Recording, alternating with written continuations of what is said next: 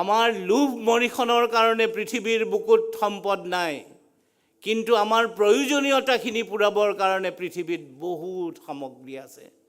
গতিকে নতুন প্ৰজন্মক মই কৈছোঁ যে এই যে আমাক কেৱল লাগে, সেই ধাৰণাটোৰ লগতে আমি এইটো চাব লাগিব আমাক আচলতে কি লাগে, আমাৰ প্ৰয়োজনীয়তাটো কি।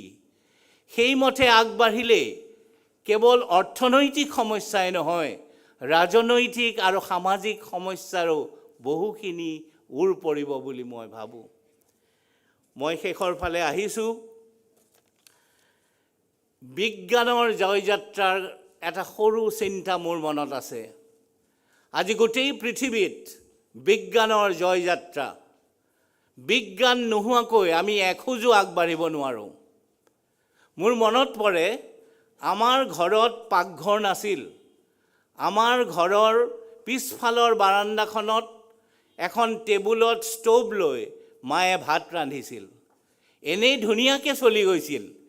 কিন্তু যেতিয়া এটা বৰষুণ আহে, আমি জানো এটা বৰষুণ বেকাকৈ পৰে। সেই বেকাকৈ পৰা বৰষুণত আমাৰ কবিৰ আঞ্জাত গৈ বৰষুণৰ পানী পৰিছিল।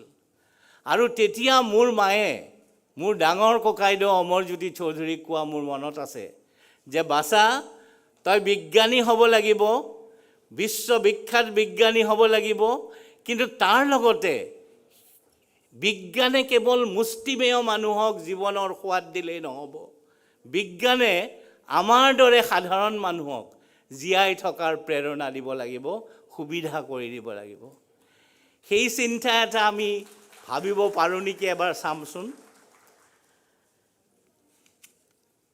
একেবাৰে শেষৰ পিনে আহিছোঁ।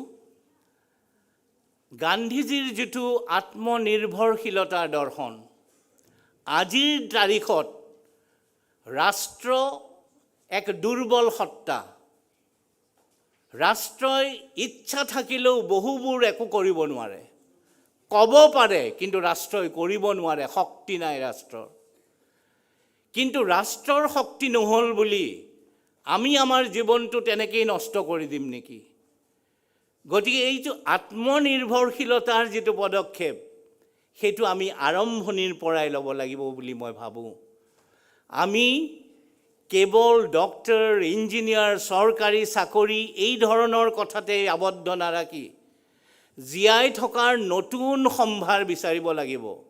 এইখিনিতে মই কওঁ, সংস্কৃতি আৰু জীৱিকা, কালচাৰ এণ্ড লাইভলিহুড, এই দুটাৰ সমন্বয়। এটা উদাহৰণ দিছোঁ।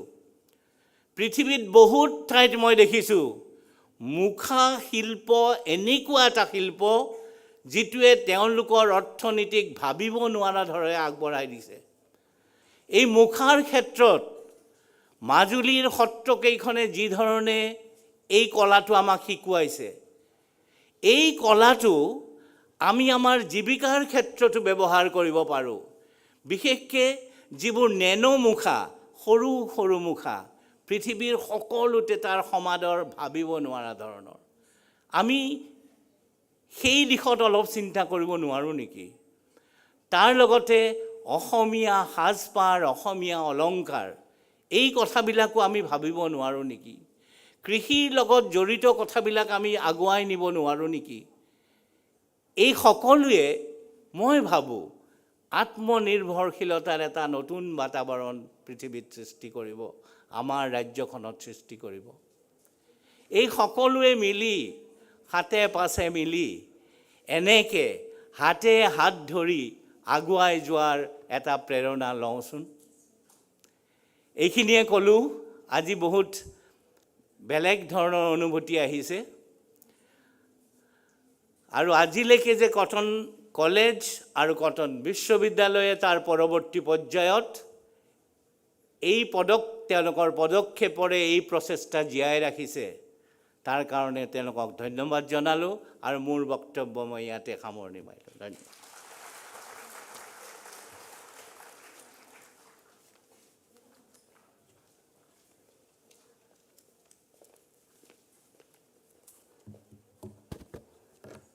Thank you, sir. I'm sure our audience and especially our student friends have had an enriching experience listening to you, sir. Their consciousness must have been stirred by your timely, thought-provoking words. We are pleased to announce the presence of Honorable Vice Chancellor, Cotton University, Professor Bhavesh Chandra Goswami, amidst us. May I now request, sir, to address the August House with a few words.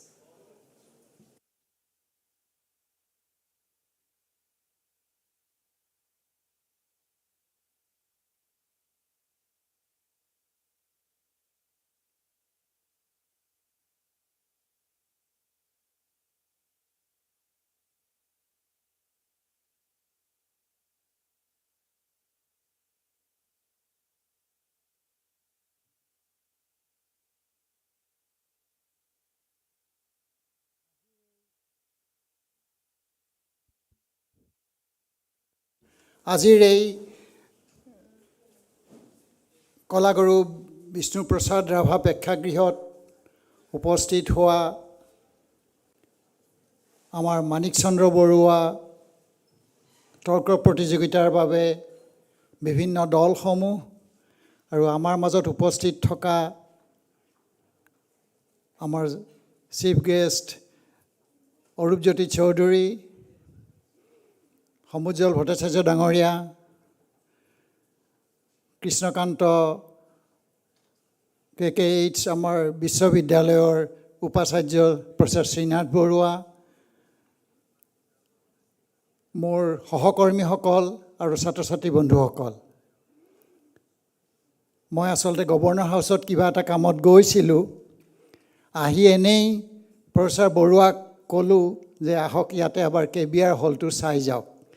আহি যেতিয়া অৰূপজ্যোতি চৌধুৰী ইয়াত কথা কৈ আছে, ইমান ধুনীয়া কথা কোৱাৰ পিছত আচলতে কথা ক'বলৈ অকণমান অসুবিধাই, তথাপিও আজি এই সুযোগতে মই এইখন অনুষ্ঠান যি 1901 চনৰ 27 মে'ত স্থাপিত হৈছিল আৰু যাৰ আঁৰতেই আছিল এজন ব্যক্তি আৰু কেইজনমান ব্যক্তি, তাৰেই আগৰণুৱা আছিল শ্ৰী মানিক চন্দ্ৰ বৰুৱা, MC বৰুৱা। এতিয়া তেখেতৰ স্মৃতিত মই প্ৰথমতেই সশ্ৰদ্ধ প্ৰণাম জনাইছোঁ।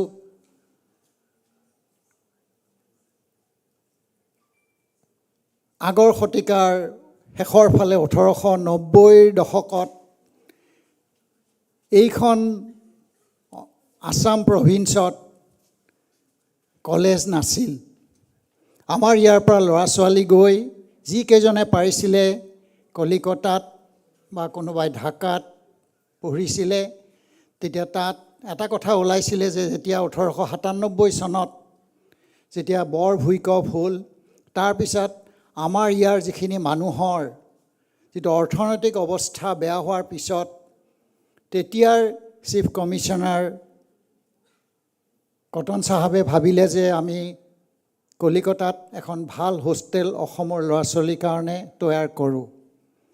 ইতিমধ্যে যিহেতু এটা পাব্লিক ডিমাণ্ড আছিল, তেতিয়া ৰাইজৰ মতামত বিচৰা হ'ল আৰু সেই মতামতৰ ভিত্তিতেই আৰু বিশেষকৈ ভুৱন ৰাম দাস, মানিক চন্দ্ৰ বৰুৱা এই সকলোৰে যি আন্দোলনমুখী নেতৃত্ব, তাত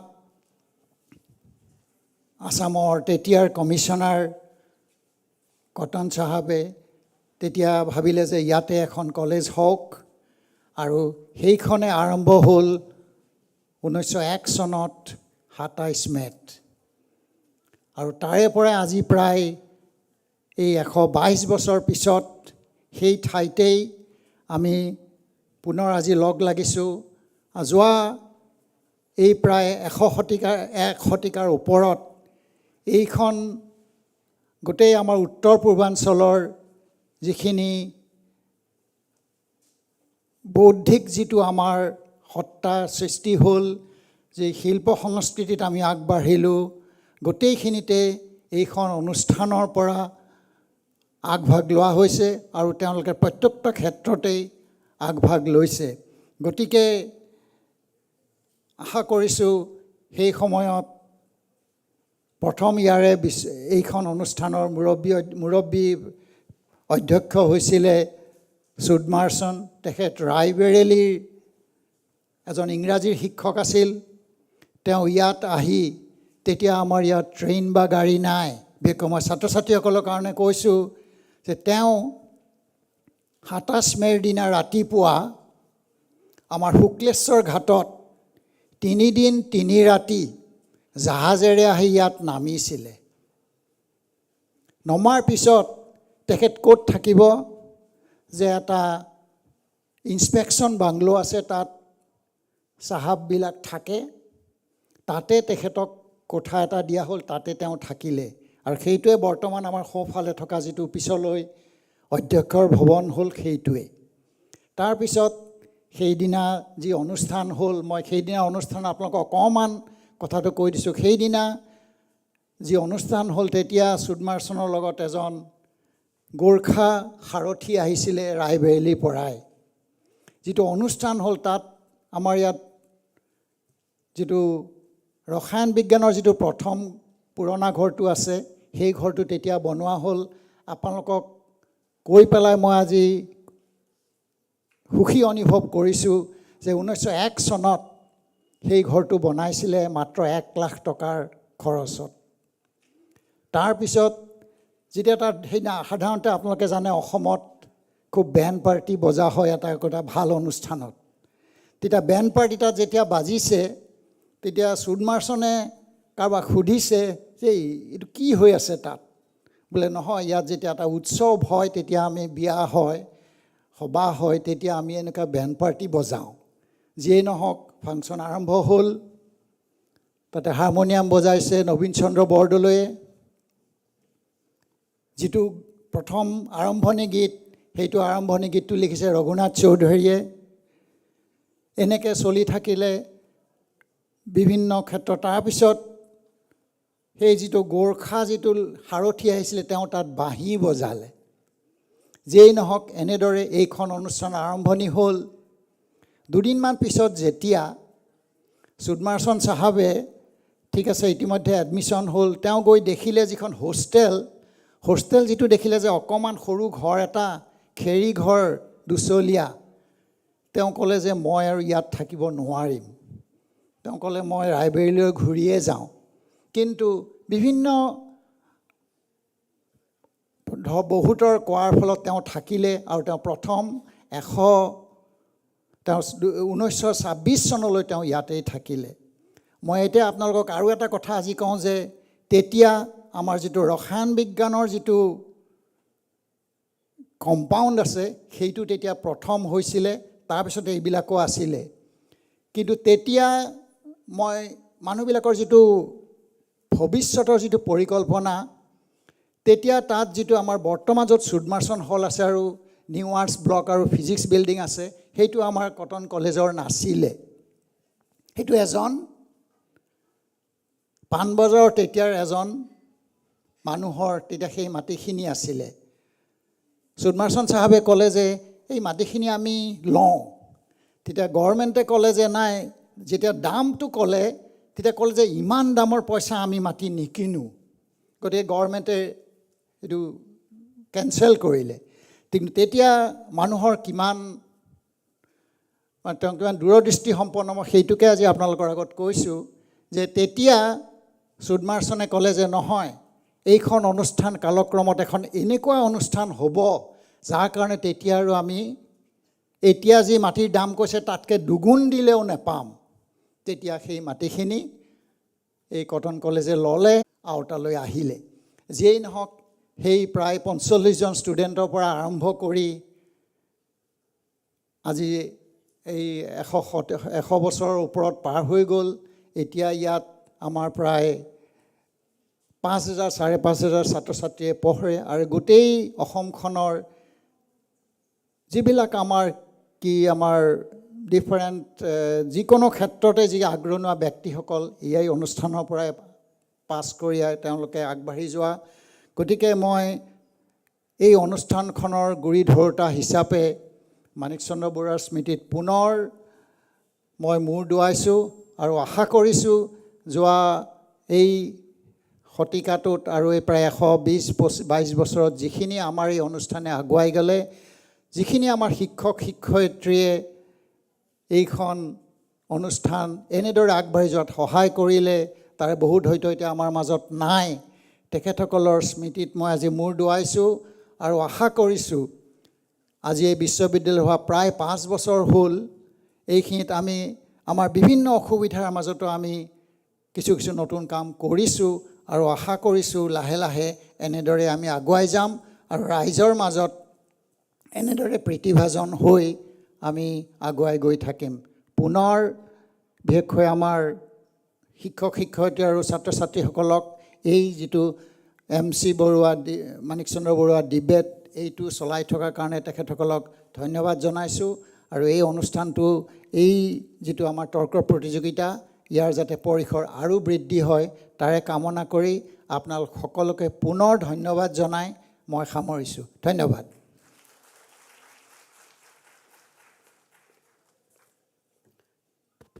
Thank you, sir, for your thoughtful words.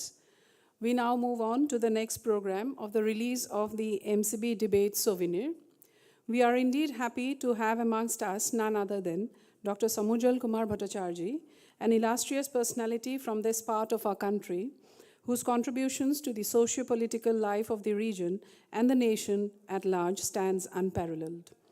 Advisor to the All Assam Students Union, former president of Northeast Students Organization, Dr. Bhattacharya has been one of the leading voices paving the way for social, political, and cultural awareness among the youth of the region and society at large. His contribution towards achieving social justice and protection of political interest of indigenous people have made him one of the most beloved sons of the soil. We extend our heartiest welcome to you, sir. May I now request Saurabhi and Torali to escort Dr. Bhattacharya to the dais for felicitation. He shall be felicitated by the student volunteers of the organizing committee.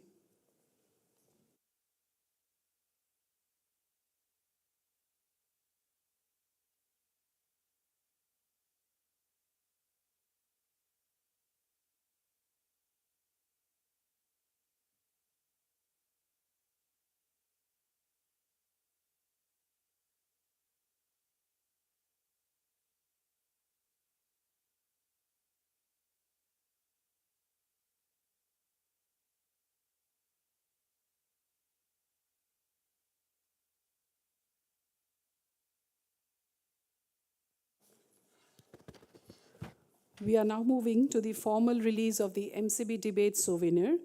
May I request Dr. Shantanu Chakrabarti, Advisor Rakhi Moral, Professor Bornali Gogoi, Dr. Ruma Talukdar, and all members of the editorial board to kindly come up to the dais for the process.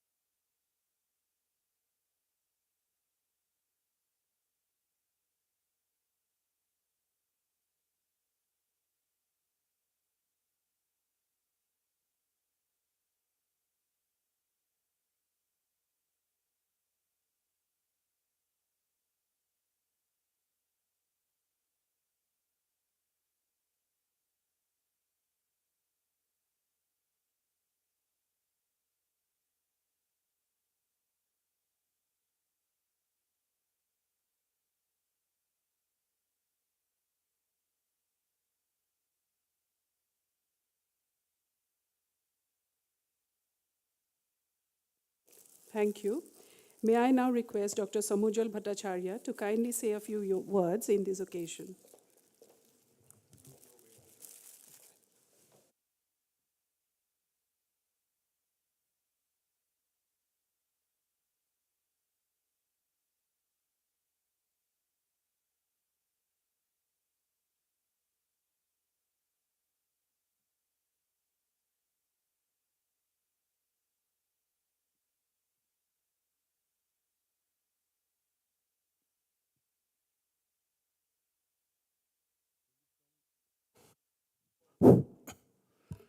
চল্লিছতম মানিক চন্দ্ৰ বৰুৱা সৰণী ৰাষ্ট্ৰীয় পৰ্যায়ৰ তৰ্ক প্ৰতিযোগিতাৰ এই অনুষ্ঠানত উপস্থিত থকা আমাৰ আটাইৰে সন্মানৰ কটন বিশ্ববিদ্যালয়ৰ উপাচাৰ্য ডক্টৰ ভৱেশ চন্দ্ৰ গোস্বামী ছাৰ,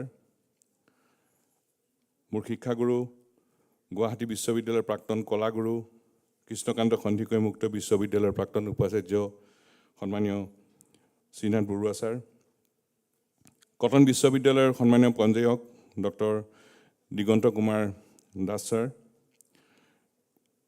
আজি অনুষ্ঠানৰ মুখ্য অতিথি আমাৰ আটাইৰে সন্মানৰ কৃষ্ণকান্ত সন্দিকৈ মুক্ত বিশ্ববিদ্যালয়ৰ সন্মানীয় পঞ্জীয়ক সন্মানীয় অৰূপজ্যোতি চৌধুৰী ছাৰ, আজি তৰ্ক প্ৰতিযোগিতাৰ অধ্যক্ষ তথা ইণ্ডিয়া টুডেৰ সন্মানীয় কাৰ্যবাহী সম্পাদক আমাৰ আটাইৰে গৌৰৱ কৌশিক ডেকা ডাঙৰীয়া, আজিৰ অনুষ্ঠানৰ বিচাৰকসকল সন্মানীয় প্ৰশান্ত জ্যোতি বৰুৱা ডাঙৰীয়া, সন্মানীয় অঞ্জু চৌধুৰী মহোদয়া, প্ৰফেচাৰ ধ্ৰুৱপ্ৰতিম শৰ্মা ডাঙৰীয়া, এই অনুষ্ঠানত উপস্থিত থকা এই বিশ্ববিদ্যালয়ৰ সন্মানীয় শিক্ষাগুৰুসকল, কটন কলেজ ছাত্ৰ একতা সভাৰ সন্মানীয় বিষয়ববীয়াসকল, অনুষ্ঠানৰ আয়োজকসকল আৰু আটাইতকৈ মৰমৰ ছাত্ৰ ছাত্ৰী বন্ধু বান্ধৱীসকল, পোনপ্ৰথমেই মানিক চন্দ্ৰ বৰুৱালৈ মোৰ গভীৰ শ্ৰদ্ধাঞ্জলি জনালোঁ, পূজনীয় শিক্ষাগুৰুসকললৈ মোৰ সেৱা জনালোঁ আৰু ছাত্ৰ ছাত্ৰীসকললৈ মৰম আৰু শুভেচ্ছা জনালোঁ। তাৰ লগে লগে আজি এই তৰ্ক প্ৰতিযোগিতাত অংশগ্ৰহণ কৰিবলৈ অহা সকলো প্ৰতিযোগীলৈ মোৰ আন্তৰিক শুভেচ্ছা জ্ঞাপন কৰিলোঁ। স্মৃতিগ্ৰন্থ উন্মোচনৰ আনুষ্ঠানিক দায়িত্ব ইতিমধ্যে স্মৃতিগ্ৰন্থ উন্মোচন কৰা হ'ল। স্মৃতিগ্ৰন্থ ইয়াৰ সম্পাদনা হ'ল বন্দিতা শৰ্মা, ঋতুৰাজ শইকীয়া, আৰু ইয়াত মানিক চন্দ্ৰ বৰুৱালৈ শ্ৰদ্ধাঞ্জলি জনোৱা হৈছে। সম্পাদক হ'ল মই কৈছোঁ বন্দিতা শৰ্মা, ঋতুৰাজ শইকীয়া, অৰ্গেনাইজিং ছেক্ৰেটাৰী হ'ল সুদৰ্শন কৌশিক শৰ্মা, আৰু এই স্মৃতিগ্ৰন্থখনত সন্মানীয় উপাচাৰ্যৰ মহোদয়ৰ শুভেচ্ছা বাণী আৰু বিভিন্ন পঞ্জীয়ক ডাঙৰীয়াৰ শুভেচ্ছা বাণী আৰু সুদৰ্শন কৌশিক শৰ্মা তৰ্ক আৰু আলোচনা বিভাগৰ সম্পাদকৰ একাষাৰকে ধৰি বিভিন্নজনৰ ইয়াত লিখনি ইয়াত সন্নিৱিষ্ট কৰা হৈছে, আৰু মই আশা কৰিছোঁ যে এই স্মৃতিগ্ৰন্থখনিত মানিক চন্দ্ৰ বৰুৱা সৰণী ৰাষ্ট্ৰীয় পৰ্যায়ৰ তৰ্ক প্ৰতিযোগিতাৰ লগত সংগতি ৰাখি সকলো বিষয় ইয়াত সঠিকভাৱে প্ৰতিফলন ঘটিছে, আৰু এই স্মৃতিগ্ৰন্থখন মই আনুষ্ঠানিকভাৱে উন্মোচন কৰা হ'ল বুলি ঘোষণা কৰিলোঁ। দীঘলীয়া কথা ক'বলৈ মই থিয় হোৱা নাই। ইয়াতে তৰ্ক প্ৰতিযোগিতা আৰম্ভ হ'ব, আমি সকলোৱে তৰ্ক প্ৰতিযোগিতাৰ মাজলৈ আমি যাম। ইতিমধ্যে আমি অৰূপজ্যোতি চৌধুৰী ছাৰৰ কথা শুনিলোঁ, আমাৰ ডক্টৰ ভৱেশ চন্দ্ৰ গোস্বামী ছাৰৰ কথা শুনিলোঁ, উপাচাৰ্য মহোদয়ৰ দিগন্ত কুমাৰ দাস ছাৰৰ কথা শুনিলোঁ। এইখন প্ৰতিযোগিতালৈ মই কেইবাবাৰো অহাৰ সৌভাগ্য হৈছে, আৰু এই প্ৰতিযোগিতাখনৰ বুলি কোৱাৰ লগে লগে মানিক চন্দ্ৰ বৰুৱাৰ কথা আমি সকলোৱে ইয়াত ৰোমন্থন কৰিছোঁ, আৰু আমাৰ প্ৰাণৰো প্ৰাণৰ হিয়াৰ আমঠু ভূপেন দা অহাকালি যাৰ জন্মদিন, ভূপেন দা এই সম্পৰ্কত কৈ গৈছে, মই সেই কথাখিনিকে লিপিবদ্ধ কৰি লৈ আহিছোঁ। ভূপেন দাই কৈছিল ইয়াৰ জিন্দাবাদ কটন কলেজ বুলি, 1899 চন ব্ৰিটিছ শাসন মানিক চন্দ্ৰ বৰুৱাৰ প্ৰতিবেদন প্ৰাগজ্যোতিষপুৰক কৰিবই লাগিব এখনি কলেজ স্থাপন কটন কলেজ চিকমিকনি নহয় পুৱাতে অস্ত্ৰ যোৱা কটন কলেজ হ'ল জ্ঞানৰ উৎস উদ্দীপনা যোগোৱা মই ভাবোঁ যে ভূপেন দাই জিন্দাবাদ কটন কলেজত তেখেতৰ এই গীতৰ জৰিয়তে মানিক চন্দ্ৰ বৰুৱাৰ বৰঙণি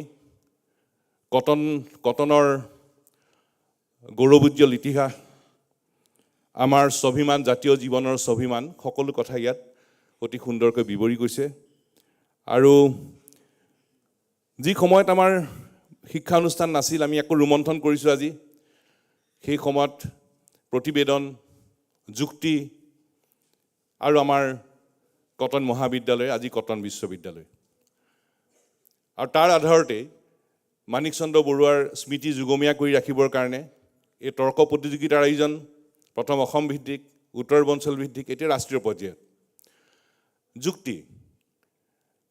যুক্তিৰ জৰিয়তেই এই কটন মহাবিদ্যালয় স্থাপন হৈছিল আৰু সেই যুক্তিৰ আধাৰতে এই প্ৰতিযোগিতাৰ আয়োজন কৰাৰ প্ৰয়াস অব্যাহত ৰখা হৈছে আৰু আমি সকলোৱে জানো যে এই প্ৰতিযোগিতাৰ এটা ধাৰাবাহিকভাৱে আগবাঢ়ি গৈ আছে আৰু ইয়াত আমি সকলোৱে জানো যে কটন কলেজ কটন মহাবিদ্যালয়ৰ লগে লগে ইয়াত আৰু কেইটামান ঐতিহাসিক ঘটনা ইয়াত জড়িত হৈ গৈছে 2021 চনত কটনৰ বাৰ্ষিক মুখপাত্ৰ কটনিয়ান তেতিয়া আমাৰ কটন কলেজ মেগাজিন আছিল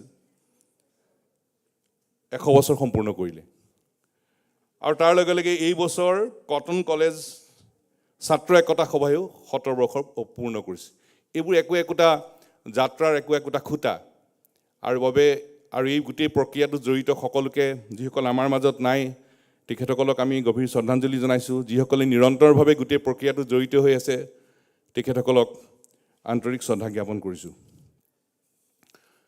কথা ক'লে অন্ত নাই তাৰে ভিতৰত কটন বুলি ক'লে কটন আমাৰ স্বাভিমান জাতীয় জীৱনৰ আমাৰ গৌৰৱ ইয়াত যিসকল কটনিয়ান ইয়াত উপস্থিত আছে সকলোৰে পৰা আমাৰ জাতীয় জীৱনে আশা কৰে কটন জাতীয় জীৱন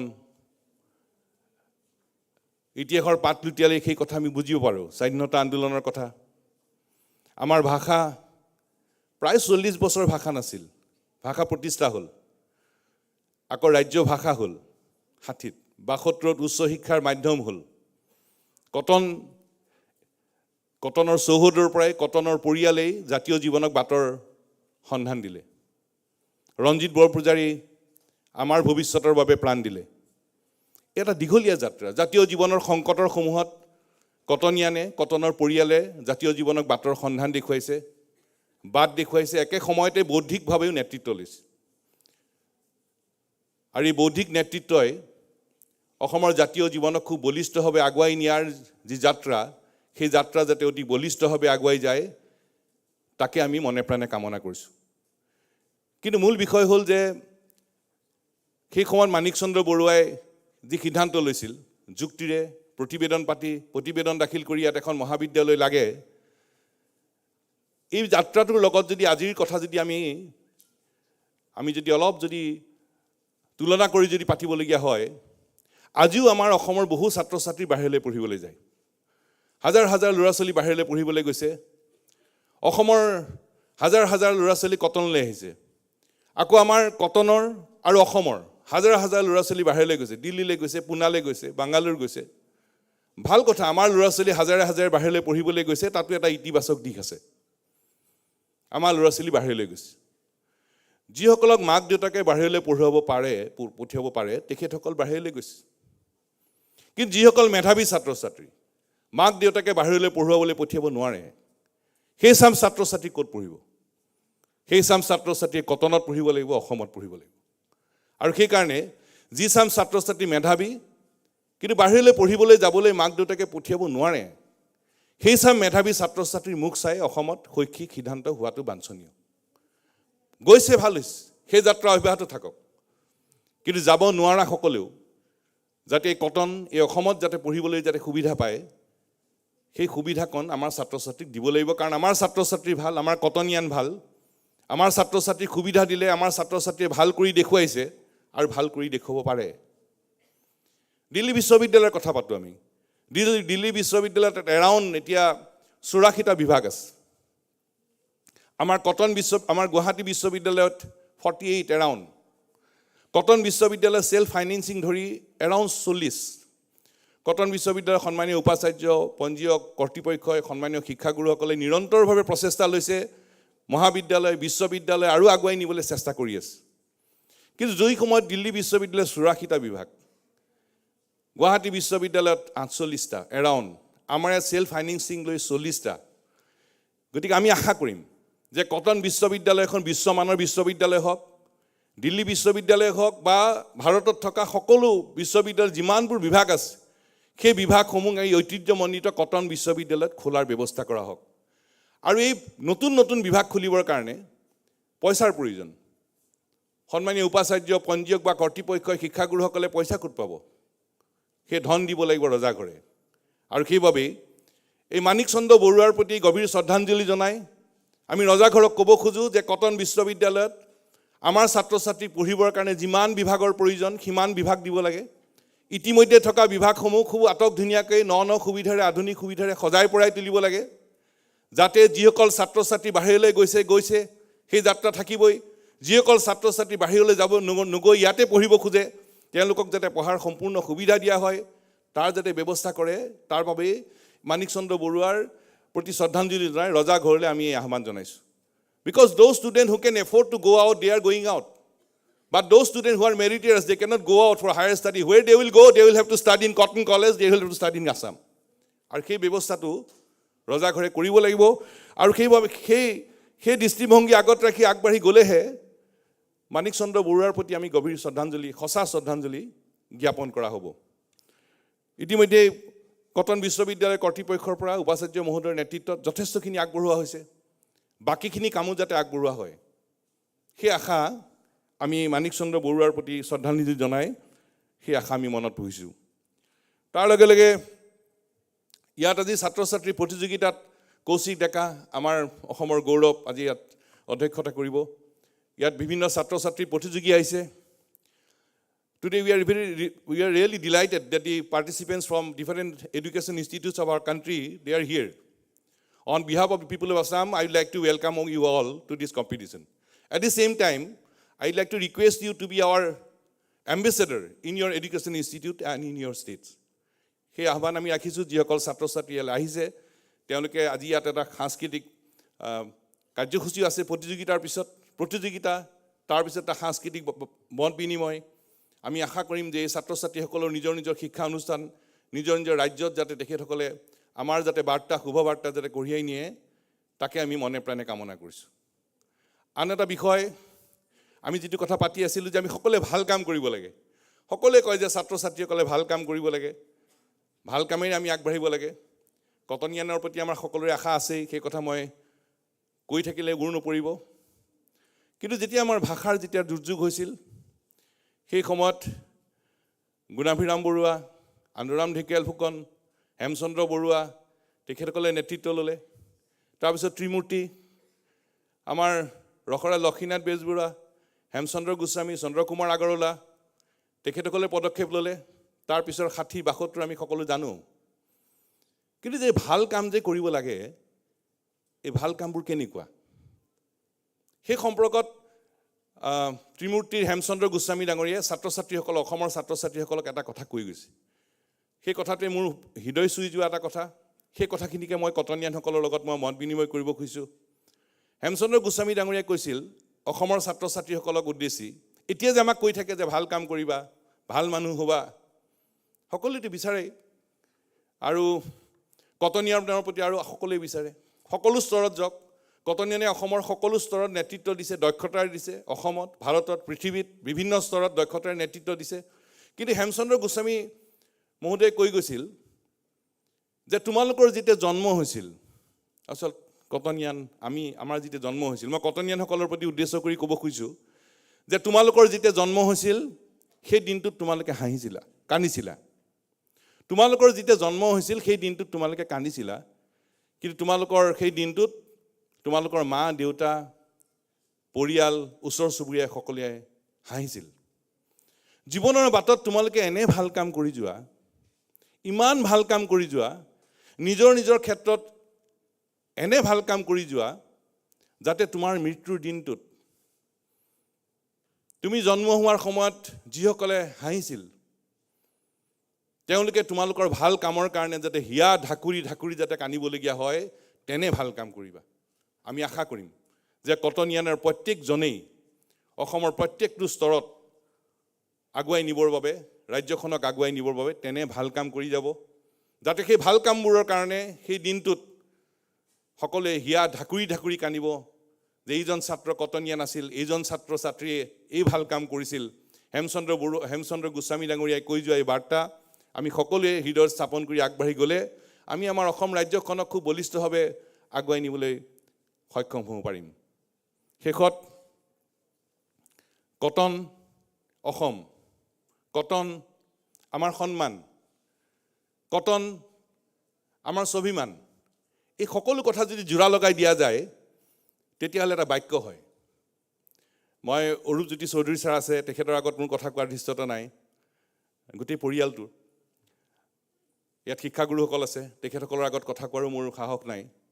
কিন্তু এই যে কটন, স্বাভিমান, সন্মান, অসম, এই গোটেইকেইটা কথা যদি জোৰা লগাই দিয়া যায় এটা বাক্য হয়।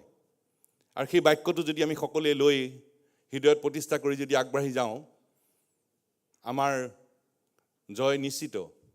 সেই বাক্যটো হ'ব পাৰে যে মোৰ কাম কটনৰ কাম, মোৰ কাম কটনৰ কাম, কটনৰ কাম মোৰ কাম, কটনৰ সন্মান মোৰ সন্মান।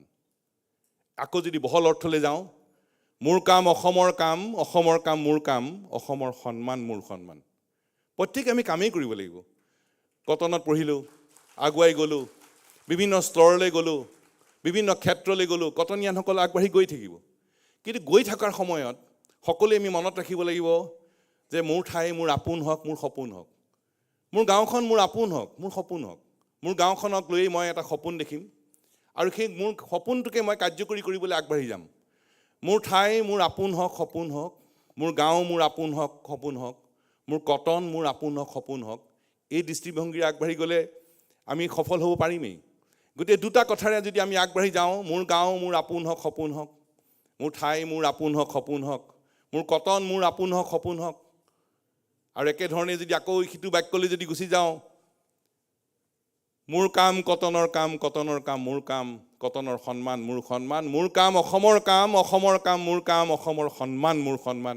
এই বাক্য প্ৰত্যেকজন কটনিয়ানে হৃদয়ত স্থাপন কৰি আগবাঢ়ি গ'লে কটন আৰু অসমক আমি খুব বলিষ্ঠভাৱে আগুৱাই নিবলৈ সক্ষম হ'ব পাৰিম। এটা শব্দ আৰু এটা বাক্যৰে মোৰ ক'বলগীয়াখিনি সামৰিছোঁ। বাক্যটো কটন কলেজৰ এই প্ৰতিযোগিতাতে প্ৰকাশ পাইছিল, কিন্তু কথাটো বাক্যটো কৈ বৰ ভাল পাওঁ। আমাৰ শিক্ষাগুৰুসকলে হয়তো ভাবিব যে একেটা বাক্যই দেখোন কৈ আছে, কিন্তু বাক্যটো কৈ খুব ভাল লগা এটা বাক্য।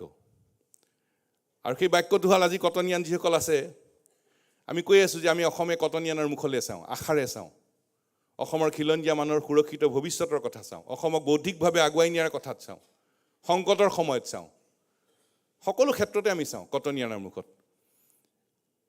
আৰু প্ৰত্যেকজন কটনিয়ানে জিলিকি থাকিব লাগিব, প্ৰত্যেকজন কটনিয়ানে জিলিকিব লাগিব, কটনক জিলিকাব লাগিব আৰু অসমক জিলিকাব লাগিব।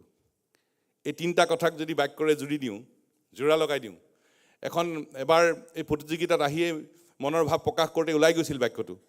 আজি মই সেই কথাটো ধৰি ৰাখিব পৰা নাই আৰু সেই বাক্যটোকে ক'ব খুজিছোঁ প্ৰত্যেকজন কটনিয়ানৰ প্ৰতি, আমি জিলিকিম, কটনক জিলিকাম, অসমক জিলিকাম। প্ৰত্যেকজন কটনিয়ানে যদি এই সংকল্প লয়, আমি জিলিকিম, কটনক জিলিকাম, অসমক জিলিকাম। প্ৰত্যেকজন কটনিয়ানক এই বিষয়টো হৃদয় স্থাপন কৰি ল'বলৈ অনুৰোধ জনাইছোঁ। আৰু এটা শব্দৰে মোৰ ক'বলগীয়াখিনি সামৰিছোঁ। শব্দটো এনে এটা শব্দ যিটো শব্দ কোৱাৰ লগে লগে সকলোৱে ভাল পাব। ইয়াত থকা আমাৰ শিক্ষাগুৰুসকল, কৰ্মচাৰীসকল ছাত্ৰ ছাত্ৰীসকলতো ভাল পাবই আৰু এই শব্দটো মই বুকুত হৃদয়ত মই লৈ ওলাই আহোঁ ঘৰৰ পৰা যেতিয়া ওলাই আহোঁ অসম উত্তৰ পূৰ্বাঞ্চল দেশৰ বিভিন্ন প্ৰান্তত গ'লে শব্দটো মোৰ সদায় হৃদয়ত থাকে আৰু মই ভাবোঁ যে শব্দটো আপোনালোকেও খুব ভাল পাব এনে এটা শব্দ যিটো শব্দ ক'লে মন পুলকিত কৰে মনত আনন্দ দিয়ে মনত সাহস দিয়ে উদ্যম দিয়ে সকলো দিয়ে এই শব্দটোৱে আৰু এই শব্দটো এনেকুৱা এটা শব্দ যিটো শব্দ ক'লেই যেন সকলো সমস্যাৰ আমি সমাধান আমি বিচাৰি পাওঁ খুব ভাল লগা এটা শব্দ সকলোৰে ভাল লগা এটা শব্দ আৰু এই শব্দটো হ'ল সেই শব্দটো হ'ল মা মা বুলি ক'লে আমাৰ সকলোৰে মনবোৰ খুব ভাল লাগে মা বুলি ক'লে আমি সাহস উদ্যম মন পুলকিত কৰে মনত অনুপ্ৰেৰণা দিয়ে মনত সাহস দিয়ে উদ্যম দিয়ে সকলো দিয়ে মা দেউতাই আমাৰ ডাঙৰ ডাঙৰ সমস্যাবোৰ সমাধান কৰে কিন্তু আমি সকলোৱে আমি মাৰ ওচৰলৈকে যাওঁ কলেজৰ পৰা যাওঁ বিশ্ববিদ্যালয়ৰ পৰা যাওঁ মাৰ ওচৰলৈ মাৰ গৰম ভাতৰ কাঁহী দিয়ে বন্ধৰ দিনত মাৰ কোলাত শুই থকা পৰিৱেশ মাৰ চাদৰৰ বাহ আৰু এটা কি কোনটো ভাল লাগে জানে মাৰ ওচৰলৈ গ'লে যে মা যে গোন্ধায় খুব ভাল লগা এটা মা আমি ঈশ্বৰ দেখা নাই আল্লাহ দেখা নাই গড দেখা নাই কিন্তু নেক্সট টু গড ঈশ্বৰৰ পিছতে আমি দেখা পাইছোঁ আমাৰ মা দেউতা মোক এগৰাকী শিক্ষাগুৰুৱে কৈছে জীৱনৰ বাটত আগুৱাই যাওঁতে সদায় 3টা মা মনত ৰাখিবা আৰু সেই 3টা মা হ'ল প্ৰথম মা মোৰ মা দেউতা আৰু শিক্ষাগুৰু প্ৰথম মা দেউতা শিক্ষাগুৰু দ্বিতীয় মা আমাৰ মাতৃভাষা আৰু তৃতীয় মা আমাৰ মাতৃভূমি অসম আহক আমি সকলোৱে এই 3টা মা আমি সদায় হৃদয়ত স্থাপন কৰি লওঁ এইখিনি কথাকে ক'লোঁ পুনৰ ক'ব খুজিছোঁ মোৰ কাম কটনৰ কাম মোৰ কাম কটনৰ সন্মান মোৰ কাম অসমৰ কাম মোৰ কাম অসমৰ সন্মান মোৰ সন্মান আমি জিলিকিম কটনক জিলিকাম অসমক জিলিকাম ধন্যবাদ জয় অসম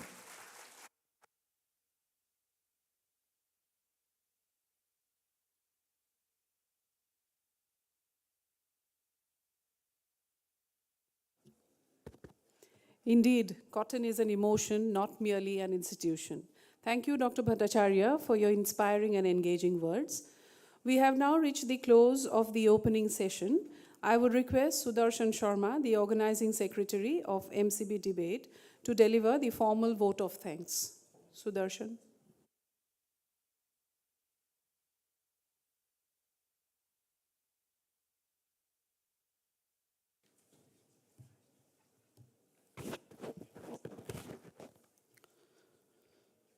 সকলোকে নমস্কাৰ জনাইছোঁ আজিৰ এই তৰ্ক প্ৰতিযোগিতাখনি আমি অনুষ্ঠিত কৰাৰ ক্ষেত্ৰত কিছুমান প্ৰাচীৰ ভাঙি আমি আচলতে অনুষ্ঠিত কৰিবলৈ আগবাঢ়িছিলোঁ আমি সাহস কৰিছিলোঁ কটনিয়ান হিচাপে কটনৰ যে এক সন্মান আছে মানিক চন্দ্ৰ বৰুৱা সোঁৱৰণী ৰাষ্ট্ৰীয় পৰ্যায়ৰ তৰ্ক প্ৰতিযোগিতা যিখন সমগ্ৰ উত্তৰ পূৰ্বাঞ্চলৰ ভিতৰত আটাইতকৈ পুৰণি আৰু আটাইতকৈ গৰিমামণ্ডিত প্ৰতিযোগিতা বিভিন্ন সমস্যা আছিল আমাৰ কাৰ্যকাল ছুটি আছিল তাৰ লগতেই জুলাই মাহৰ গৰম বন্ধ আৰু পৰীক্ষাৰ টনা হেঁচা কিন্তু তাৰ পাছতো এই প্ৰতিযোগিতা যিসকল ব্যক্তিৰ বাবে যিসকলৰ বাবে অনুষ্ঠিত কৰিব পৰা গ'ল সেইসকল ব্যক্তিৰ নাম নল'লে আজিৰ এই অনুষ্ঠান হয়তো পৰিপূৰ্ণ নহ'ব সেইকাৰণে পলম নকৰি আমি সেইসকল শ্ৰদ্ধাশীল ব্যক্তিৰ নাম ল'ব খুজিছোঁ পোনপ্ৰথমে কটন বিশ্ববিদ্যালয়ৰ সদ্য বিদায়ী উপাচাৰ্য মহোদয়ক আমি ধন্যবাদ জ্ঞাপন কৰিছোঁ তেখেতৰ শলাগ লৈছোঁ যে তেখেতে নিজেও আচলতে এই প্ৰতিযোগিতাখনৰ যিখিনি ফাণ্ড ৰিলেটেড কথা থাকে সেই কথাখিনিৰ কাৰণেও ছাৰে নিজৰ ফালৰ পৰা উদ্যোগ গ্ৰহণ কৰি আমাক সহায় কৰিছে দ্বিতীয়তে কটন বিশ্ববিদ্যালয়ৰ পঞ্জক মহোদয়ক আমি শলাগৰ শলাই জ্ঞাপন কৰিছোঁ তাৰ পাছত এই অনুষ্ঠানটো সফল কৰাৰ ক্ষেত্ৰত আজি আমাৰ মাজত স্পিকাৰ অৰ্থাৎ সন্মানীয় অধ্যক্ষ মহোদয় হিচাপে আসন গ্ৰহণ কৰিবলৈ অহা শ্ৰীযুত কৌশিক ডেকা ছাৰক আমি ধন্যবাদ জ্ঞাপন কৰিছোঁ আজিৰ অনুষ্ঠানৰ মুখ্য অতিথি অধ্যাপক অৰূপজ্যোতি চৌধুৰী ছাৰক আমি ধন্যবাদ জ্ঞাপন কৰিছোঁ তাৰ লগতে আমাৰ যিখন স্মৃতিগ্ৰন্থ সেই স্মৃতিগ্ৰন্থখনৰো আচলতে স্মৃতিগ্ৰন্থখন লাচিত বৰফুকনৰ নিচিনাকৈ শেষ ৰাতি আচলতে গোটেইখিনি কাম কৰা হয় কিন্তু কালি আমি দিনৰ ভাগতে কামখিনি আৰম্ভ কৰিছিলোঁ আৰু ৰাতিলৈকে শেষ হোৱাৰ পাছতো কিন্তু আজি ৰাতিপুৱা আহি পাইছে গতিকে স্মৃতিগ্ৰন্থখন উন্মোচন কৰাৰ ক্ষেত্ৰত আমাক সহায় কৰা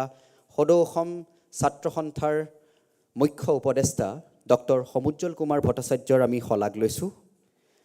তাৰ বাহিৰে আমাৰ আজিৰ এই প্ৰতিযোগিতাখনত যিসকল বিচাৰক হিচাপে আমাৰ মাজত উপস্থিত আছে তেওঁলোকৰ নাম কেইটি মই ল'ব খুজিছোঁ আৰু তেখেতৰ শলাগ আমি ল'ব খুজিছোঁ। শ্ৰদ্ধাৰ শ্ৰীযুতা অঞ্জু তালুকদাৰ বাইদেউৰ আমি শলাগ লৈছোঁ। আমি দ্য আছাম ট্ৰিবিউন কাকতৰ এক্সিকিউটিভ এডিটৰ কাৰ্যবাহী সম্পাদক প্ৰশান্তজ্যোতি বৰুৱা ছাৰৰ শলাগ লৈছোঁ। আৰু আমি গুৱাহাটী বিশ্ববিদ্যালয়ৰ অধ্যাপক ডক্টৰ ধ্ৰুৱ প্ৰতিম শৰ্মা ছাৰৰ আমি শলাগ লৈছোঁ এই প্ৰতিযোগিতাখনি সাফল্যমণ্ডিত কৰি তোলাৰ ক্ষেত্ৰত। তাৰ বাহিৰে আমাৰ সমূহ টিচাৰ ফ্ৰেটাৰ্নিটি অৰ্থাৎ সকলো শিক্ষকবৃন্দক আমি ধন্যবাদ জ্ঞাপন কৰিছোঁ। বিশেষকৈ ছাত্ৰ কল্যাণ সঞ্চালক মহোদয়, ছাত্ৰ কল্যাণ সঞ্চালকৰ গুৰু মঞ্জিত ভট্টাচাৰ্য ছাৰ, তাৰ লগতে বিষয়ৰ পৰা আৰম্ভ কৰি আমাৰ গোটেই প্ৰতিযোগিতাখন সমাপন কৰাৰ ক্ষেত্ৰত বিশেষভাৱে সহায় কৰা ডক্টৰ ৰাখী মৰল বাইদেউক আমি ধন্যবাদ জ্ঞাপন কৰিছোঁ। শ্ৰদ্ধাৰ ডক্টৰ ৰুমা তালুকদাৰ বাইদেউক আমি ধন্যবাদ জ্ঞাপন কৰিছোঁ। মিডিয়াৰ ক্ষেত্ৰত আমাক সহায় কৰা চয়নিকা বাইদেউক আমি ধন্যবাদ জ্ঞাপন কৰিছোঁ। আমাৰ এই কমিটিখনৰ যি প্ৰেছিডেণ্ট সভাপতি ডক্টৰ জ্ঞানেন্দ্ৰ বৰ্মনক আমি ধন্যবাদ জ্ঞাপন কৰিছোঁ। আমাৰ মাজত উপস্থিত উপসভাপতি মুছাহাৰী ছাৰকো আমি ধন্যবাদ জ্ঞাপন কৰিছোঁ। তাৰ বাহিৰে আমি সৌৰভী বৰঠাকুৰ বাইদেউকো ধন্যবাদ জ্ঞাপন কৰিছোঁ। মঞ্জিত বৰঠাকুৰ ছাৰৰ ধন্যবাদ জ্ঞাপন কৰিছোঁ। আৰু যি দুগৰাকী টিচাৰ ইনচাৰ্জ, যি দুগৰাকীৰ অবিহনে প্ৰতিযোগিতাখনৰ চিন্তাটো হয়তো কৰিব পৰা নগ'লহেঁতেন, আমি শ্ৰদ্ধাৰ ইন্দ্ৰাণী শৰ্মা বাইদেউ আৰু তৰালী পাঠক বাইদেউৰো আমি শলাগ লৈছোঁ।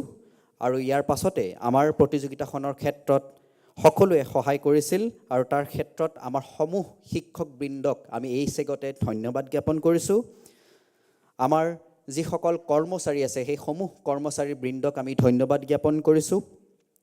আজিৰ এই প্ৰতিযোগিতাত গোটেই ভাৰতবৰ্ষৰ বহুকেইখন প্ৰতিষ্ঠান আহিছে। কোনো বিশেষ প্ৰতিষ্ঠানৰ আমি নাম নলওঁ, কিন্তু প্ৰত্যেকটো প্ৰান্তৰ পৰাই আমি প্ৰতিযোগী অনাৰ চেষ্টা কৰিছিলোঁ। আৰু আমাৰ এই আহ্বানৰ প্ৰতি সঁহাৰি জ্ঞাপন কৰি ভাৰতৰ বিভিন্ন প্ৰান্তৰ পৰা আহি আজি কটনৰ মাজত উপস্থিত হোৱা প্ৰত্যেকগৰাকী প্ৰতিযোগীক আমি ধন্যবাদ জ্ঞাপন কৰিছোঁ। তাৰ লগতে এই সমগ্ৰ কাৰ্যটো, এই সমগ্ৰ আচলতে অনুষ্ঠানটো সাফল্যমণ্ডিত কৰাৰ ক্ষেত্ৰত বিভিন্ন প্ৰকাৰে সহায় কৰিছিল আমাৰ ছাত্ৰ বন্ধুসকলে, মোৰ অনুজ, অগ্ৰজ তথা সহপাঠীসকলে। কোনো বিশেষৰ আচলতে নাম লৈ তেওঁলোকক সৰু কৰিব বিচৰা নাই। গতিকে প্ৰত্যেকগৰাকী ছাত্ৰ আৰু ছাত্ৰী যে এই প্ৰতিযোগিতাখন সফল কৰাৰ ক্ষেত্ৰত স্বেচ্ছাসেৱকৰ ভূমিকা পালন কৰিছে, বিভিন্ন ক্ষেত্ৰত দিহা পৰামৰ্শৰ পৰা আৰম্ভ কৰি কৰিব নোৱাৰা প্ৰত্যেকটো কামতে তেওঁলোকে নিজে আগবাঢ়ি আহি সহায় কৰিছে, সেই সকলোৰে মই ধন্যবাদ জ্ঞাপন কৰিছোঁ। আৰু শেষত এই স্মৃতিগ্ৰন্থখন সফল হৈ উঠাত, স্মৃতিগ্ৰন্থখনৰ আচলতে ক্ষেত্ৰত সকলো কাম কৰি দিয়া শ্ৰদ্ধাৰ ধ্ৰুৱজ্যোতি দাস ছাৰক আমি ধন্যবাদ জ্ঞাপন কৰিছোঁ। আৰু সম্পাদক দ্বয় ক্ৰমে ঋতুৰাজ শইকীয়া আৰু বন্দিতা শৰ্মাক আমি ধন্যবাদ জ্ঞাপন কৰিছোঁ। আৰু সমূহ ছাত্ৰ ছাত্ৰীৰ লগতে আজি এই প্ৰতিযোগিতাত উপস্থিত প্ৰত্যেকগৰাকী কটনীয়ানকে আমি ধন্যবাদ জ্ঞাপন কৰিছোঁ। আৰু শেষত আমি এটাই কম কথা যে আচলতে কটন কলেজ কোনো চিকমিকটি নহয়, পুৱাতেই অস্ত যোৱা।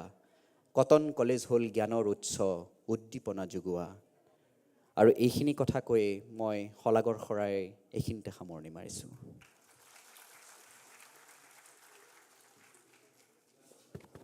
Thank you. The House shall now break for tea for a short while. Thank you.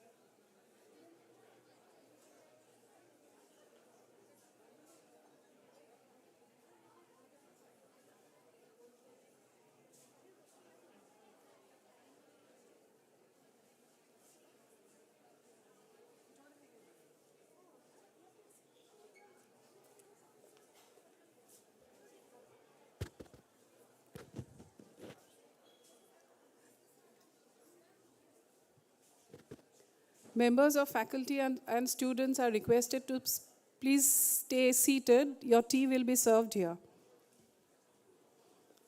Members of faculty and students are requested to please remain seated. The tea will be served here.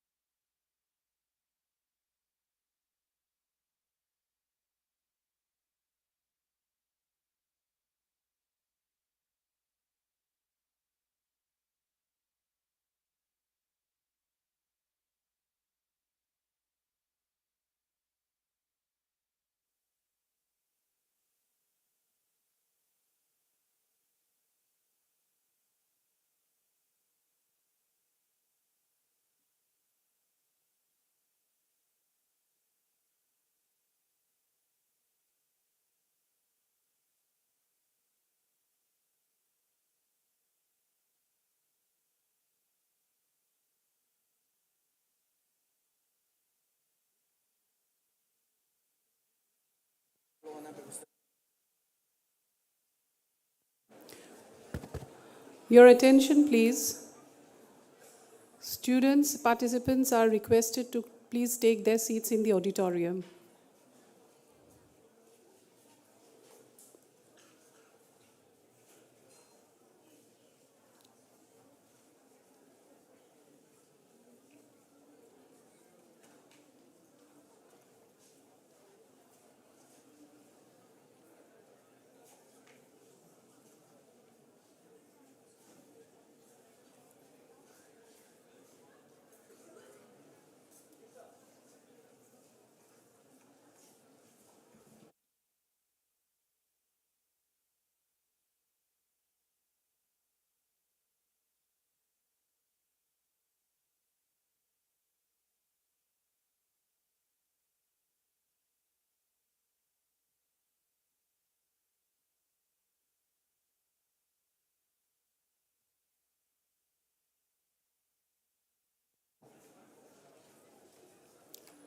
Your attention, please. Students and participants are kindly requested to take their respective seats.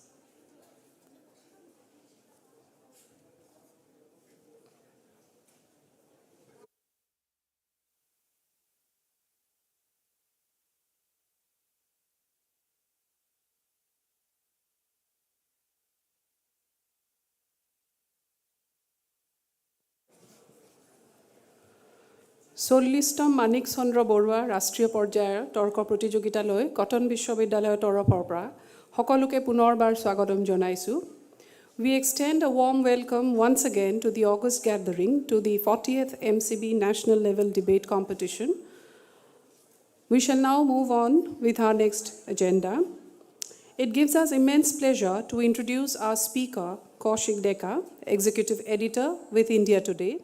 An alumnus of the Indian Institute of Mass Communication, New Delhi, Deka has carved a niche for him not only in his professional sphere, but also as an author of repute with several distinguished publications. May I request our teacher members to kindly escort our esteemed speaker to the dais for felicitation.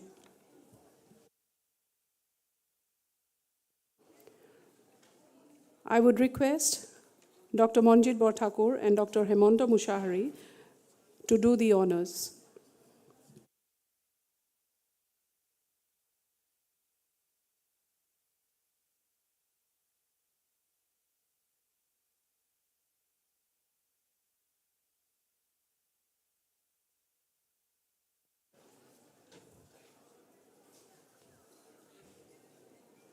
Our esteemed speaker shall be felicitated by Dr. Manjit Borthakur and Dr. Hemanta Mushahari, members of faculty, Cotton University.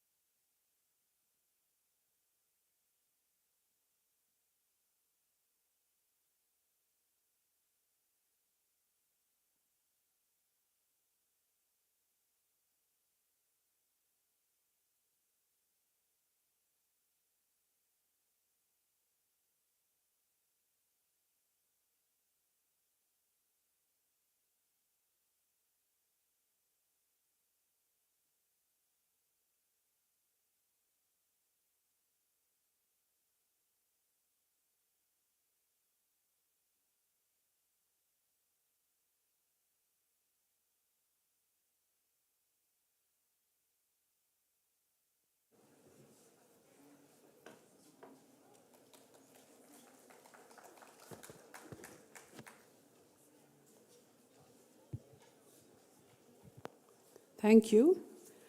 Our distinguished jury today is constituted by eminent legal and development professional Anju Talukdar, who has worked extensively in the field of human rights advocacy, gender parity, among others. She has authored and edited several academic volumes on legal issues, a recipient of Parivartan Inspire Award in 2017. She has served as the executive director of the Multiple Action Research Group, MARG.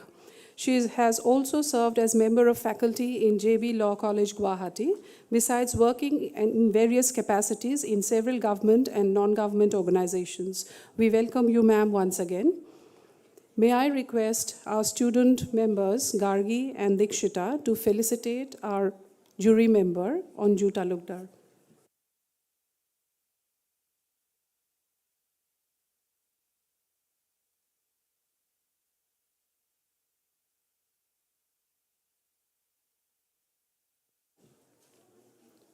Dikshita and Gargi would felicitate our jury member, Anju Talukdar.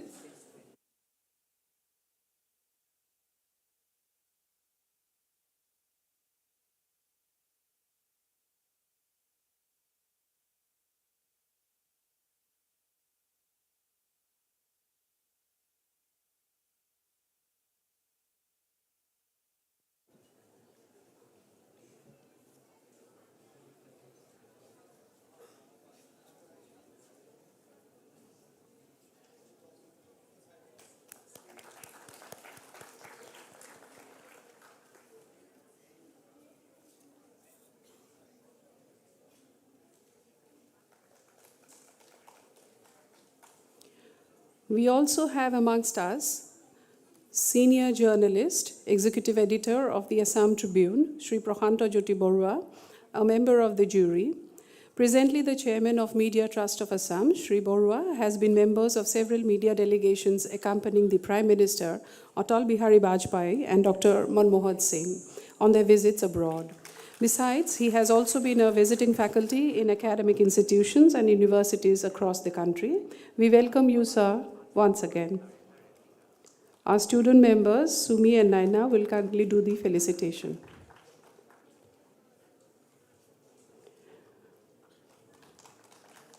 We are extremely pleased to have Professor Dhruva Pratim Sharma Amitsas, Senior Faculty from the Department of Political Science, Guwahati University, who is an alumnus of Jawaharlal Nehru University, New Delhi. He is an eminent academician, researcher, and a social scientist of repute who has made outstanding contribution towards the field of public policy research, among others. May I request Dikshita and Gargi to kindly come up for the felicitation.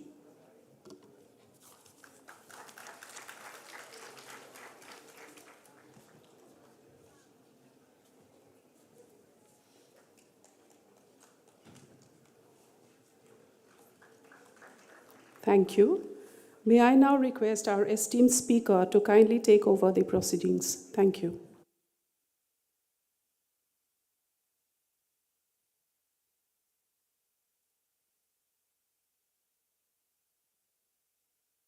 Is it? Good afternoon, everyone. Am I audible to everyone? This is really interesting because I have never participated in any debate, and for the first time I'm becoming a speaker. So I'm not very well versed with the rules and regulations of a debate, and personally I always avoid debates. In my office, in my workplace, and when I was a student also, I always avoided debate. I'll tell you the reason later, but it would be very exciting because these days debates have a very different connotations as we see every evening on television screens. I hope it would not be a replica of that. And therefore, I have been given a set of rules which I'll read out. I'm told I have to read out these rules. And I expect every participant, every debater will stick to these rules. The very first rule is that every team representing an institution that is invited to the debate will send one team of 2 debaters, one for the motion and the other against the motion. The mover of the motion shall be determined by a draw of lots and would be allotted 5 minutes to speak, while the other debaters would be given 4 minutes each. The mover will get an additional 2 minutes to sum up the motion, which will not be considered for evaluation. A warning bell would go off before the last minute as a reminder to the participants. The jury and audience may make one interjection each, and the replies would be assessed. In case the jury doesn't make any, the audience is entitled to make both. Debaters should speak in English only. Unparliamentary words are prohibited in the course of the debate. Decisions of the judges is final and binding. I hope the rules are clear. At least the participants probably had paid attention to the rules. And with that, I believe I need to do the lottery.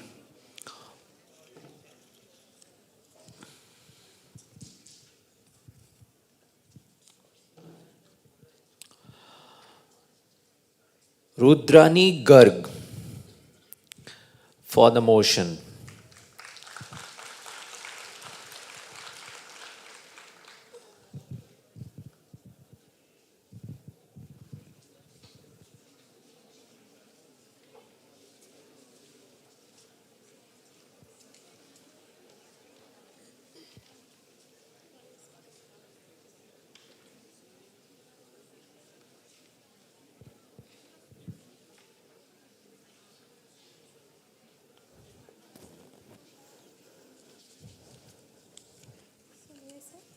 Yes.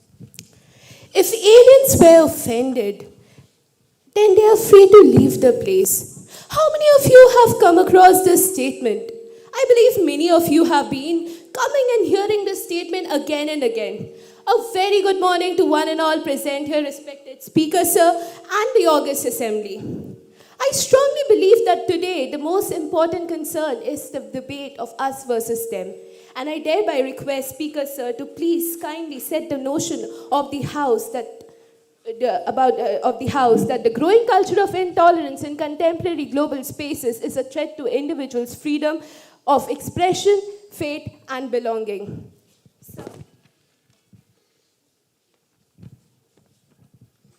I permit you to move the motion. With this, thank you, sir. So let me start by asking you all to do a little thought experiment. Let's start by asking you the question, what is intolerance? Well, intolerance starts with the non-conformity of beliefs against some kind of culture, attitude, values, etc. But the question lies against whom is this intolerance? Of course, logically, intolerance cannot be against one's own self. Intolerance has to be against somebody else.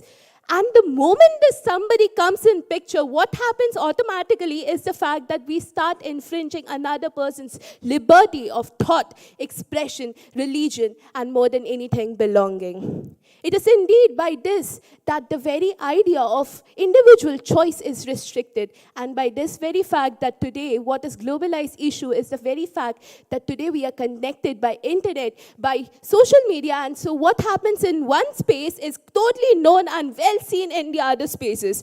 As a result of which, the effect is no longer localized and rather gets globalized.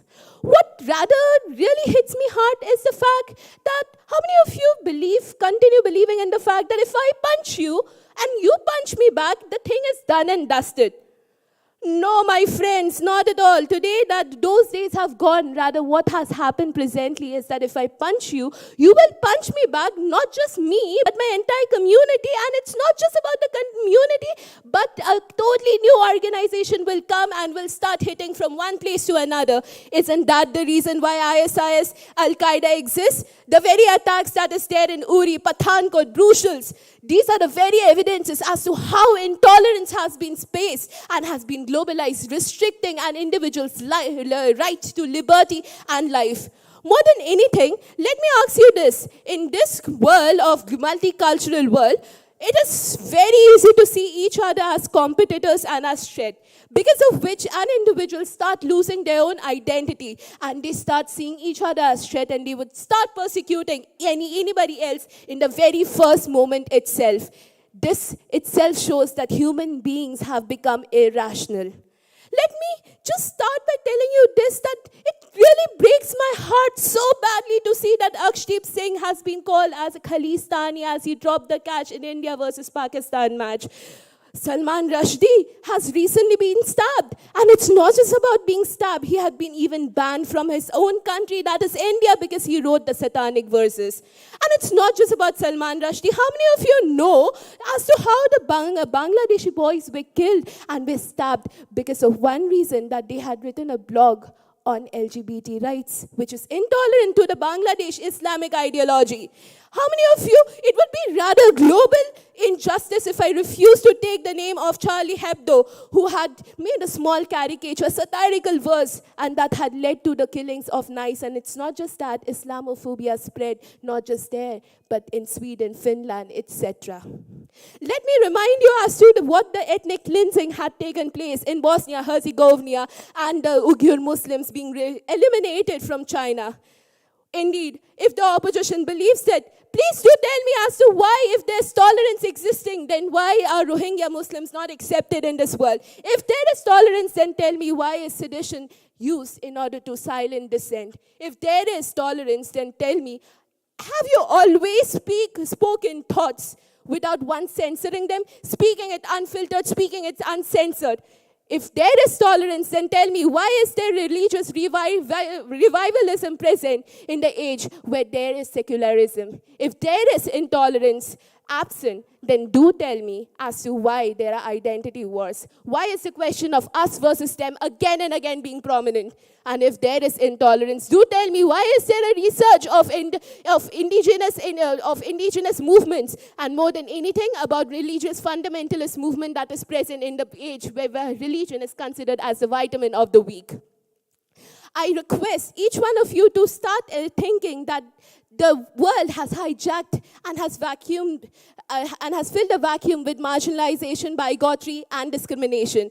More than anything, I request you all to start realizing that we have chosen the language of lethality, of hatred, over that of love. And indeed, we know how a small little breach can cause fire, and it can totally destroy an entire configuration. Now, let me end with a little food of thought for you all to decide. If there is tolerance, then today we would not be standing here discussing, deciding, and debating if there exists global intolerance that would definitely hinder individual liberty.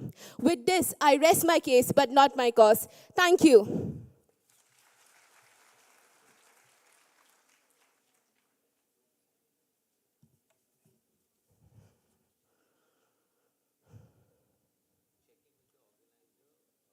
Can invite any name randomly, I believe.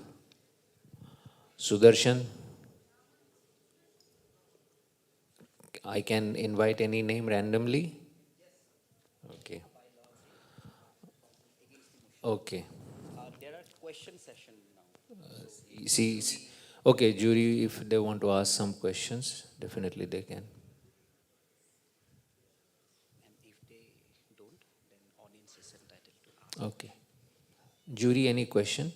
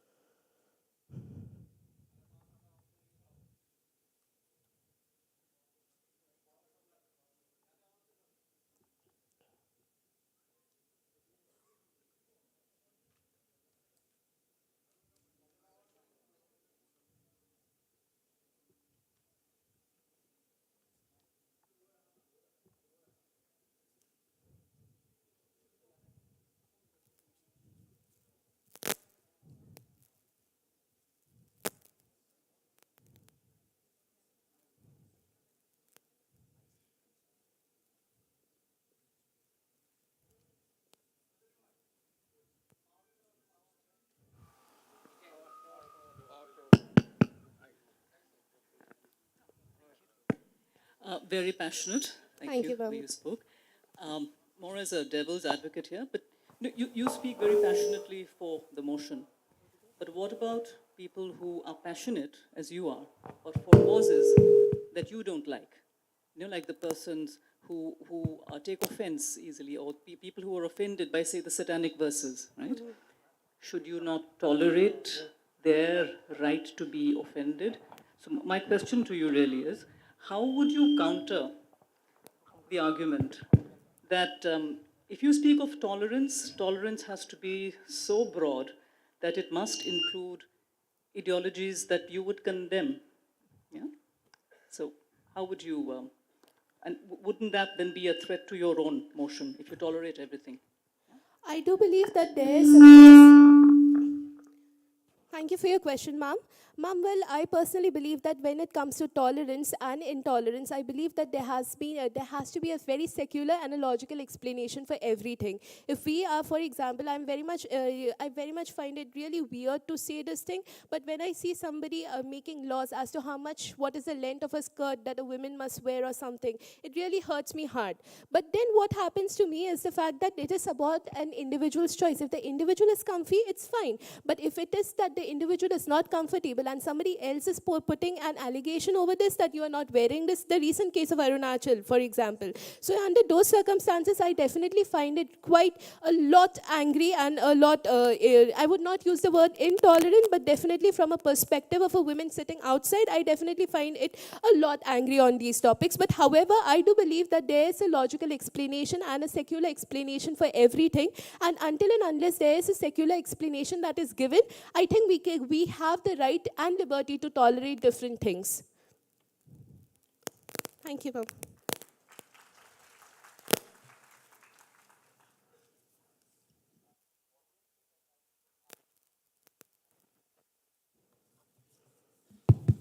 Any question from audience?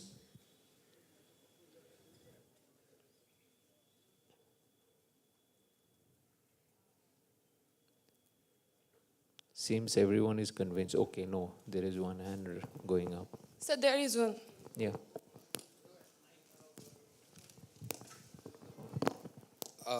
Right, you mentioned about fundamentalism and Islamophobic ideals. So if all of this is so prevalent amongst the world, and if the world is becoming more intolerant, why do countries suffer so much international backlash? Why does the media not sensitize them?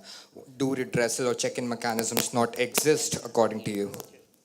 I did not Could you get- introduce yourself? Oh, I'm so sorry. Yes, I'm Rishabhraj Mehti from Delhi University, Shri Ram College of Commerce. And my question to you is that you mentioned fundamentalism and you mentioned how the world is becoming more intolerant. So do you think check-in mechanisms do not exist? Do you think the world is like much less sensitized than it was before?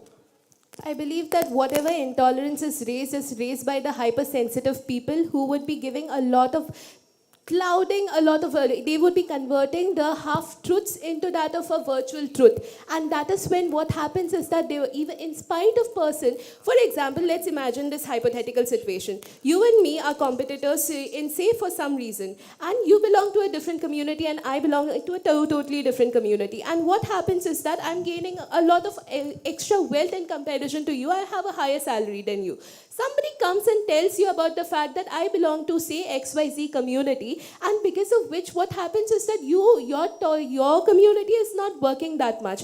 And what happens immediately is that there's some kind of half-truth which has been baked in a different way. There's a new icing which is given to it, and automatically it becomes a completely new truth. Under those circumstances, what would happen is that you would consider me to be a threat, and as a result, your hypersensitivity, your own insecurity leads me to be considered as this new individual who would be facing all these situations. As a result, what I particularly believe is that there's hypersensitive people, and these hypersensitive people, no matter how much somebody else would convince them that yes, this is a different truth, yet you, because of your own security, your own insecurity and jealousy, you would yourself start thinking that yes, this is the half-baked truth, is the ultimate and absolute truth.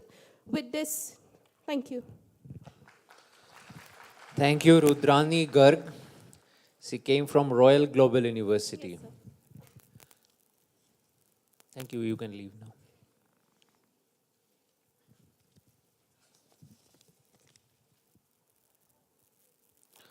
Astha Dubey against the motion.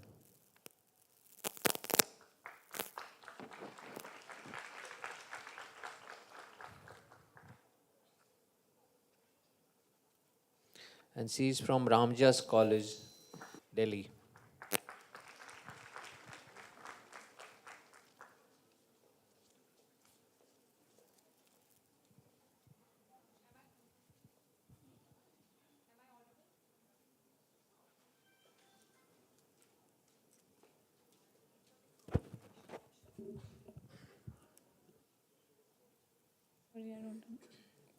Okay. When the time starts. 3, 2, 1, go. Good afternoon, ladies and gentlemen. This is Astha Dubey from Ramjas College, standing here against the motion that this house believes that the growing culture of intolerance in contemporary global spaces is a threat to individual freedoms of expression, faith, and belonging. Panel, I want you to understand what are contemporary global spaces and how do they function. These contemporary global spaces constitute two groups: majority, minority, suppressor or oppressor.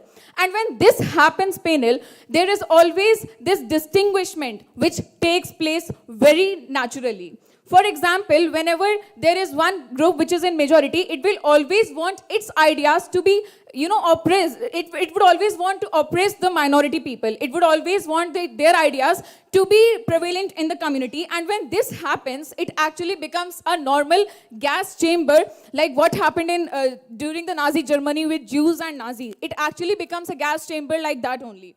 Now, the minorities or poorly developed countries are always on a very high hit strike. Now, what is intolerance and what are its objectives? To us, in this contemporary global spaces that we are talking about, the places where there is this distinguishment of majority, minority, suppressor, oppressor, to us, intolerance should have these following objectives: raising voice against the wrongs, spreading awareness, making people understand the difference between right and wrong, opening a ground for dissent and discussion. The people who are speaking against, the people who are speaking for the motion are coming and telling you that how this intolerance is somehow limiting the idea of debating, of dissent and discussion. Panel, let me tell you that if we would have tolerated the ideas of patriarchy or misogyny, why would we be ever talk about feminism? Why would we ever talk about equality if we would have tolerated those problematic ideas? If black people in USA would have tolerated George Floyd's death, why would there be a movement Black Lives Matter? If we tolerated sexual harassments that happened with NCM, non-cis male people around the world, why would the movement #MeToo movement would have started in the first place itself? So panel, whenever there is this intolerance against whatever wrong is happening, that is where the dissent and discussion starts happening, and that is where the moral grounds of debating are set up. Now, it also raises global awareness and support for smaller countries, also allowing them to collectivize against oppression. For example, Israel-Palestine. When Israel suppresses Palestine, if Palestine tolerates it, why do you think any other country would even come and take stand for Palestine? Or same in the case with Russia or Ukraine. If Ukraine tolerates whatever Russia is doing with it, why do we think any other country or any other international community would come forward in support of Ukraine or Palestine in the same case? Now, freedom of expression will continue to remain to cease until we understand that every person has their own ideas, every person has their own ideas. Every person has the right to express their own ideas. We are not living in some utopian world. I wish we would have been. If we would have been, then these talks about that how intolerance is wrong and everything, that would have made sense. But since we don't live in an utopian world and this is a real world where majority, minority exists, where a suppressor, oppressor exists, in this case, intolerance is the thing that is letting us going forward. Because if we are tolerating all these things which are problematic in these contemporary global issues, we are not even gonna stand up for ourselves. No one is ever going to be able to stand up for themselves. Thank you. Thank you. Any question from the jury?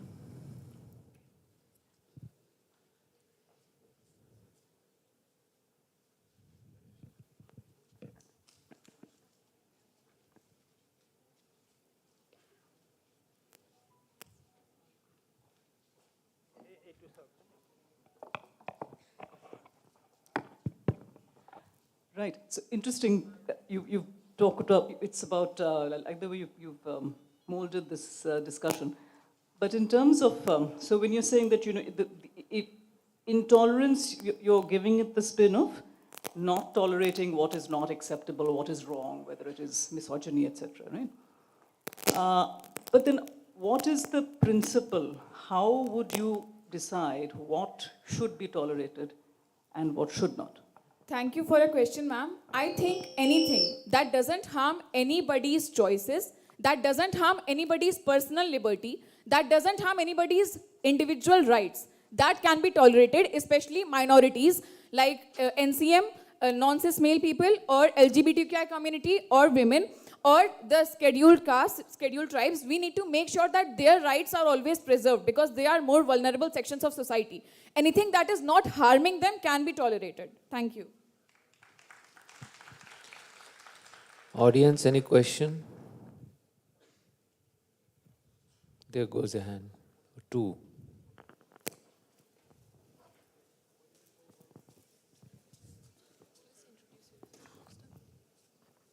Hello. Well, I'm Radrani Garg. So I just have this question, as you mentioned, about the very fact of feminism. Let me just ask you this, that very recently America had abolished abortion. So we know that when America sneezes, the rest of the world catches cold. So logically, just tell me this, if there is intolerance, abortion was considered to be an intolerance because it had hindered individuals from getting birth and increasing the population, etc., etc. So under those circumstances, you say intolerance is fine, intolerance is okay, but then how do you justify the fact as to abortion, something that hinders a woman's own right to think of her own body? Okay, thank you for your question. First of all, I would like to make it very clear that I would not justify that women are not getting the right of abortion in America. The second point that I want to bring to your notice is that as I said in my speech, what are these contemporary global spaces? There are always going to be one person who is going to be, in majority, and other person who is going to be in minority. One person who would be the suppressor and one person who would be the oppressor. So there would be some suppression happening there. But what is the answer to that suppression? It is this intolerance that I am talking about. The intolerance to not tolerate anybody. To not tolerate any idea that is actually hindering the personal liberties and personal rights of women. Since in this case of abortion, it is actually hindering the personal right of women if they want to become a mother or not. It is wrong in that case as well. So that also stands on my side. Thank you. Wait, I think there is one more question. Yes, sir. Hello, I'm Bharadwaj Das from Cotton University. So basically, I'm understanding from your arguments that in order to reach a solution, we must first face the intolerance, we must first face the intolerance, face the problem to engage in a discourse. But can you state that, can you prove that when the intolerance and tolerance clash, when the minority and majority clash, has there ever been a way in which the intolerance has been overturned? Because when I see most of the countries, patriarchy still exists, there is racism in many countries. So is your point even powerful when there is no evident results? Okay, so thank you for your question. Since you asked for the evidence, here is the evidence. So a few months back, the government of India passed few black bills, called as farm bills, and there was strong repulsion from the farmers' side. There was strong intolerance from farmers' side, and the result was in front of all of us. They were taken aback. So I guess that answers your question. Thank you.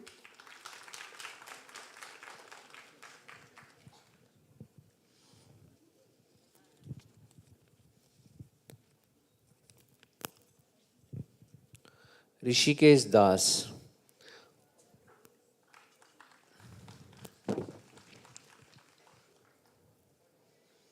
Assam Engineering College, prospective engineer.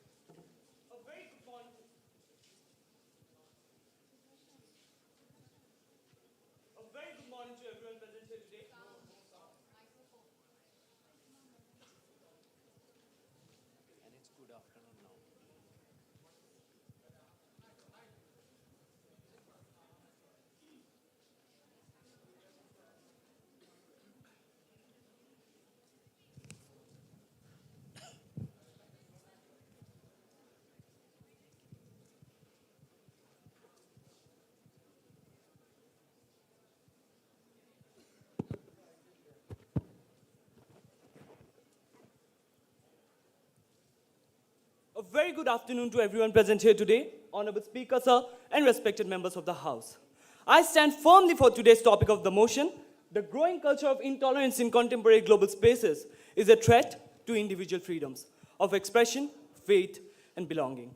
Honorable Speaker, sir, today I stand here not just as a member of the Treasury bench, but as an advocate of justice for all those who had lost their lives because of intolerance. I stand here today as an advocate of justice for renowned journalist and human rights activist Paradox Das, who was shot in broad daylight only because his works as journalists were against the sentiments of a particular group of terrorists. Honorable Speaker, sir, I stand here as an advocate of justice for Kanhaiya Lal, Nishank Rathore, Umesh Kole, who were brutally murdered only because they supported Nupur Sharma. I stand here as an advocate of justice for the French secondary school teacher Samuel Paty, who was openly beheaded in broad daylight only because he showed a cartoon of the Prophet in a freedom of expression class. Honorable Speaker, sir, intolerance stems from the invisible assumption of the infallibility of one's beliefs and a dogmatic conviction of their rightness. An intolerant society cannot accept the expression of views and ideas which challenges its current doctrines and conventional wisdom. Sir, intolerance has been there ever since the beginning of humanity. Consider Galileo Galilei's life imprisonment only because he proved the Bible's model of solar system wrong. However, the question that arises is, why is intolerance rising at such a rapid pace today? Sir, communication amplifies intolerance. Due to social media, people today can interact with like-minded groups who reinforce their intolerance and prove that it is correct. The fourth pillar of democracy, media, also plays a very important role in growing intolerance. Many days we see many media houses showing only one picture of the story and portraying a certain section of the society or a certain community as negative, which automatically pushes them towards being intolerant. Talking about India, our government also plays a very important role in this growing intolerance. Following the violent clashes between the protesting farmers and police officials that broke out on 26 January 2021, the Indian government filed baseless criminal cases against many of the journalists and ordered Twitter to block nearly 1,200 social media accounts, including those of journalists and media houses, clearly ignoring Article 21 of our Constitution. Sir, I want to ask my worthy opponents a question. An order where dropping a catch by a Punjabi player makes him Khalistani and an anti-national, what would you call it if not intolerance? Even after having so many crystal clear facts, I wonder which one of the three major eye illnesses, myopia, hypermetropia, or presbyopia, are my worthy opponents suffering from, for they still chose to speak against this motion. The present-day intolerance has become a threat to the existence of humanity because of its mere gravity and intensity. Freedom of expression is being curbed like never before, and no one is free to express their views anymore without any consequences. However, unfortunately, Honorable Speaker, sir, tolerance cannot be legislated. No law can compel a person to be tolerant. Hence, we must develop an environment of tolerance. We must foster an environment of tolerance. The immense value of tolerance must be ingrained in the hearts and minds of the students by the educational institutions. Hence, today I stand here with not just a speech, but a request to each and every member of the House present here today that please come forward and stand for this bill. For if this bill doesn't get passed here today, it would be an insult to the departed soul of Parag Kumar Das. It would be an insult to the departed soul of Kanhaiya Lal, an insult to the departed soul of Samuel Paty, and to each and every one who were either punished or killed only because they dared to voice their opinions against the system. They dared to voice their opinions against what they felt was wrong. Hence, with nothing but sheer hope and faith in this House today, I would like to rest my case, but not my stance. Thank you, Honorable Speaker, sir. Thank you, House. Any question, jury?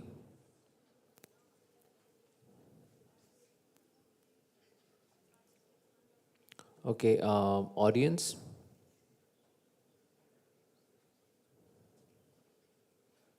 Spellbound. Okay, I think I should say thank you, Rishikesh Das. You may leave now.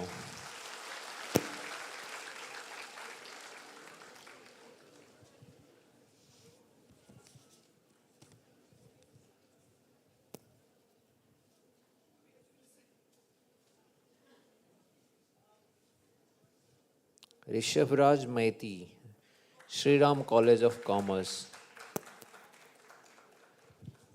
Pardon? Okay, but one jury said that there is no question, so I'll let him go.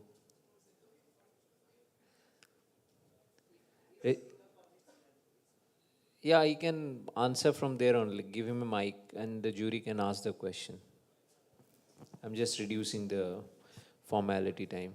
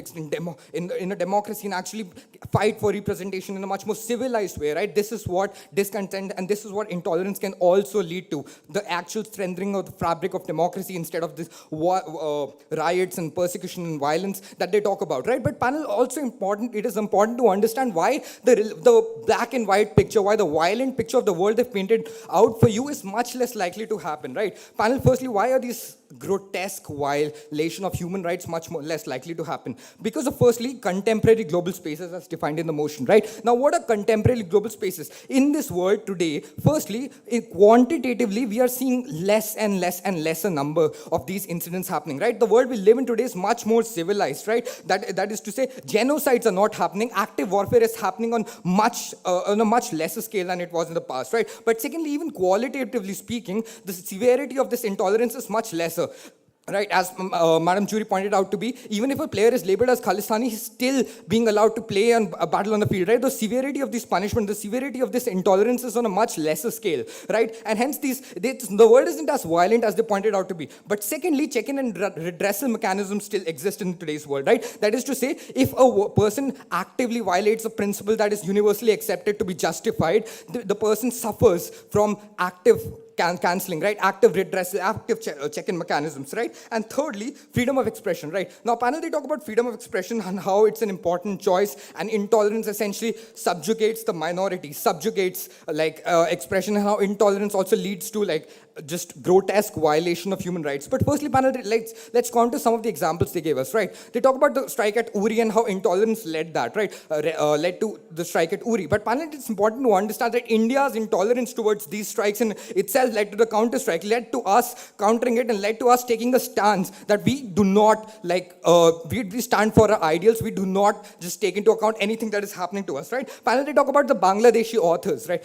Panel, and how they were killed for promoting LGBTQ rights and writing on more on LGBTQ stuff. Panel, it is important to understand that we are aware of their killings, that the entire world is sensitized about their killings because of the check-in mechanisms that exist throughout the world, because of the redressal, and the whole world stands in solidarity with them, and the impact of this solidarity that is spread throughout the world is on a much larger tangent, right? Panel, they talk about LGBTQ community and how, but it is also important to further elucidating upon the LGBTQ community, the intolerance in itself, the oppression and the historic subjugation and the repression they are facing, this intolerism is the mechanism for them to essentially affirmate out their active happenings, right? Panel, this intolerance is about them versus us. But why do we have to be the suppressors all the time, right? Why can't we think from the perspective of the minority in itself? The world isn't as black as white as they paint out to be, right? Samuel Harris, the person before me said, stands in solidarity with Samuel Harris, stands in solidarity with the people who have suffered because of the intolerance, right? But panel, understand that him standing in solidarity and criticizing the governmental organizations, criticizing everything that's happening around the world is also intolerance of these actions in itself, right? Panel, so the essential debate entirely revolves around how do you define what is good and evil, right? How do you define what you can be tolerant on, which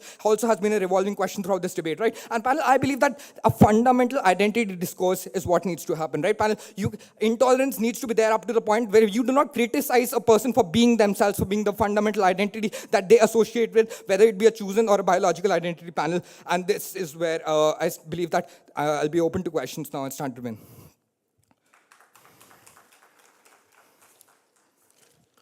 Any question from the jury? Before the jury asks any question, I'm very excited that you must be 20-something. Yeah, 19. Such a young boy talking about reading a magazine. I don't find this breed these days. So, because I work for a magazine, India Today magazine, I'm really excited that you mentioned about reading a magazine for whatever purpose it is. That people are thinking of reading magazines. I love that. Thank you, sir.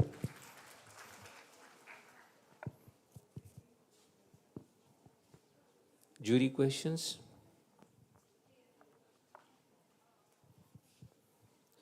Audience?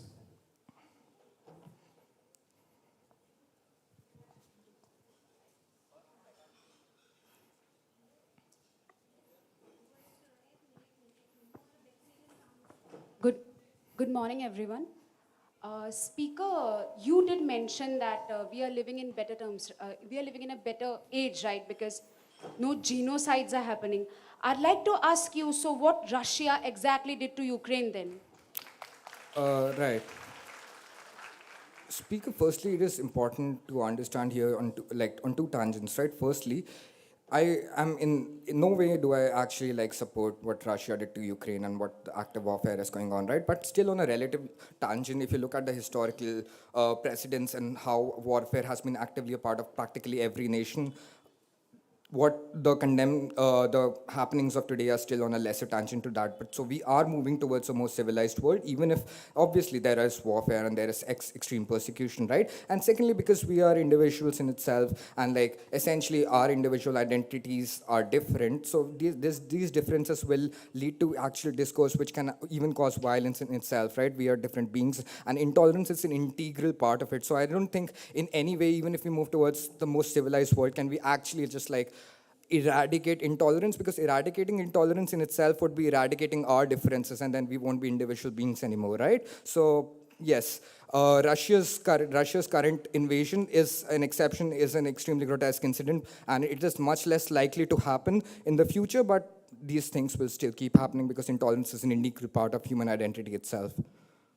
Thank you. One more hand I can see. Speaker, you have a really interesting narrative. I think he's debater. When you say speaker, I get tense. Debater, you have a really interesting narrative. First of all, from what I can gather from your argument is that you are telling that it is fine as long as that intolerance is non-violent and it is contained in a small scale. But let me ask you, during World War II, during the Nazi era, the mass genocide, which we can consider a large-scale intolerance, were fueled by and were started by small intolerances like propaganda about Jews, jokes about Jews. So what is your comment regarding that? Right. So again, a twofold answer to that. Speaker, firstly, I had mentioned, and especially regarding the context of this debate, because this is regarding the rising intolerance in today and the surge in intolerance in contemporary global spaces. So I don't think necessarily that past historical examples of Nazism really stand in the ambit of this debate, right? But even so, moving forward with that, the mechanization I did give out was for political discourse and for them to seek active representation, right? In no way do I say that the normalization of these incidents and the casualization of such remarks is considered to be okay in any sense. So that is that, active recourse through political discourse, not normalization of these incidents, not normalization of violence at all. Thank you. Rishabh Raj. Thank you.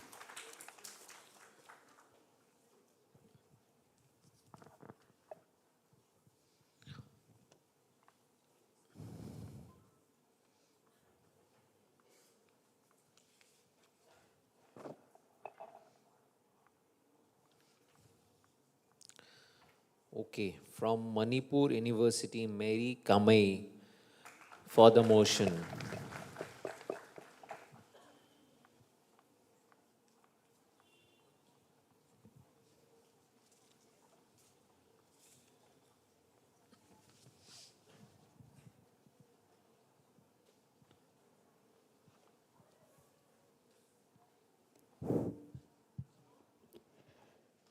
Good afternoon, everyone, especially Speaker Sir.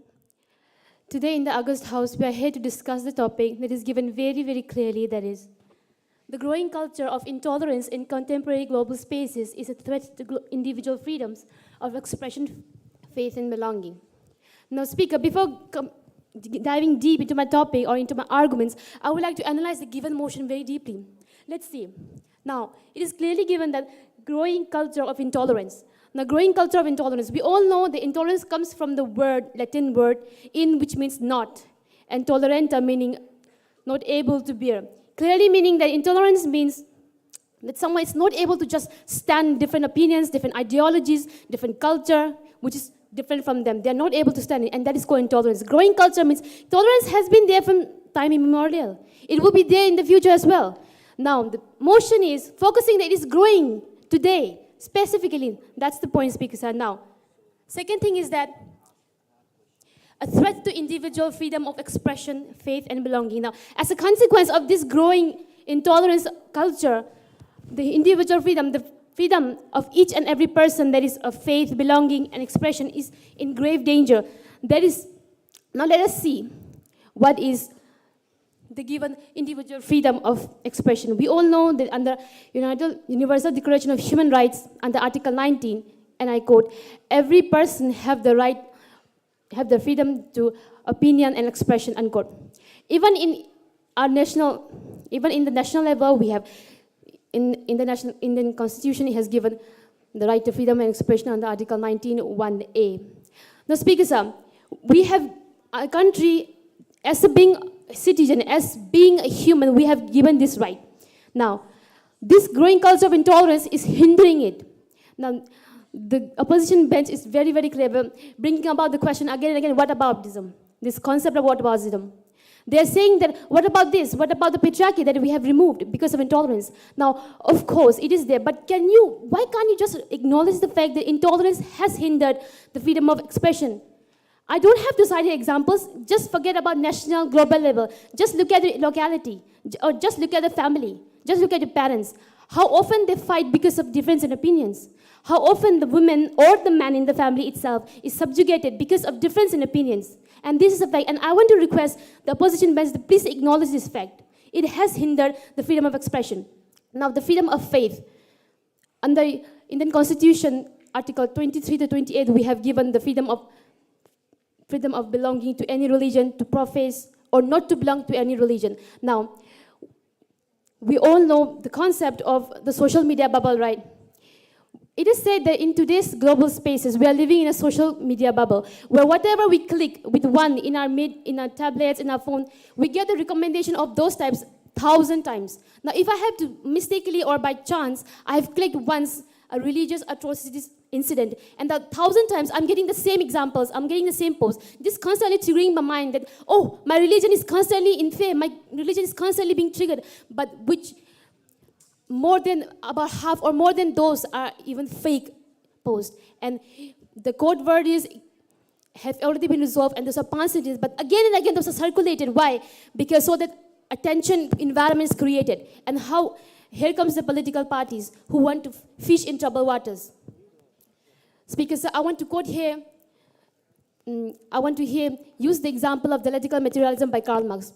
We all know that in dialectical materialism of Karl Marx, there's a thesis, an idea, and there comes an antithesis, the opposite of the idea. Those two combined gives out a synthesis, which is a new idea. That's how the society works, Speaker, sir. The difference in opinions creates a new level of, and this is how the society grows. It has been growing. And let's now look at the last one, that is a threat to freedom of belonging. Now, when we are in a community, we're always afraid of being outcasted, that if I stand against my community, if I stand against my leader, even though he's doing a wrong thing, that I may be outcasted from my community. And this is a growing fear, Speaker, sir, in today's world especially. We are afraid, we become like a silent sheep in the flock of sheep. We just blindly follow the leader. We don't question them because we're afraid that we may be outcasted from our community, from our culture, and this is growing today. Why can't you just acknowledge their opposition bench that this has been there and it has been containing our freedoms, our rights, time and again? I just want to conclude by saying this, Speaker, sir, we are not Xerox copy of each other. We are all different. Of course, we have different opinions. But the moment you become intolerant and the moment your actions, your thought brings harm to the society, it has to be stopped. And with this, I would like to conclude. Thank you so much. Any question, jury?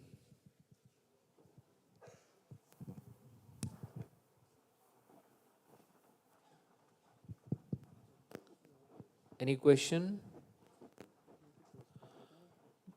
Audience? Before you ask the question, there is a prize for the best interjection. So please mention your name and institute so that it can be recorded. Yeah, please.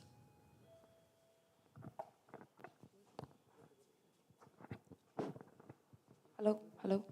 Okay, hi there, I'm Rimlim Bhuya from Political Science Department, Cotton University. So you mentioned about social media, right? Like when we click a post, if we see once or twice, the same post, like, or anything that's similar, it comes up in our feed, right? And I'm a very social media person, so I understand that very clearly. So the question is, forget about global issues or national issues in a very personal level, if you're even if by mistake you clicked some kind of a post or some kind of anything in social media which might trigger your mind, if you are a tolerant person, don't you think you can make yourself understand that, okay, I shouldn't be seeing such kind of posts, I should ignore it? So what's your take on that? The first question comes, what kind of post am I seeing? It is a very, very harmful, like not only in personal level, but in society level. Now, if it is very harmful, then of course I will do some background check on that. I will just not believe any post or video that I will first of all see that that really happened, and when did it happen? What about the cases? What about the court verdicts regarding this incident? And if it's like a past thing, like the court verdicts and judgments have been passed out, then I will certainly believe in the judicial system of the country. I will certainly believe in the justice system, and I will go with it. And of course, I will not, if it is a very sensitive thing, if it is a past thing especially, I will not, blindly forward it, because it might trigger many other things. So yeah, with that, I would like to conclude. And any more question? I think it's over. Thank you, Mary. And lastly, I would like to request our speakers to please pass the motion from the House. Thank you. I didn't get it.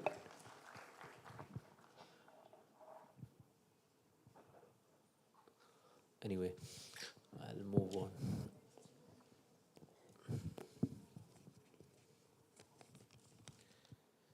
Should have written the institute name also. Kaveri Kakoti. And she is from Guwahati Medical College and Hospital. Be careful, a doctor is coming to debate.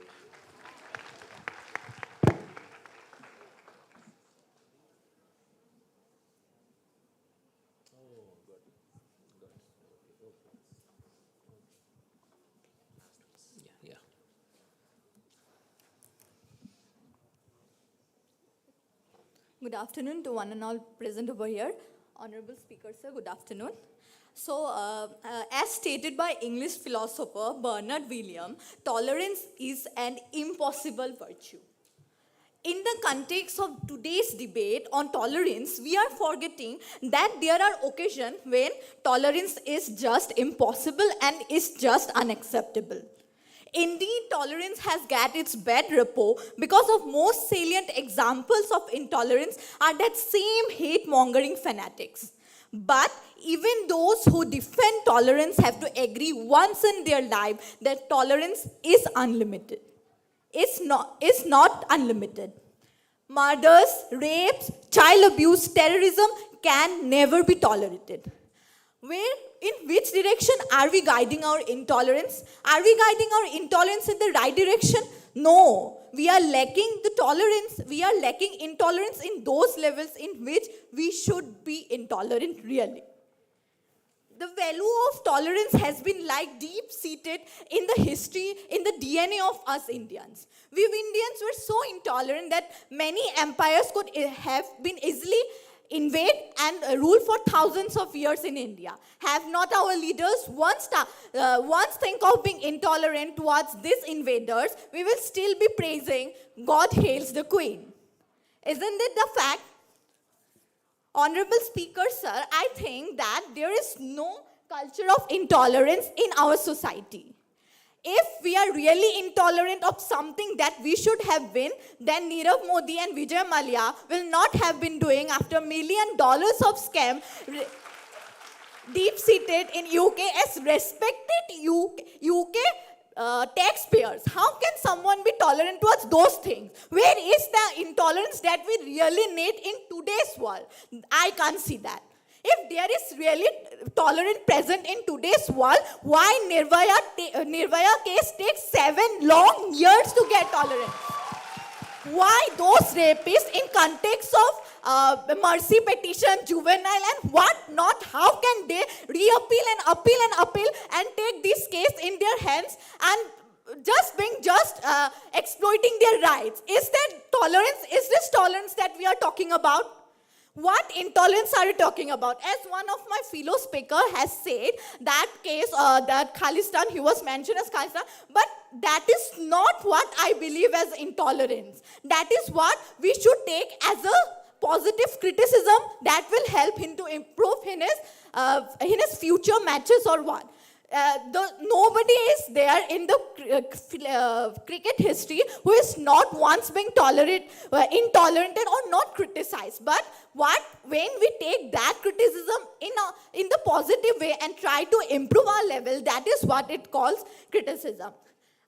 One thing we all must believe, that no person who is sane or who is intellectual can go and start mass shooting in an elementary school in Texas. If you are sane, if you are not a fool, then you never think of beheading someone because he has just passed a comment or support some, like the case of Kanhaiyalal. We here, the people are intellect. We have God has given us the power to think what is right and what is wrong, and the process of being intolerant comes from the within. At last, I want to conclude with the fact that we should here just not talk about we are growing intolerant, but where is our intolerance heading? We should focus more on that, and we should try to see that this culture of intolerance is headed, so that no more Nirbhaya should cry, or no more parents should take laws in their hands to get justice for the daughter who is brutally raped by someone. With this, I conclude my debate. Thank you. Any question from the jury?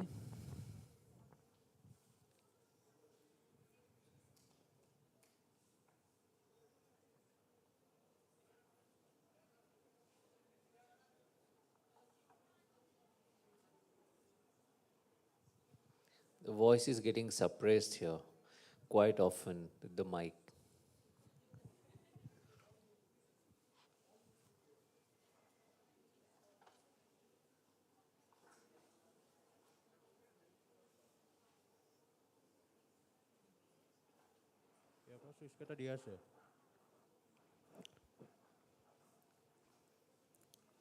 ইয়াতে on কৰা আছে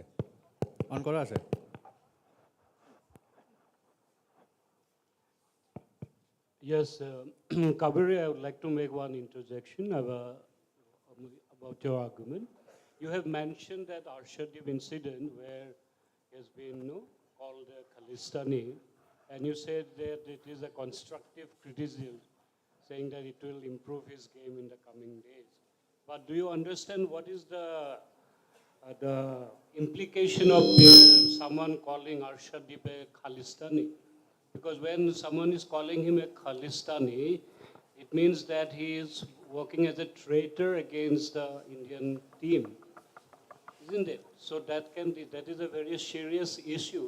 Someone accusing Arshadip of acting against his team or acting against India, because Khalistani means someone who is fighting for a separate homeland. Separatists or separated from the country, from India. So you don't give a message that it is a constructive criticism. It's a very serious criticism, it's a very negative criticism, and it is very demoralizing for a player when he is called a traitor, isn't it? Thank you.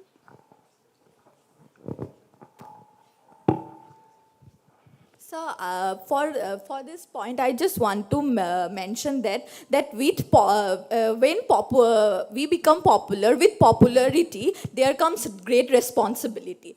We must, when the people like cricketers or any other political people are getting popular, they should always build the mindset that they could face any kind of criticism. Not only that, they should always be prepared, and they should always be only focus on what the field they are trying to be excelled, and only focus on that without thinking or interrupting what other people are really talking about. Any question from the audience? I can see a couple of hands here. With there around 4 hands I see. So, a very good afternoon to one and all present here. I'm Ridusmita Burman from the Department of Liberal Arts. Department of? Liberal Arts, And which college or university? Cotton University. Okay. So, as she has said that, whenever we receive any kind of criticism, we should take it positively and accept it and work on it. But what if such comments are very triggering? For example, now we all know about the LGBTQ community. What if a guy wears a pink shirt, someone from your friend circle comes and calls you gay? Are you supposed to accept it, tolerate it, and then work on it? Are we on a personal level? And it is not about just about some celebrity or a sportsman. What if we consider these issues on a personal level? We cannot just tolerate it, right? So I want your perspective on it. Thank you. Thank you for the question. So if someone comes and call me gay, then the first reaction I always prefer to do is laugh it out. Because in the context of LGBTQ, we are really intolerant about them. We don't appreciate even if our friends are trying to approach in that direction or any other way. But if this is the intolerance we are talking about, then we should work towards this intolerance. We should see what we are really talking about intolerance and what is really affecting our society or our culture. Questions anymore? Hello everyone, myself Dipam Shah, Department of Economics, Cotton University. So unlike some participants, I would like to go with the topic. So standing on the left hand side of the speaker, sir, you might be saying that there is no intolerance in individual freedom of expression. Well, you might have very clearly justified the fact of Arshdeep, but how can you justify the fact that Virat Kohli's daughter gets rape threats after his bad performance? And one more thing. Standing in Cotton University, how can I ignore the fact of Citizenship Amendment Act? How can you say that not including of the term Muslim in the Citizenship Amendment Act is an intolerance to faith of this country? And if not so, then why the Rohingya Muslims were not allowed in this country?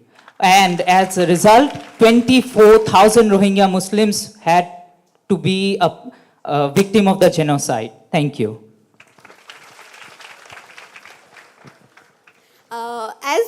As you have mentioned, we live in a democratic country. In democratic country, the voice of each and every person is listened and government is bound to listen that. But the most important problem in our country is that our mass population.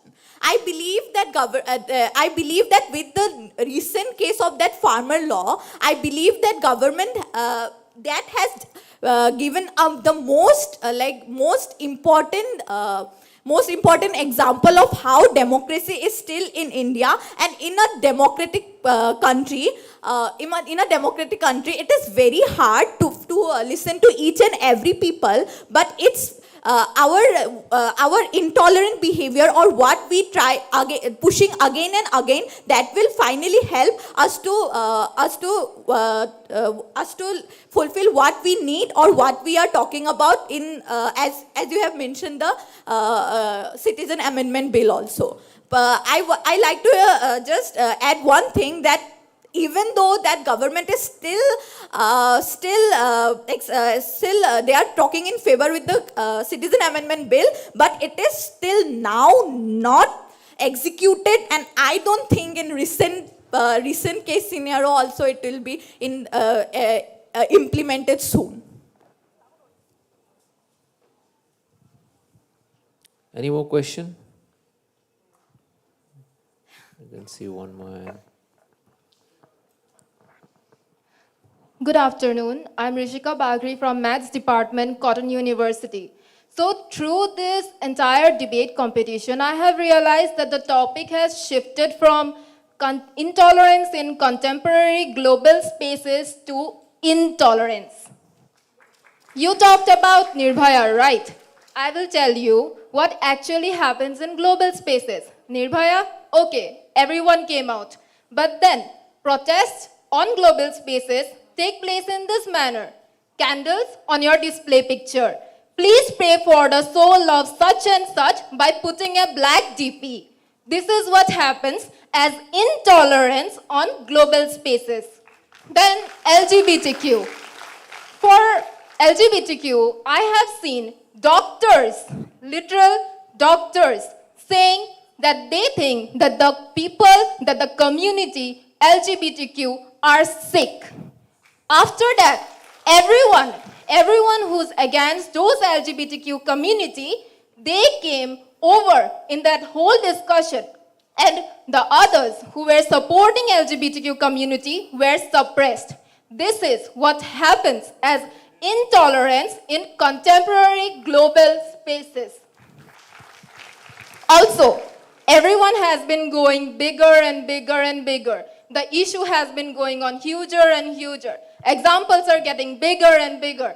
Why don't we talk about a personal level? And when we go personal, we are talking about us. I would not do this. I would not do that. What about the others? The others are going on committing such kind of cyber crimes based on the same intolerance in contemporary spaces. They are intolerant against the feminists. They are intolerant against the LGBTQ. They are intolerant against the minority. But are you sure that all the minorities have received their justice? No, they haven't. So I want to know your perception on this. By listening to your points, I just get one thing, that you are believing that these things, candle march or anything else, is not intolerant behavior. So this is a tolerant behavior that you are supporting. So if we know that this tolerant behavior is not working, only candle marching, which we must consider as a tolerant behavior, is not working, then we should be intolerant. We should take serious measures which we can only be taken but by being strongly intolerant. That is what I believe. Okay, can I continue? Thank you. No more interjections, please. यहाँ के मोदी ने मुझे बोला है कि और सवाल मत लो. Thank you. Thank you, Kaveri.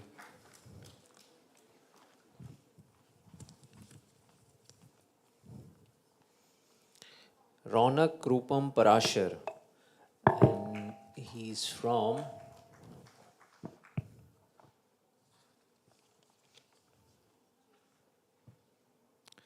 Jagannath BAROOAH College, JB College, Jorhat.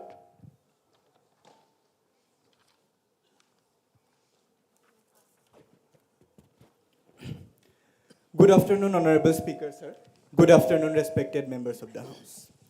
On August 28, 1963, Martin Luther King delivered his famous I Have a Dream speech. In this speech, he shared with millions of his countrymen his dream of a world free of intolerance, a world in which every single individual could live his life with dignity and could enjoy the basic human freedoms of expression, of faith, and of belonging. Honorable Speaker, sir, and respected members of the House, I wholeheartedly support this proposed bill, and I clearly say that the growing culture of intolerance in contemporary global spaces has shattered the golden dream of Mr. King and converted it into a nightmare. Honorable Speaker, sir, to quote the great French sculptor Augustus Rodin, it is the duty of every artist to create what he believes in, irrespective of the prejudices of the society. We see that the ancient Indian society greatly exemplified this code. The temples of Khajuraho, the Konark Sun Temple, the Lingaraj Temple, and even the Madan Kamdev Temple of Assam, with its plethora of erotic sculptures and celebration of the human body, bears testimony to a greatly liberal and tolerant society of that time. But Honorable Speaker, sir, in the same society today, when I see lawsuits being filed against paintings of M.F. Hussain, when I see their art galleries being vandalized, I am forced to accept that the growing culture of intolerance has finally managed to stifle our age-long belief in the individual freedom of expression. Honorable Speaker, sir, to quote the GXR report score, which is the Global Expression Report score for the 2021, it was 50. Which is a 6-point decrease from the 56 that was in the year 2011. Also, the report clearly states that the level of democracy enjoyed by the average global citizen today is same that as enjoyed by the citizens in 1989. So you can see that the levels of individual freedom have been evolving, but only backwards. I am very sure, Honorable Speaker, sir, that the naive members of my opposition still cannot see how the individual freedom of expression is being repressed. Then let me tell you, in 2021 itself, globally, 358 human rights defenders were killed. 293 were detained, 55 journalists were killed globally, and 65 journalists went missing. In our neighboring country, Myanmar, there was a military coup, as I am very sure my respected members of the opposition will know, where democratic protests were met with brutal suppression and mass internet blackouts. Honorable Speaker, sir, the truth is that not even a mountain of evidence can make us see the truth if we ourselves choose to close our eyes to it. And this is exactly what my members of the opposition have done today by blindly opposing this bill.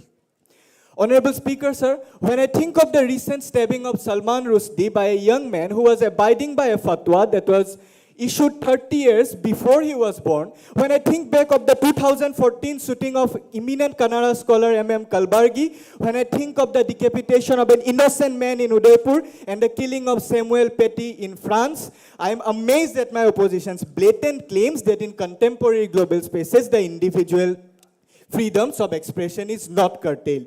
Honorable Speaker, sir, with each democratic voice that is being suppressed, I'd like to say we move one step away from democracy and one step closer to autocracy. Honorable Speaker, sir, when the lights of justice extinguishes in one part of the world, be it thousands of miles off or in our own background, Honorable Speaker, sir, the entire world grows a bit darker. Thank you, Honorable Speaker, sir. Thank you, respected members of the House. Question from the jury?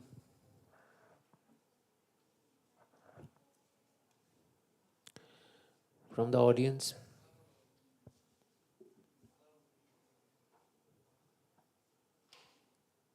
Okay, thank you. Thank you, Honorable Speaker, sir.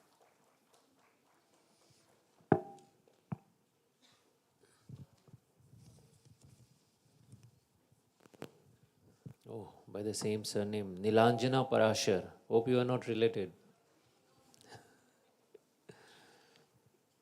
And Nilanjana is from Royal Global University.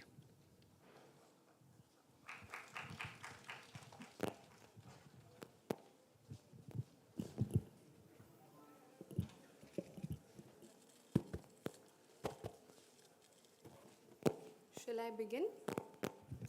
Of course. At the end of the political science class on that particular day, after a heated discussion on individual freedoms, our professor suddenly said aloud with conviction the statement of the famous English philosopher Gilbert Chesterton, who once stated, and I quote, "All the exaggerations are right if they exaggerate the right thing," unquote. Unfortunately, the Treasury has once again proven that overplaying the wrong thing is any day easier. After all, to label intolerance as a mammoth threat to individual freedom is clearly a fine example of exaggeration misguiding people. A very good afternoon to the Honorable Speaker, sir, and the members of the House. Let me walk you through why I strongly stand against the motion on the topic, the growing culture of intolerance in contemporary global spaces is a threat to individual freedom of expression, faith, and belonging. Speaker, sir, growing up in an Indian middle-class household, I was always taught to deal with fault finding by letting it in from one ear and out the other. But listening to the Treasury members speak today, I cannot help myself but mention that we live in times where one single tweet can change a system, where we can freely practice and profess our religion and openly identify to be a part of a community. So I question the members of the Treasury, where is intolerance? Is it apprehending a person delivering a hate speech, or is it apprehending a comedian for hurting the sentiments of the people in the name of comedy? And if setting boundaries is considered as a form of intolerance, supposedly hurting and threatening the individual freedoms of expression, faith, and belonging, then I feel we have failed the true idea of freedom. Speaker, sir, the Treasury stating a few cases of disagreements as the growing culture of intolerance must realize that a few cases do not justify and do not represent the entire global space. Speaker sir, these examples are primarily from the media, which has a very good reputation of exaggerating the negative news and distorting people's worldview as per the Guardian 2020. After all, the same media made many of us believe that the world was ending back in 2012.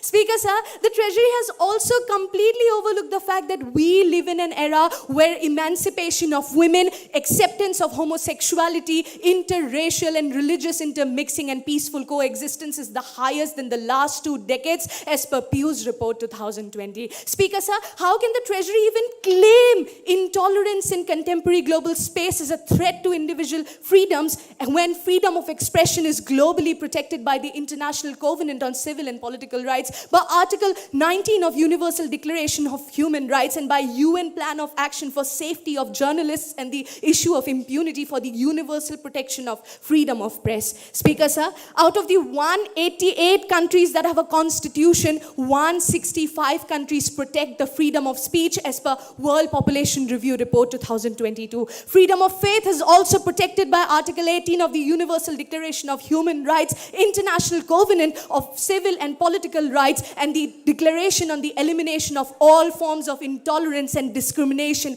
based on religion or belief, and protected by over 120 national constitutions as per World Population Review Report 2020. And despite having such protection in place, the Treasury supporting today's motion makes me think that the Treasury would find faults even when the glass is full to the brim. Speaker sir, had intolerance in contemporary global spaces been a threat to individual freedoms of expression, faith and belonging, countries like India could not have been able to celebrate Azadi Ka Amrut Mahotsav as one. Countries like Germany would not have opened its borders to thousands of Syrian refugees, or Vatican would not have acknowledged and extended greetings during the holy month of Ramadan, showing belongingness and solidarity.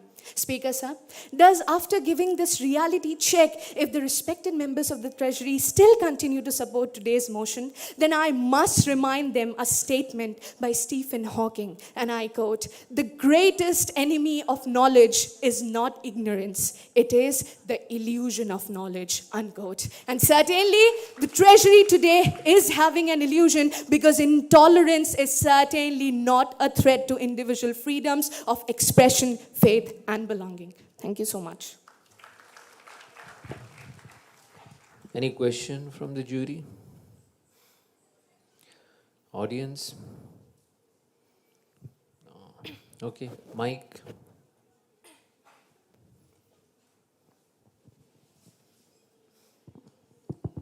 Greetings.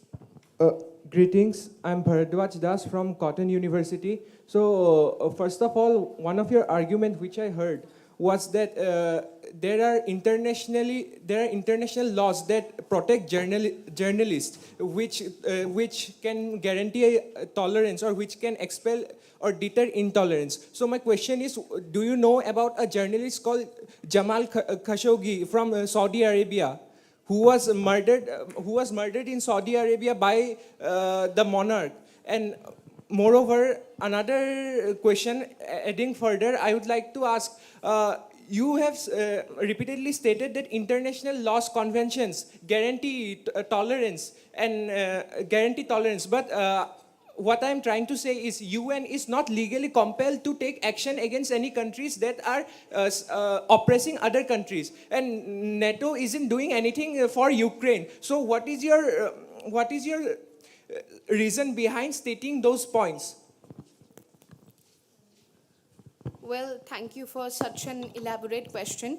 First of all, again mentioning the very motion of the House today, which again talks about the growing culture of intolerance in the contemporary global spaces, whether or not it is a threat to individual freedom of expression, faith and belonging, and focusing essentially on that, I had made those points. And again, as you said, that these particular conventions may not be binding on a lot of countries, but they actually are. Most of them are. Taking the example of the International Convention on Civil civil and political rights, it is binding on over 150 nations. And when we have laws, when we have conventions, obviously it is not going to deter the cases of crimes, the cases of crimes against journalists, but to a great extent there will be remedy. And remedies always stand as exemplary cases in our society. So I think it helps a lot to know that we have protection, and something which is known as the growing culture of intolerance that has been argued by a lot of members of the Treasury today is not a threat to the individual freedom of specifically expression, faith and belonging, which was the point I was trying to make. Thank you. Bharadwaj Das, am I right? Cotton College. Okay. I think I would not take any more question. Thank you. Thank you, sir.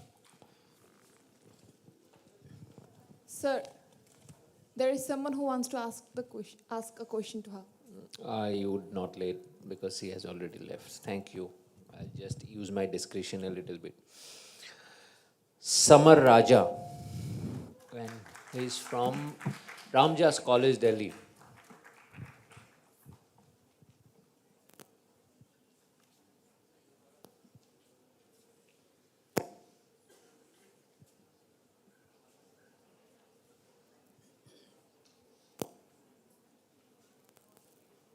I love you, Mushtas.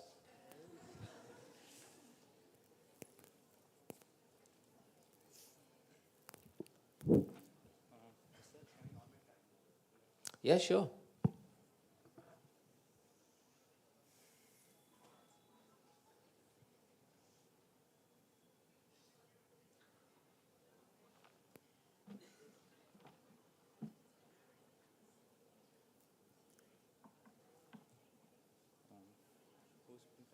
Whoever is putting timer, I request you to please start the timer on the count of 1, okay? 3, 2, 1, start. Namaskar, Adab, Sat Shri Akal, hello. I'm Samar Raza, and I'm today present here to support the motion, the growing culture of intolerance in contemporary global spaces is a threat to individual freedoms of expression, faith, and belongings. Now, when we read the topic, there are 3-4 words which we need to understand that what does that word mean. First, we need to understand what does the word intolerance mean.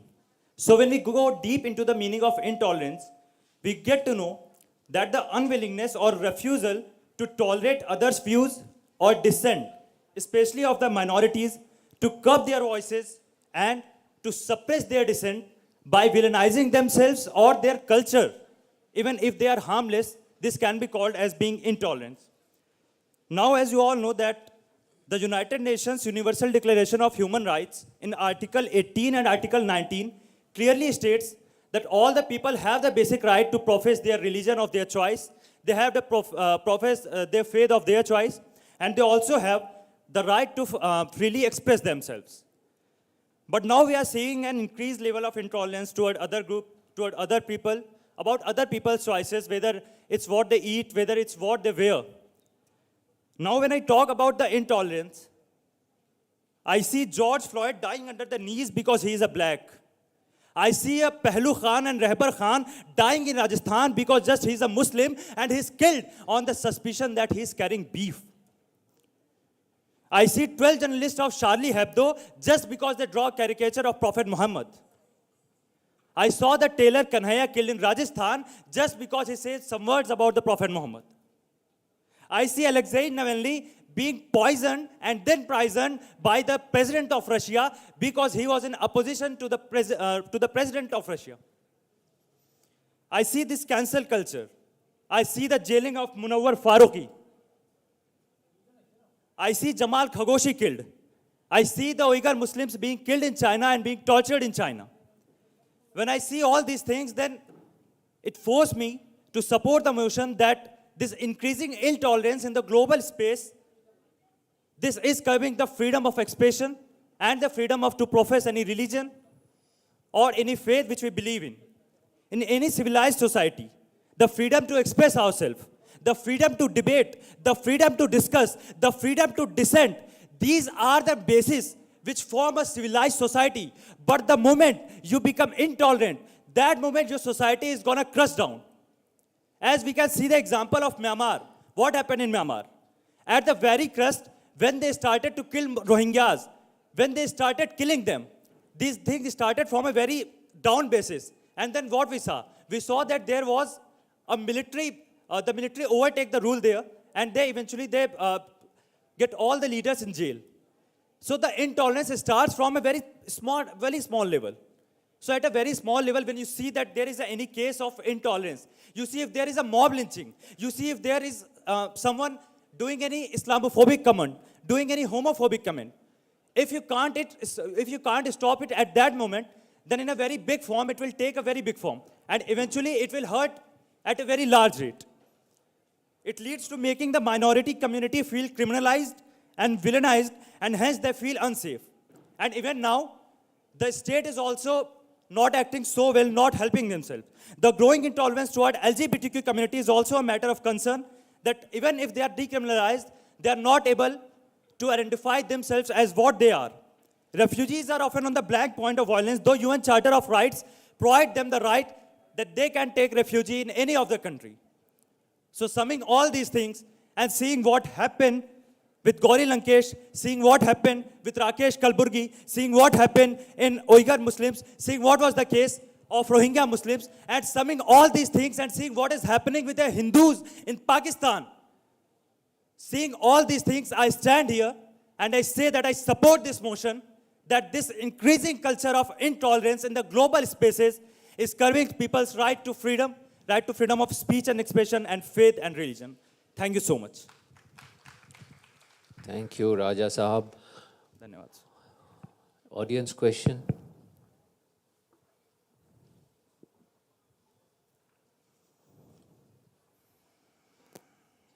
I think they are scared of your mustache. Thank you.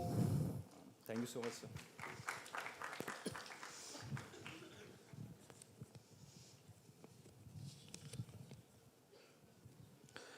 Jeet Pathak against the motion, and he's from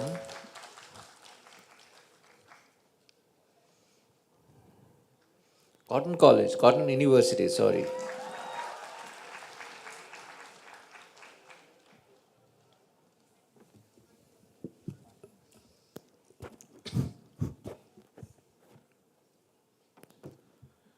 I can already see many awfully tired faces in this August gathering. Maybe the repetitive accusations and arguments by honorable members of proposition made us all awfully tired. Honorable Speaker, sir, highly democratic Indian government granted Kassab, an infamous terrorist found guilty for Mumbai blast case, to appoint lawyers Sholkar and Shah in his defense on the basis of his human rights. If this is India's intolerance, then I request honorable members of the proposition to explain me what is tolerance. Honorable Speaker, sir, greetings, Honorable Speaker, sir, and the August gathering. For a certain cause today, I vehemently stand against today's motion. Honorable Speaker, sir, before I come on to my constructive argument, I have some counter arguments to make. One of the honorable members of the proposition complained people, government, media as a reason for intolerance. If they are all the reason for intolerance, then who is left to work on right morals? Honorable Speaker, sir, with your due permission, I'd like to move on to my constructive argument. My constructive argument consists of 5 divisions, and within this stimulated time, I'm going to prove in this August gathering that dropping the bill today is the true win of this debate. Honorable Speaker, sir, my first argument is about perspective. When shall I consider this as intolerance? My father used to say that in a war between two groups trying to assert dominance over one another, no law in this universe could justify who is right and who is wrong. If a Pakistani reporter, after defaming India through long narratives, accuses an Indian reporter to criticize her publicly and posing a threat to her individual freedom of expression, will she can be considered thoughtful? I leave this question for the House. Honorable Speaker, sir, my second argument speaks about data figures. According to European Journal of Research Institute of European Economy, Sweden, tolerance in United States have increased over time. Starting from homosexuals, atheists, other race people, all have now equal say. In Saudi Arabia, freedom of religion is not illegal, but spreading hate against the official religion Islam is illegal. According to WIN International Gallup Association poll, it has been found that China and Sweden are the top 2 countries with the highest number of atheists, and their people neither fear God nor the government for their irreligious attitude. In contemporary times, it has been seen that the percentage of LGBTQs have successfully increased in India because people can now openly speak, and celebration of Pride months, same-sex marriage are evident to it. Therefore, this culture of intolerance is not growing but highly diminishing. Honorable Speaker, sir, my third argument is about longevity. Amir Khan was threatened and boycotted to leave India after his ill representation of Hindus in his film PK. Then shortly after a few years, his film Dangal grossed millions in the Indian market. This boycott trend didn't last long. A people come up with a disagreement, share it with the masses through that bluebird Twitter, people emotions are triggered, they turn into a violent mob, and this all eventually ends when there is a new trend to follow. Therefore, this culture of intolerance fades away with time and is temporary. Honorable Speaker, sir, my fifth argument is about constitutional parameters. There are some standard constitutional parameters set by our Indian Constitution to judge whether an act or a speech is unlawful. For example, Umar Khalid of Delhi, he is alleged to provoke violence that tore Northeast Delhi apart. Now, his speech comes under every attributes of hate speech. However, an Instagram user commenting Hindus are in danger is not considered as hate speech. India is intolerant towards the former, not for the later. Honorable Speaker, sir, my sixth and final argument speaks about the urgency to drop today's bill.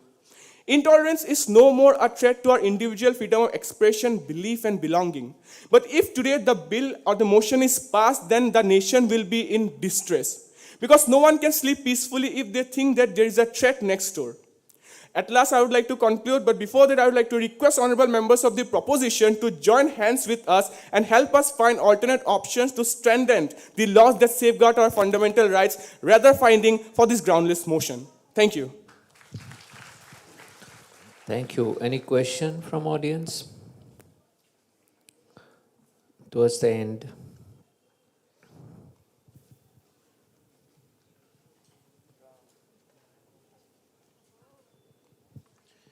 Did you ask a question before? Yes, sir. Please let others ask.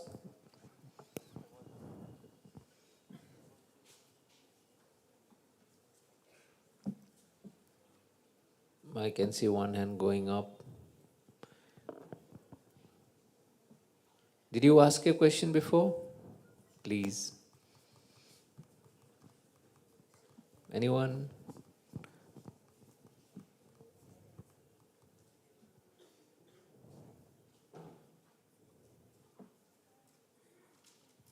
यही होता है, कुछ लोग सवाल पूछते रहते हैं, बाकी सब चुप रहते हैं, देश में इंटॉलरेंस बढ़ता है. Okay, I think you may leave. Thank you. Thank you.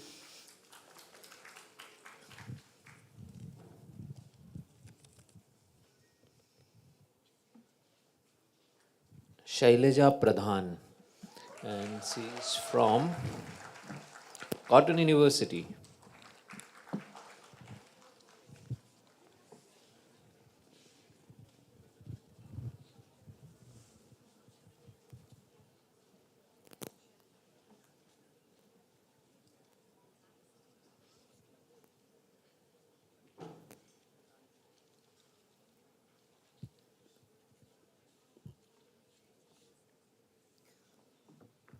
Please. One raped, two kidnapped, 3 slaughtered, 4 beheaded, 5 shooted. These are the never-ending news that are engulfing the contemporary global spaces. Now the question is that what causes it? The intolerance which can be equated with prejudice, with closed-mindedness and with dogmatism, which has now become a culture because of its long period of practice and adaptation as a way of life. This culture of intolerance is rapidly growing in the contemporary global spaces, which includes the regional, continental, intercontinental areas, and posing a threat to the individual freedom of expression, faith, and belonging. I, therefore, Speaker Sir, completely supports today's bill and make myself a part of the treachery bench.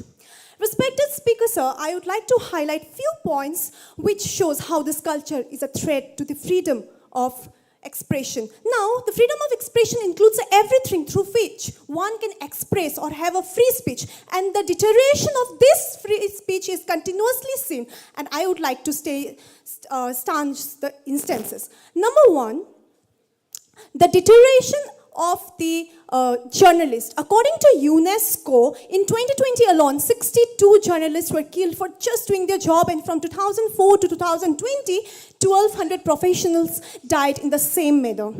Number two, the banning of the books and the visual arts. Now, the banning of the books like the Indian prints in the Islamic State and the recent 2022 International Booker Prize awarded the Tom of Sand, the FIR was lost against this. And the protest for banning the films like Padmavati, Lipstick Under My Burqa, etc.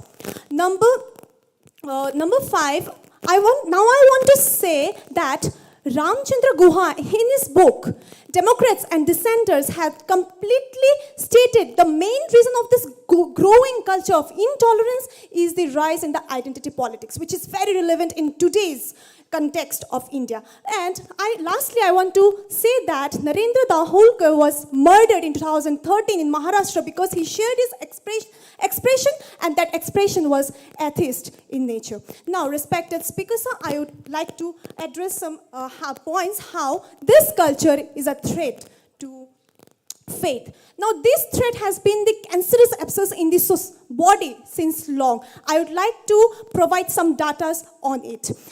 In Canada alone, the crime against the Muslims has grown 253% from 2012 to 2015. In UK, the abuse against these Muslims has grown 26% in 2017 and has registered 1,201 cases as of March 2018. On 7th of April 2019, the mob objected and trashed a 68-year-old man for selling beef, and he was projected to eat pork. This happened in Assam's Bisnath Chareli. The respected speakers, I would like to highlight some points how this culture is a threat to belonging. Now, the right to belonging is everyone's fundamental right, but 8 out of 10 Asian Americans and 7 out of 10 African Americans has reported of going through the racial injustices and cries like, go back to where you belong. Now, is this not the threat to their freedom? The respected speakers, these three aspects of right to equality of freedom of speech, faith and belonging are interweaved in each other. I would like to present one example. The artist who is known as the Picasso of India, he had to flee from India and live in self-exile in 2006 and had to accept the citizenship of Qatar in 2010 because of the threats against his works. And this is the example of his violation of... I think time is up. Am I right? Violation of right of expression and belonging. Now, I would like to ask my respected opposition bench that if this is a global space where a student is not allowed to write examination based on what she is wearing, if this is a global space where a professor is made to quit her job because of an Instagram post, then I would like to ask them, don't you see the threat because of the growing culture of intolerance? And even if they can't see, I feel that my worthy opponents view the concept of this intolerance from a very privileged eyes. Thank you. Any question?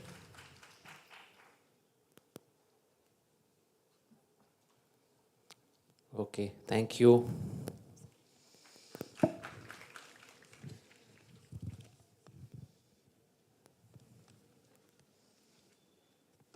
Iftikhar Sarwar, USTM.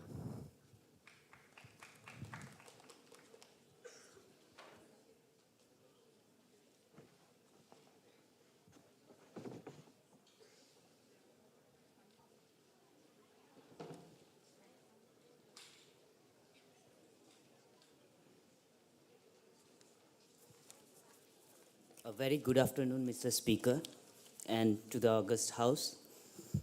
I'll just directly first like to clarify that the debate we are doing here is not whether there is intolerance or whether there is a growing culture of intolerance, but the primary question here is that whether this growing culture of intolerance is a threat to individual freedom of expression, faith, and belonging. Because the Treasury bench has already established that there is indeed a growing culture of intolerance. We just have to argue whether it is a threat or not. So I'll just give a brief history that intolerance has always been an influential driving factor that is a catalytic in the advancement of our societies and its development. Mankind, by evolution, has always been and still is violent, destructive, brutal, inquisitive, competitive, and so on. And he has developed and built the society based on these lines. So the question of there being no intolerance is like it is out of question. So as Jiddu Krishnamurti once said, and I quote, "When you separate yourself by belief, nationality, or tradition, it breeds violence. However, that does not necessarily makes it a threat to anything, least of all to individual freedoms. On the contrary, it has improved the administration of justice and the penal systems across the globe. By being tolerant, we didn't develop tools to hunt, we did not develop medicines and all this advancement in science. By tolerating all the shortcomings we had as human beings, we overcame those shortcomings by not tolerating all these, not tolerating the health conditions we had back in primitive ages and such. Now, to consider something a threat, one requires to be intolerant enough, as something cannot be a threat if it is tolerable. Tolerating a real threat would amount to complete disregard of it, which might end in loss. This may actually be described as a paradoxical in nature, because a tolerant society in its true sense can only either tolerate everything like without limit, or just become intolerant itself. So it is, I think you can see the paradox here. So intolerance mostly, like as I have mentioned, led us to develop the human society in what it is today. And there is no perfect scale to measure and test intolerance, but its significance in history, from primitive to medieval to modern ages, can be seen to have driven humanity to one of the most peaceful times of all time. 21st century is by all means more tolerant than any other eras. The world is much more connected globally and individually, and individual freedoms of expression, faith, and belonging are much more secure than it has ever been before. Boosted by the age of internet connectivity, globalization has largely promoted tourism, which in turn led to the exposure of the nations. The nations around the globe are put under exposure, forcing them to improve the rights and conditions of living and the standard of living in human rights. Lastly, to conclude, I'll ask you all to consider this, please, if you may. Tolerating individual freedom of convicted rapists is by no means a healthy practice of a society. Intolerance to many ills and evils of society is completely justified and is completely necessary. Thank you, Mr. Speaker. Thank you. Any question? Wait, please. I can see one hand going up. So, well, my name is Ayan Nabi and I'm from HS second year, Cotton University. So my question is that, so as you have stated that intolerance has created development and peace in global sphere. So my question is that in Cuban Missile Crisis, when Russia put the nuclear base in Cuba, so should America have to tolerate that? And see, you told that intolerance creates peace. In general, you told that intolerance has created peace in general. So did that and also you stated that intolerance has helped to develop. So see, if America has tolerated that, this would be damage to them. But it was intolerance to them. So they like protest against that. So they tried to let Russia get out of the Cuba. So in that fight, they have developed a very big amount of ammunition and nuclear war. So is nuclear arms and development are creating the world peace? Just listen to that. And is that nuclear fear amongst every one of us? We all have that fear of nuclear damages. So is that creating a peace in our mind or in our living standards? So just tell me. Thank you so much for the question. Well, it is extremely clear that nuclear deterrence has brought about the long-lasting peace that we have never seen before. Like from the primitive and ancient times, mankind has always been involved in warfare and violence and against each other. And I was advocating the same thing, that such intolerance of the past has led us to this moment where we could brought about such a prolonged experience of peace in world compared to the past eras of mankind. Yeah, thank you. Thank you. You may leave now.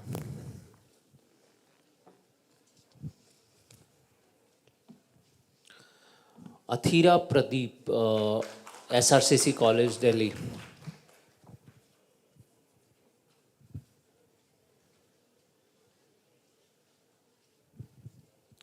Athira Pradeep.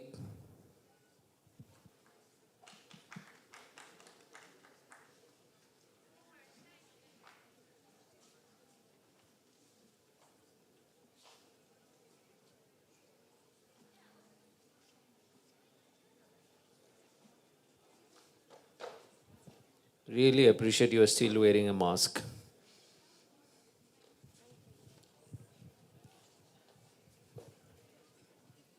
I'll just put a timer for myself.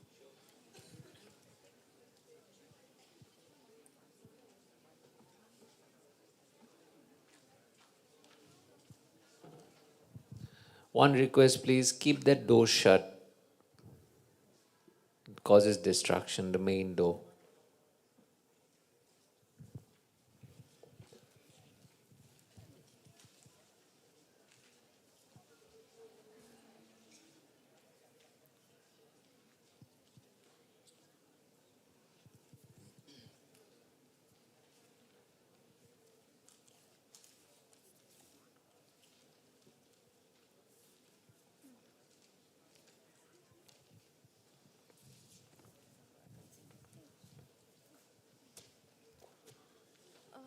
I'd be starting in 3, 2, 1, and go. We have heard many people profess around, state around, especially in Instagram, over all social medias, right? Live and let live. I don't know the extent to which this can be done in the real life, especially we're talking about a contemporary world. I've heard a lot of opposition speeches speaking about we should protest, we should be intolerant. But I really don't get what you should be intolerant towards and what you should not be intolerant towards. What's the thin line that's segregating these or not? That's what this debate is about. What not happened 100 years ago in the Nazi regime, or what not happened after that in the 1990s? We are necessarily talking about the contemporary world. What should have happened, or what is happening, or how we should change that into a world where this is something that we need the future to propagate or profess. With that, I'd start my debate. Extremely proud to propose this particular motion, in which we are of the opinion that the growing culture of intolerance in contemporary global spaces is a threat to individual freedom of expression, faith, and belonging at large.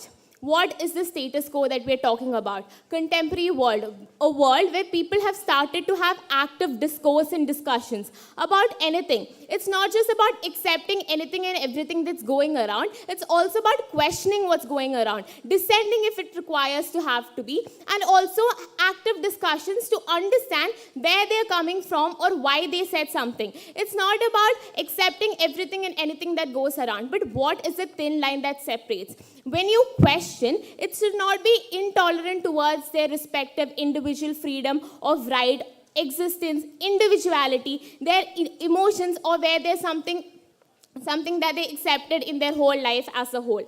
On that aspect, what does intolerance in today's world look like? People legit going about killing people or killing married couples because they believe they are from certain sections of community and they should not be together. They should not be together just because they believe those caste group of people should not be together in the first place. 2, legit going and questioning people's gender identity and gender preferences in their own life. 3, going about and killing black men just because they raised voice. This intolerance is more than about people. This is about the change that's happening in the society. The intolerance is about the change or towards the change the society is revolving itself to, and the people who are intolerant towards the change of the social structure or the social stigmas that they want to profess and propagate on a very large scale. And how is this a threat? 2 cases. 1, to the minority and marginalized who are already in a situation of vulnerability on a very large scale. When you go about and have a huge amount of intolerance towards any actions that they're performing in the society, it pushes them to much more vulnerability that they are not able to come forward on a very larger stance. 2, towards the woman in the society. It starts from the glass ceiling that we see in the corporate world to the domestic violence that you have in the households. They are just intolerant of the fact that women are coming out and having a world for themselves. They're making a world for themselves, and the basic idea they're growing intolerant takes many forms in the corporate world, in the houses, to the common streets. We have examples in which they say, trigger warning, really sorry, we raped a woman because I was not tolerant of the dress she wore. How is that an idea of expression or a freedom of right? I heard a lot of opposition speakers coming here and saying they should be intolerant. Only when they are intolerant, they would be able to speak out their opinions. Speak out your opinions, no worries. You should not speak out your opinions in such a way you're restricting someone's individual identity, belongingness, something that they own believe, something that's been bestowed upon them by their individual right to live and profess in this world. The implementation of the rule of law, the protection of human rights, guaranteed individual freedoms of expression, assembly, religious practices, freedom from discrimination are the hallmarks of a thriving, throbbing democracy. This was said by the chairperson of Human Rights of Asia, but I don't think it limits itself to just democracy.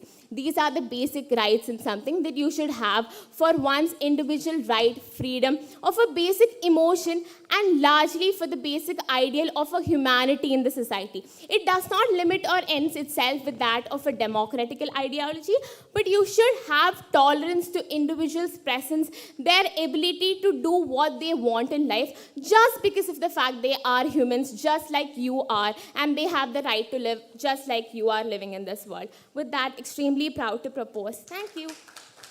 Any questions? Any question? They're convinced. That's glad. Thank you. Thank you so much.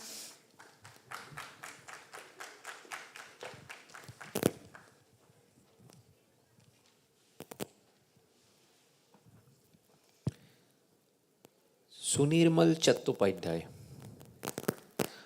And Mr. Chattopadhyay is from Assam Engineering College, another engineer.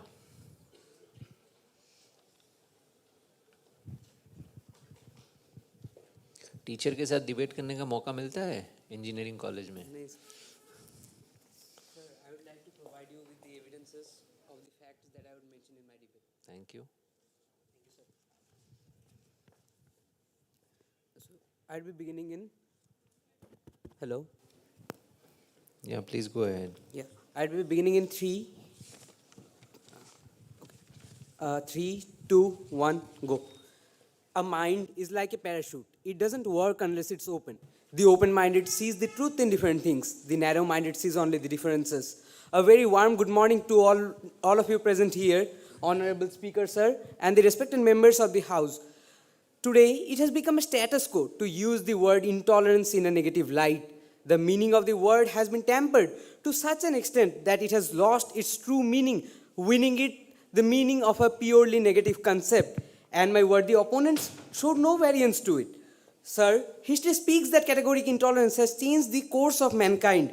The very intolerance of our freedom fighters against the British regime led us to independence. The South African people's intolerance towards the age-old practice of apartheid finally led to its abolishment, and the decade-long struggle to win the right to vote for women in the US finally led to the women's suffrage after nearly a century of struggle. And this was possible just because the women were intolerant towards the categorical male domination in the society. Honorable Speaker, sir, today's House mentions the topic, the growing culture of intolerance, on which I would like to mention that yes, the culture of intolerance is growing, and it is because we are becoming more accepting towards each other. We are standing against every wrong things in the society. We are being intolerant towards poverty, terrorism, corruption, child labor, and economic inequality. We are being intolerant towards crimes against women and all the atrocities committed on the deprived sections. And perhaps we are being intolerant towards the each and every evil that stands on the path of humanity. We were intolerant when George Floyd was murdered during his arrest. And this growing culture of intolerance in the contemporary global space started up a movement in the global space, making it the largest movement in the US history. Sir, we were intolerant when young Afrin's husband said talaq, talaq, talaq. We were intolerant when 40 Jawans were bombed in Srinagar. We were intolerant when Brajendra Thakuria and Ankur from our very own state, Assam, had to suicide just because their families didn't accept their same-sex union. And sir, now let me quote the results which these acts of intolerance has delivered. Sir, the same-sex, Section 377 was struck down in India, allowing same-sex marriage. The Muslim Women Act 2019, banning triple talaq, was enacted. And the historic decision of taking down Article 370 was taken, without which I doubt that someday we might have lost our dear piece of heaven, Kashmir. Sir, if the right of a woman to make autonomous decisions about her own body and which stands, and reproductive functions, which stands at the very core of her fundamental right to equality, indiscrimination, and health, is hindered, then we will be intolerant. And history has proved that this intolerance has changed the course of mankind. Sir, for all my opponents speaking on the indexes of expression, faith, and belief, I would like to mention that according to Pew Central Report 2021, more than 80% of people across all major religions in India said that they were free to practice their religion in the country. The repealing of the 3 farm laws not only restored our faith on the belief on the system of expression, but rather showed that the categorical intolerance of the common man to stand against the government finally led the government to take back the laws. And last but not the least, the very fact that I am standing here debating my hearts out without encountering a single immoral or illogical activities is the proof that the society that the intolerance is growing. It's not a threat to humanity, or it's not a threat to the culture of expression, faith, and belonging. Sir, intolerance should not be equated with causing offense, but the way my opponents presented the word intolerance is nothing but an act of impairing yourself, thus undermining the very meaning of the word, which rather demonstrates the pessimistic outlook that my opponents hold towards the world. Sir, an expression of opinion against a dogmatic and non-conventional morality should not be confused as violence, as intolerance can never be a form of violence, rather a path to a true democratic spirit. With this said, and in utter belief in the House and my heart filled with optimism, I would like to rest my case, but not my stance. Thank you, Speaker, sir. Thank you, House. I'm slightly less convinced with your evidence because you haven't quoted the most authentic news group, India Today. Sorry, sir. I'll rectify Don't that be, next don't time. be. I'm just kidding. Any question?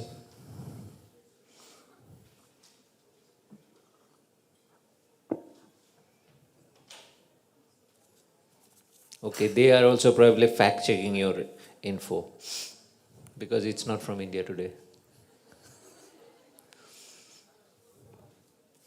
Thank you. I believe you can move. Thank you, sir. Thank you, House.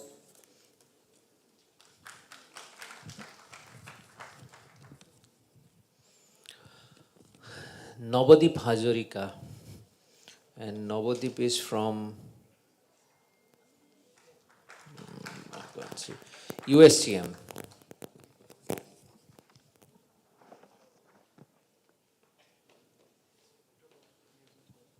Yes, permitted.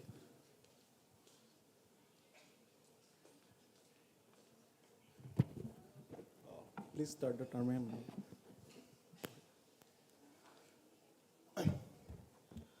Let me tell you a story. This story is about a girl who wanted to study, and she went, and she was the only one from her entire community to go to a college for that matter. But she was met with a bullet right across her head. I am talking none other than Malala Yousafzai.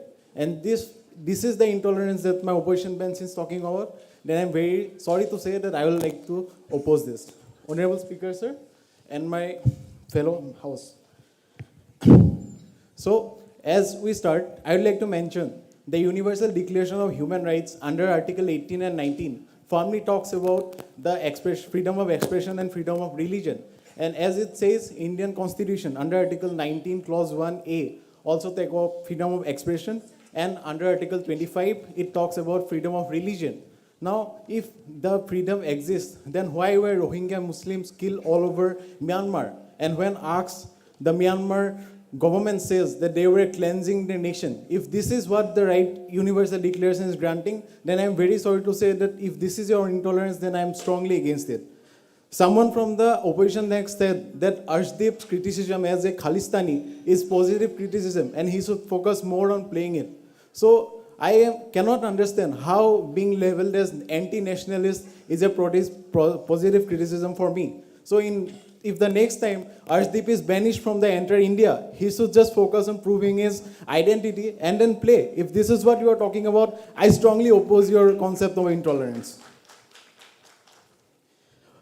The next, I would like to say that there have been many incidents regarding intolerance in India as well as in abroad. Now let's come back to the Indian scenario of intolerance. A man in Delhi was killed because his neighbor suspected that he and his family has been consuming beef and it was stored right in his refrigerator. He was dragged out of his house and lynched and later killed. But I'm very sorry to say this, that his son, who was working as an engineer in the Air Force, when asked about the incident said, and I quote, "I don't blame anyone. Everyone is not bad, only a few sections of the society is bad.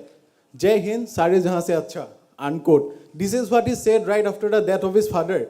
If such a patriotic person was awarded by the death and lynching of his father, then I am strongly against the intolerance that the opposition is trying to prove justified today. Not just people killing, but also the cricket team.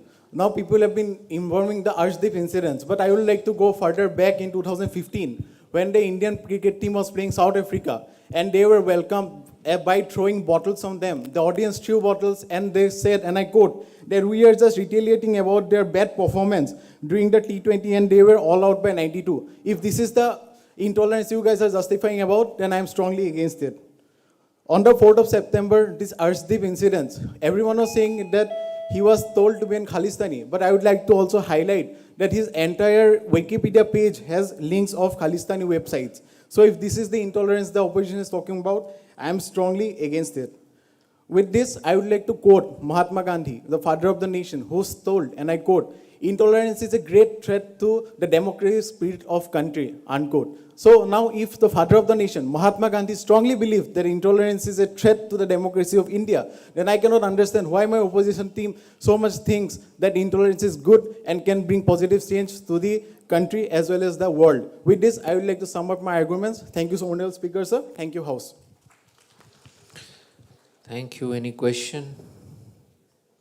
I can see one hand.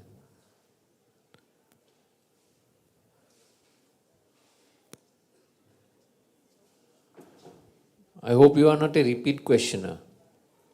Please. Ghanashyam Das or some Das, na? Please sit down. Fresh question. सबको मौका मिलना चाहिए.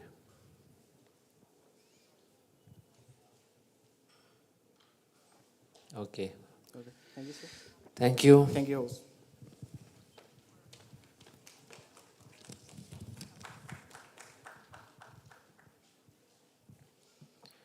Asah Mohanto.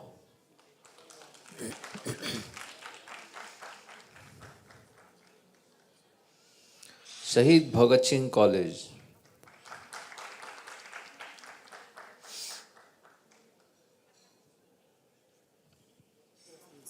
afternoon. So can I have a moment to just gather my thoughts? Yeah, please. You want water? No, thank you.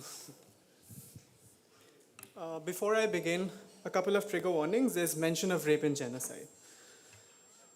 I'm starting in 3, 2, and 1.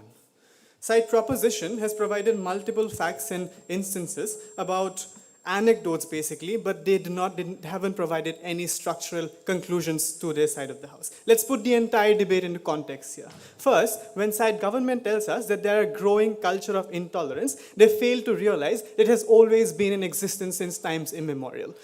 Historically speaking, it is intolerance that killed Jesus Christ. It is intolerance that killed Socrates. It is intolerance that created the Ku Klux Klan in America in the very first place. So to suggest that it has suddenly emerged in contemporary times is a big fallacy on the side of side government.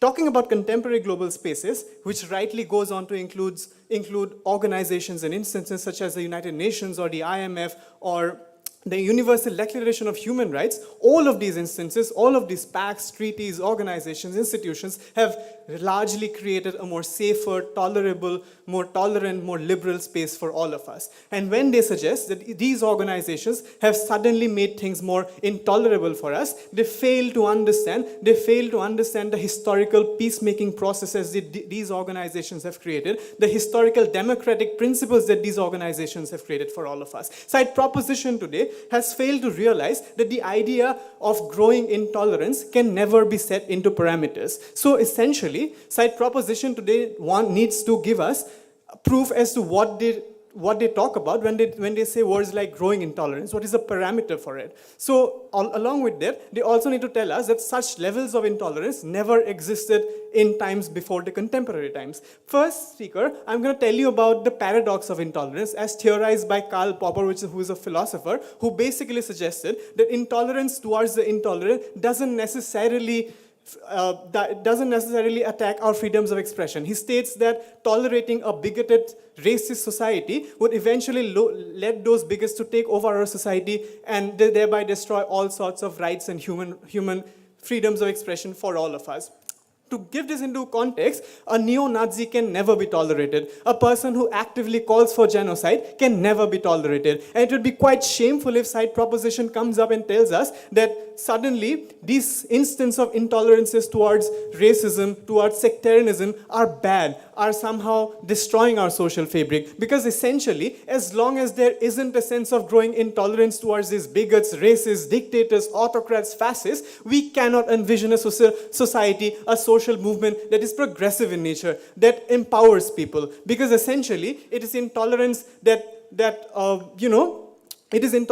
made people like Martin Luther King not tolerate white supremacist powers. It is intolerance against the British exploitation of India that inspired people like Bhagat Singh, the college I come from, Subhash Chandra Bose, it inspired these people to fight for the nation. Finally, panel, it is Cotton University itself that showed the people of Assam the power of resistance, to not tolerate state oppression, to not tolerate the brutalities of the government during CA and RC protests. I ask side proposition one simple question here today. Do they really believe, will it be justified for the students of Cotton University who are sitting out here to have simply tolerated, accepted the oppressions of the government, accepted and tolerated the brutalities of the government, which led to the killings of 5 innocent lives during the CA protests? I ask this very simple question.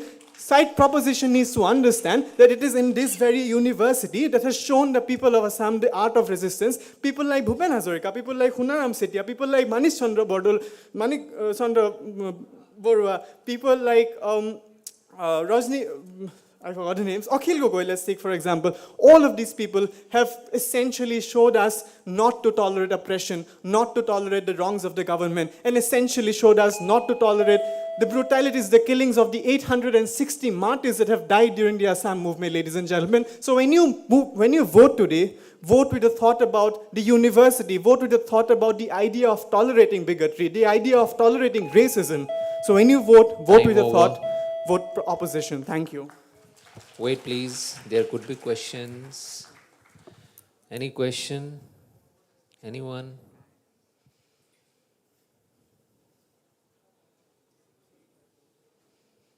You took Akhil Gogoi's name, that's why they're scared. Probably. Okay, thank you. Thank you.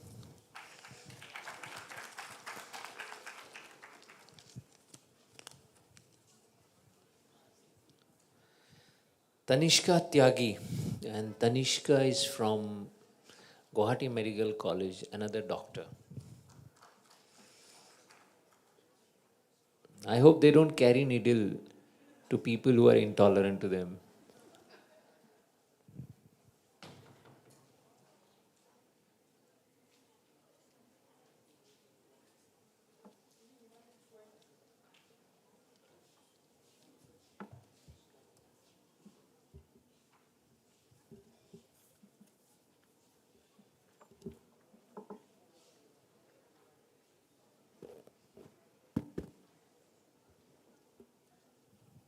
Yeah, please go ahead. Golden words of Mahatma Gandhi. I quote, "Anger and intolerance are enemies of correct understanding." China, on its journey to become a superpower nation, has been backlashing Uyghur Muslims. The Chinese government has been carrying a mass movement and detaining Uyghur Muslims in detention centers. According to human rights activist reports, there has been mass detention and protest and execution inside the detention centers and forced sterilization of the women under the name of the counter-terrorism, as they tag, and to justify further, they have tried to rewrite the religious literature to incorporate Chinese traits and to promote socialist movement. Also, hashtag Black Lives Matter movement, highlighting the racism, discrimination, and inequality against the police brutal killings. But the society saw this as a way of supporting the Black Lives organization and started accusing the movement. So many Muslim Rohingyas were brutally harassed by the Burmese government, and they fled the country and started refuging because the Burmese were not wanting to accept their mode of living, their mode of culture, their language, etc. Mangalore, a city in India, was known for its culture of various communities. But soon as the communal forces entered, the pages turned badly, as the daily wage workers who were given minimal amount were influenced by the Hindutva forces and were forced to apply brutal killings. Also, beef was not banned in Karnataka. It is a normal edible commodity in Karnataka.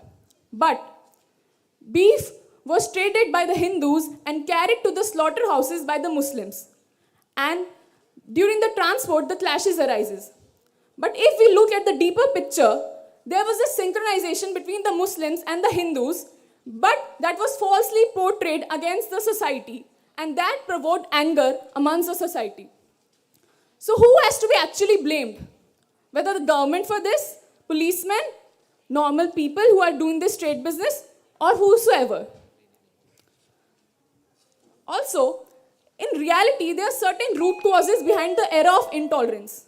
Like there are so many imperfections in our judiciary system that certain lower courts are very quick to pass judgments against the film workers or artists or paintings, giving the example of Maqbool Fida Hussain, whose painting was banned due to these quick judgment passed by the lower courts. Also, lacking of good policing. Even if the court support the artist's work, the police support the gundas and mafias, giving the example of Sanjay Leela's Bhansali Padmavat or Sardar Hashmi Halla Bol's ad or Deepa Mehta's movies on homosexuals. The Stone Pelters of Kashmir is a classic example of intolerance. They don't know why they are protesting, what is the reason behind that, but they're driven by the fact of gaining food and money. At the last, I want to rest my case with the fact that it is we the mob of people who are, it is we, the mob of people who are driving, who are trolling the personalities, their words, and generating user-generated content only. And the last, I would like to say that we hear a lot, but we should speak sensible. Otherwise, intolerance will take us to the dark ages. Thank you so much. Thank you. Any question? Okay, thank you. Energy levels are dropping.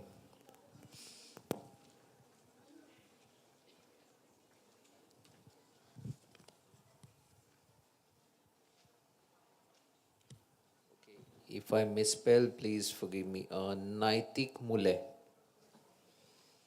Naitik Mule is Naitik or Naitik? ये Naitik ना? नैतिक मूल्य JNU. ये तो debate के घर से आ रहे हैं.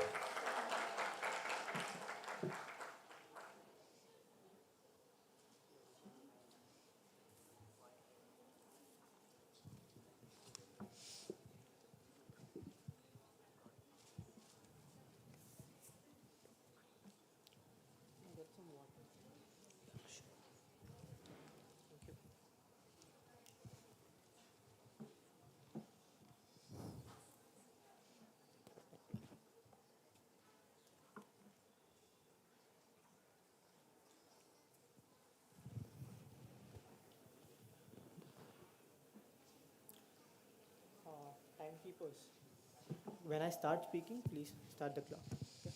Thank you so much.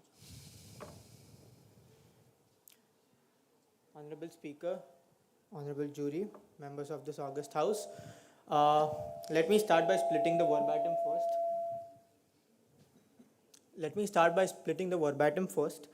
If we go by the verbatim of the motion, we see that there are three parts.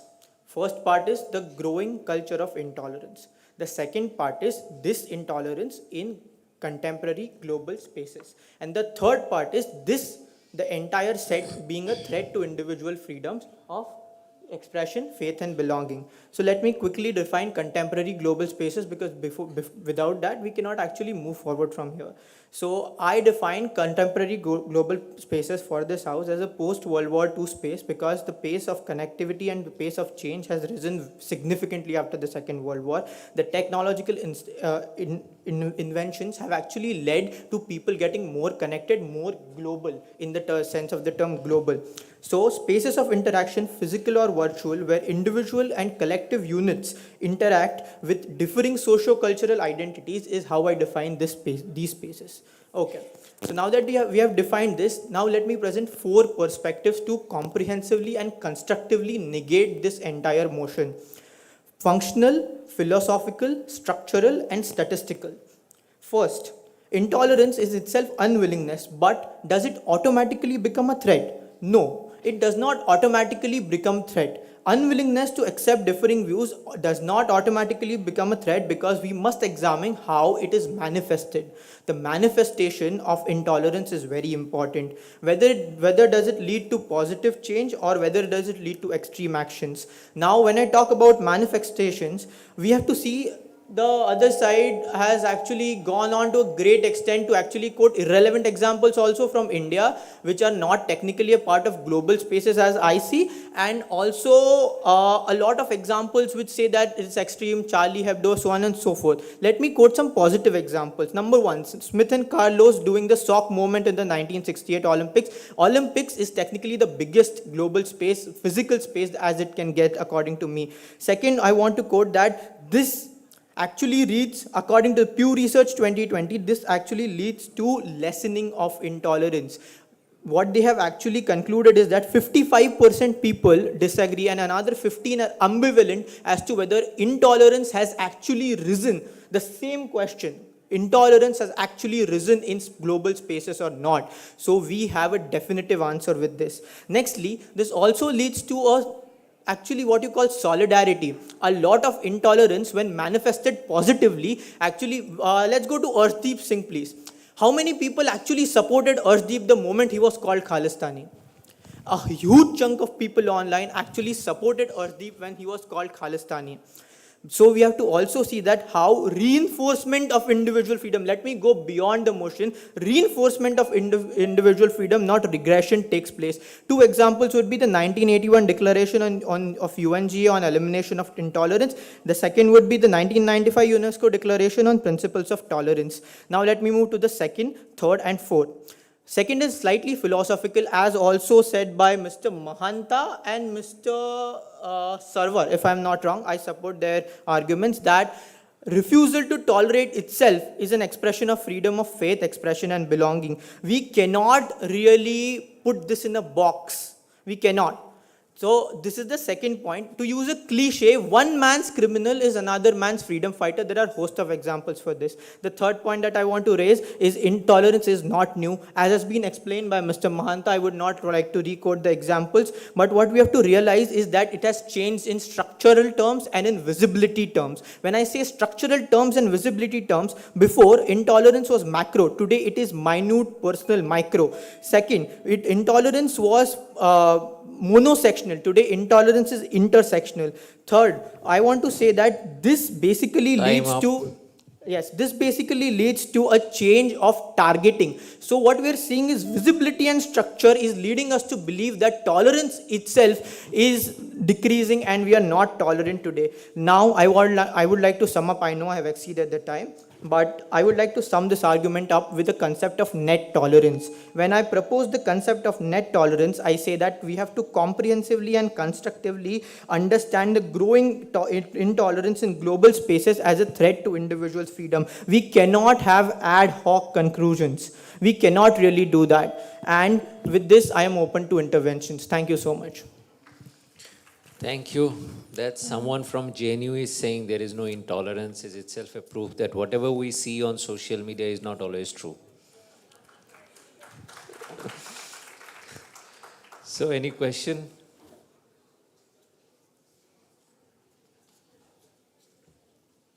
Okay, they're scared of JNU guys. Thank you. I'm kidding. Don't take these things comments seriously. No, definitely. Thank you so much for inviting us here. It's a great pleasure to be here. Thank you. Oh, I think there was a question. I hope you are not a repeat questioner. Thank you. Long back. We can take a question. No, same person asking question. I'm not allowing that. Someone else can ask. Okay, thank you.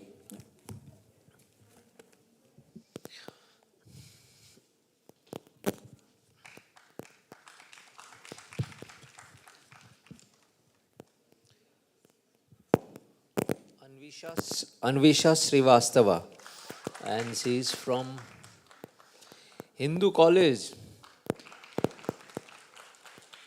According to India Today magazine survey, Hindu College is the best college in science and arts for last, I believe, 4 years.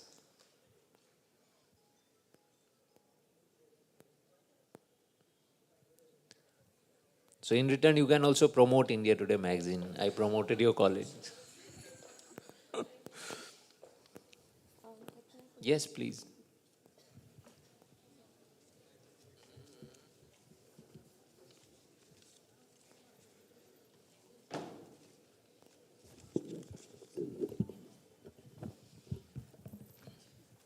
I'll begin my speech in 3, 2, 1.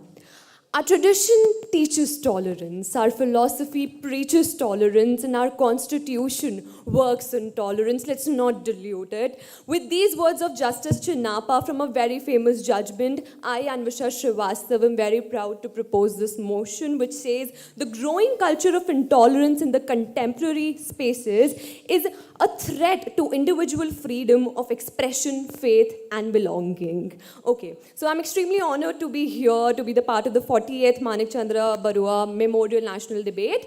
Now, continuing with my debate, what individual freedom is all about and why are we talking about it right now? Okay, the fact that we're talking about it right now definitely means that this is something that needs to be talked about. Okay, going ahead and what actually it is, the basic right to express one's feelings and opinion about anything, the basic right to be what we want to, the basic right to do what we want to, the basic right to be proud with whatever we go ahead and do. That is your individual freedom to be characterizing it well. Second, what do these contemporary spaces as mentioned in the motion look like? What ideally they should look like versus what actually is going on in today's world. Now, what ideally it should look like? A space where the state, the world, accepts the fact that people have different opinions and go ahead with accepting that they have the right to go ahead and rightly justify themselves, to go ahead and rightly do it without any pressure, without with that insurity in their mind that there'll be no legal penalties coming after it, there'll be no social sanctions coming after it, clearing that and putting it aside again. What do the contemporary spaces now look like? Now, what we are talking about in here, as we got from the opposition, is how globalization is working today, how media is working today, and how we are at a better position after such a long time. Okay, how does that work? We are talking about the media. What are they going ahead and do? Before getting into that, let me get into what actually the world here, the contemporary world, looks like rather than what ideally it was supposed to be in the speech before. Now, what comes in here is intolerance again. There is intolerance of viewpoint diversity. Okay, you own up with a different idea, you own up with a different viewpoint, and there it is. There comes the intolerance. There comes the intolerance to not accept it because you're coming with a different viewpoint, you're coming with something different, you're coming with something that you think ideally should be a part of the world, but the world is not ready to accept it. That is tolerance again. Now, what does that do? The intolerance comes into role play, and what does it result in? A, disinvitations. B, deplatforming. 3, firings. 4, intimidation. 5, violence. For whom? For these people who are specifically indifferent in their opinions, which is actually not a harm. Now, what do these ideologically dissimilar people go ahead and talk about? Now, my intent in this speech would be to characterize this motion as I've very well done. Now, going ahead with what I'm going to tell you now, considering the fact that this intolerance exists, what my aim now is to tell you that, okay, this exists and it's harming the individual freedom of every person out there who's being affected by this. A, religious tolerance. Now, from basic household to workplaces to the democracy as a whole, as been said by the examples previously by all the speakers before, the democracy as a whole, we see there have been many examples wherein we go ahead and see that how deep roots this intolerance has in our world today. Coming ahead with a religious intolerance, what actually it is about in religion. Why are we going ahead and talking about which is the best religion in here? I'm going to prove to you that why is it still existent in today's times and why is it hampering with people's mind? Okay, why is it happening? Because people want their religion to be at the top of the place, which is actually not the thing to be debated about. So why are they doing it? That is something that is mingling with their mental peace. That is something that makes them make these harsh misrepresentations which fuel these bigotteries. Going ahead and what is the reason behind it and why people will continue doing that in today's world, why today's paradigm will look like this? Money. People, when have money, what do they go ahead and think? Okay, this money is something that I need to not go ahead, go beyond from. Now my world enters here. I need not to look into several matters. I need not to look at what my woman looks like. I need to not look at what is happening in my very household. So we don't go ahead and look at these matters which specifically need to be looked into. Why? Because we restrict ourselves at a place where we think like, okay, we are not supposed to be involved in here. We, through this, prove to you that why this system is still existent and how it's again and again mingling with people's mental peace, individual freedom, and Time how up. it's... Thank you. Any question?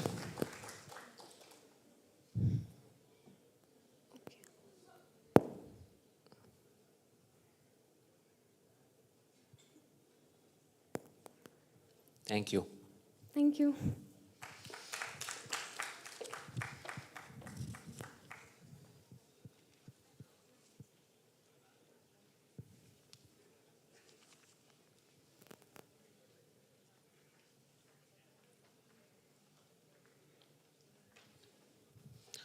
Takhilmayan Suraj Singh, I may have pronounced it wrong, from Manipur University.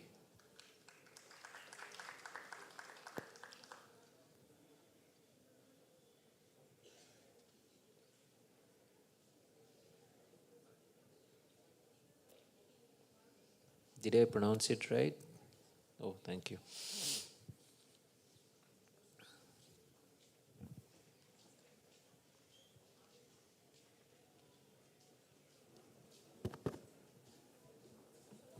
Yes, sir. With the permissions of Mr. Speaker, today's motions of the House, the growing cultures of intolerance in contemporary global space is a threat to individual freedoms of expression, faith, and belonging. Seems to be very irrational and illogical in every aspect, so I stand strongly against the motion, sir. So, after being critically analyzed from different angles and from different perspectives, this motion is totally wrong. Firstly, sir, we all see the topic, the growing cultures of intolerance in global spaces. Here, there is a slip or a typographical errors in the topic itself, because intolerance can never be kept in such a situation like growing, because intolerance has been declining day by day. Many activities like war-like situations, mass killing, mass educations, such activities has been declining day by day since from the beginnings of the liberal movements in 17th century. So, it proves that this motion is wrong. And secondly, sir, I would like to remind to all these members of the House that how India got its independence. We should not forget that India's independence is also an immense achievement of intolerant Indians and intolerant movements led against the British. If we agreed, if we tolerate every policies, every economic drainage policy, every political subjugation policies of Britishers, the very ideas of independence India would only be a mere dreams of Indians. So, intolerance is a must. Intolerance against justice, intolerance against the natural right is a must. So, in Indian context, let me also sum up some few arguments in this regard. India, one of the most largest democratic country in the world, the index of India has declined. India has declining in global index in terms of democracy, because we peoples of India have tolerant the fascist policy and also the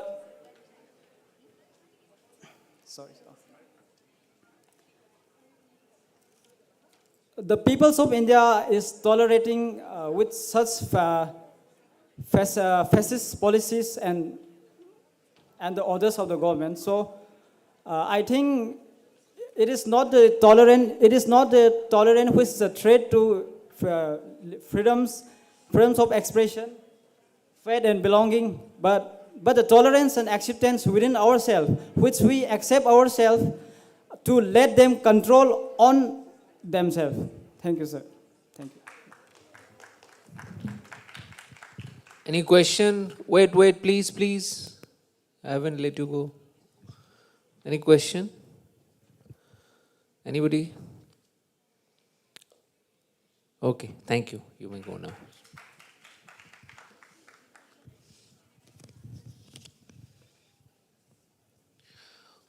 Uddhav Sharma, and Uddhav is from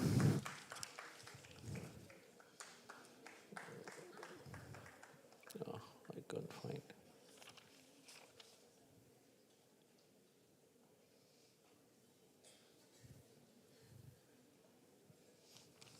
Yeah, please come. I'm just looking for your college name. I can't see it here.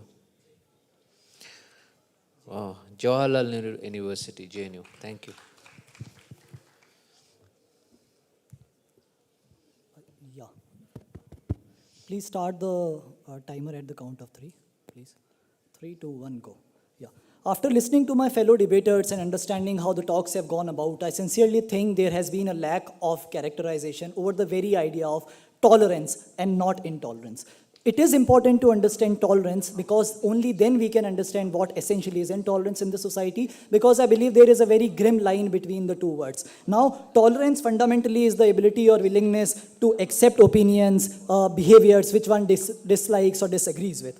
As Isaiah Berlin argues, toleration is the first virtue of a democratic society. Now, we can also see that we humans from the early times have been a diverse, we come from a diverse society. From the times of Denisova, Neanderthals to the present sapiens, we have been diverse in each and every way. Therefore, in such a world, to not accept difference of ideas, culture, values, ethos, identity, sexuality is what essentially I call intolerance. Now basically coming to two of the arguments which were there in the house today on the other side of the podium, they talked about Arshdeep saying that it is a positive criticism when Arshdeep Singh is called a Khalistani.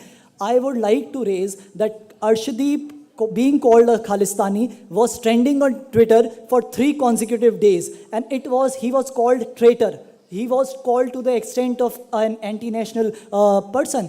So these incidents do not say that there is an individual freedom of expression which exists, but it categorically raises the very idea that there is a rising, growing culture of intolerance which is a threat, particularly a threat to the individual idea of expression, faith, and belonging. Now I will, now I will give some of the examples and through which I will prove how it is a threat. First of all, people talked about Charlie Hebdo here. People talked about different, how art has been curtailed in today's society. Some time back, there was a leading media house where we saw a person was fired because he raised a cartoon which showed that the government's policy with regard to pandemic and how it was controlled was lacking proper shape. He was fired on that. Secondly, we can see how how in Hong Kong Chinese government imposes Mandarin language over the Cantonese speaking people of Hong Kong. Also, we can see how there has been a social media trend, random Twitterazis who sit at the comfort of their homes, they randomly tweet on Twitter and speak, harass, bully, criticize people out of nowhere. This is exactly what is intolerance in contemporary global spaces, which is a threat to individual freedom of expression and belonging. Now I will also raise how it is a threat to faith. Now the rising religious fundamentalism which we see in the world is something which I see as a very problematic thing. We can see how people on Twitter, if someone raises a question on one's religion, he is bullied. If someone raises a question on others' religion, which might be good, he is bullied, he is harassed. This is exactly what is intolerance. With regard to belonging, 3 short points. How people are criticized over food is one problem. Whether they eat beef or pork, they are criticized. How girls are said that sexual harassment is happening because you wear a particular kind of dress. How LGBT community is characterized as something very abnormal in the society. All these things fundamentally raise the very idea that intolerance is a very, very growing characteristic of a society, and if we don't channelize this now, this is like a slippery slope. This is like a thing which will go on to rise and rise, and this will essentially be a very big problem for the society in terms of the sanctity of individual, the sacrosanct which an individual carries in the society of belief, faith, and expression. Thank you. May the idea of debate and discourse always exist. Thank you. I would like the questions. Thank you. Any question? Okay. I think the house will adjourn now and we'll break for lunch and we'll reassemble after 30 minutes. May I take your leave? Yes, and before you go, he has been critical of China. So again, I repeat, what you see on social media and outfits masquerading as media is not always true. Thank you. It doesn't include, that's why I repeated outfits masquerading as media. And when it comes to India Today, you will always find authentic reports. India Today magazine, I'm repeating. Yeah, and also India Today, the website which has been launched recently to focus mainly on Northeast. Do log in, read it, watch it. And India Today magazine. I know none of you here read India Today magazine. Am I right or wrong? We do. You do? Yeah. What was the last cover? Like not... last to last cover. like you talked about Hindu college. Yeah, that was long back, man. There is a admission type. Tell me, the last to cover. You know what? When we recruit people, now wherever we go, they say we read Hindu and we read okay because we are hiring, so we read India Today. And the moment we ask what is the last headline of Hindu newspaper, they would not say anything. Anyway, thank you so much. I was just kidding. Don't take anything seriously, yo. Thank you, Cotton, for inviting me. Thank you.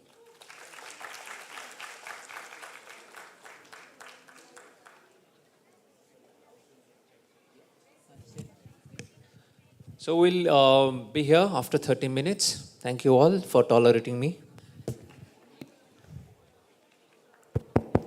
আমি এতিয়া আধা ঘণ্টাৰ বিৰতি এটি ল'ম প্ৰথমতে আমাৰ যিখিনি অতিথি আছে the guest they will be taken to the canteen alongside our esteemed professors and participating teams from various places of India and after they have their lunch the lunch is open for every Cottonian. So please make way for our esteemed guests, our honorable professors, our participating teams because we are the host and we need to provide them a good lunch. And after that, the lunch is open for all the Cottonians. Please have your lunch and be back soon because the debate is not over. The prizes are not disclosed yet. And we have another cultural program followed after this very debate.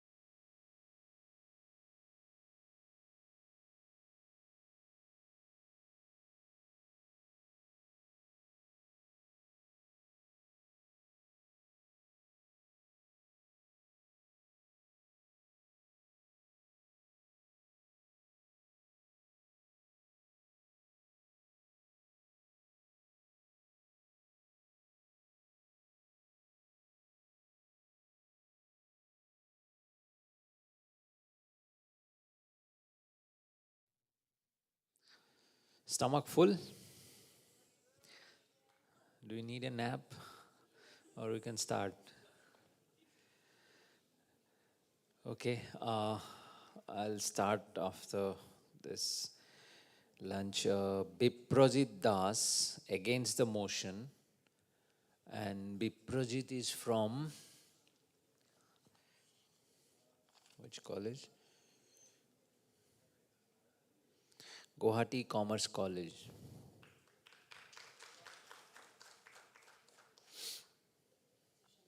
Yes, yes, please.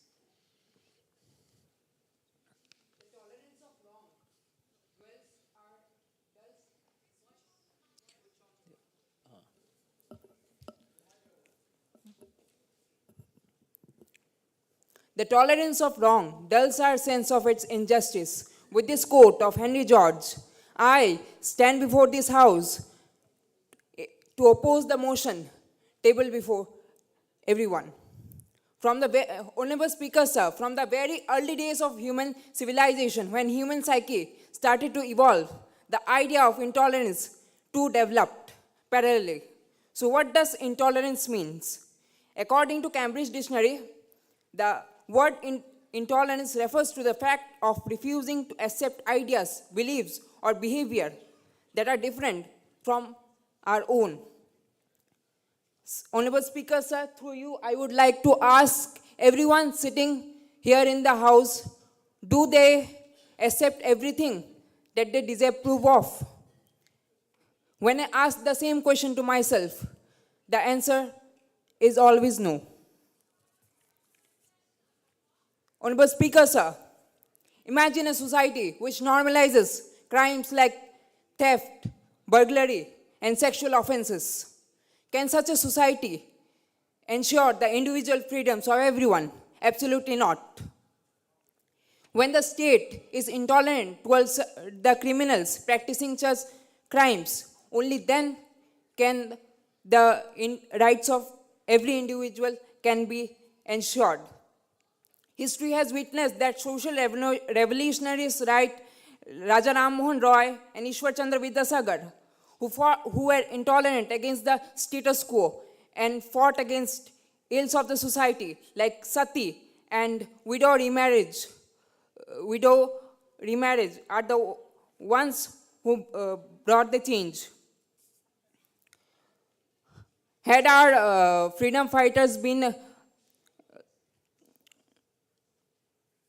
tolerant towards the British rule and accept everything what the colonial masters ordained or order, we could not have enjoyed the freedom that is secured by the Constitution of India. Sir, we should not forget the sacrifices of the martyrs who gave up their lives during the Assam agitation. It was because of their intolerance towards the illegal immigrants and the establishment, which provided us the motivation to fight against the imposition of draconian rules like CA and CA. We must not forget that protest is the very expression of intolerance, which is also an expression of freedom. Intolerance towards patriarchy and homophobia secures the right of women and people from LGBTQ community. It is the intolerance towards racial discrimination which secures the right of blacks, browns, and people from any belonging to any ethnicity. Honorable Speaker, sir, just like a knife which can be used to cut vegetables for cooking can also be used for harming anyone. Just like that, intolerance is also such a tool which can not only harm us, but if used properly, can act as a tool to secure the individual freedoms of expression, faith, and belonging. With this, I would like to rest my case but not my cause. Thank you. Thank you. Any question? Anyone? I can see a person sleeping in the front row. Okay, thank you. Thank you, sir.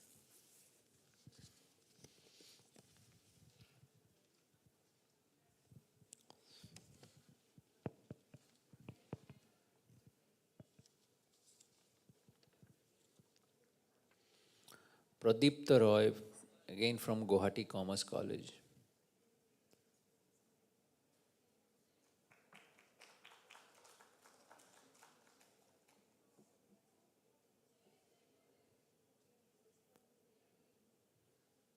I'm sorry, it should be spelled as Pradipta Roy. Okay.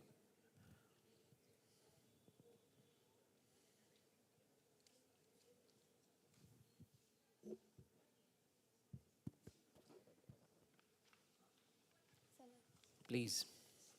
Good afternoon to everyone present here. I am Pradipta Roy, and today I'll be speaking in favor of the motion of the House. See, here I begin. Intolerance has been one of the most discussed and one of the most debated topics in the world right now. But even after several committee meetings and after several policies given out by the UN or by the government to curb intolerance and to curb discrimination, has intolerance really declined? No. Even worse, because now we have political leaders who are openly making religious comments, who are openly making racist comments, xenophobic comments. If we look into India, let's just start with India. Religious tolerance in India has been in its peak since long, but it has been present here since the ancient times. Starting from the Farazi movement, establishment of Muslim League, Hindu Mahasabha, Gujarat riots to today's Aklak murder case and Kanhaiya Lal murder case. In fact, India isn't behind in anything. Mob lynches, sexual abuse, xenophobia, Islamophobia, homophobia. But it really isn't because of the less population of educated people we have here.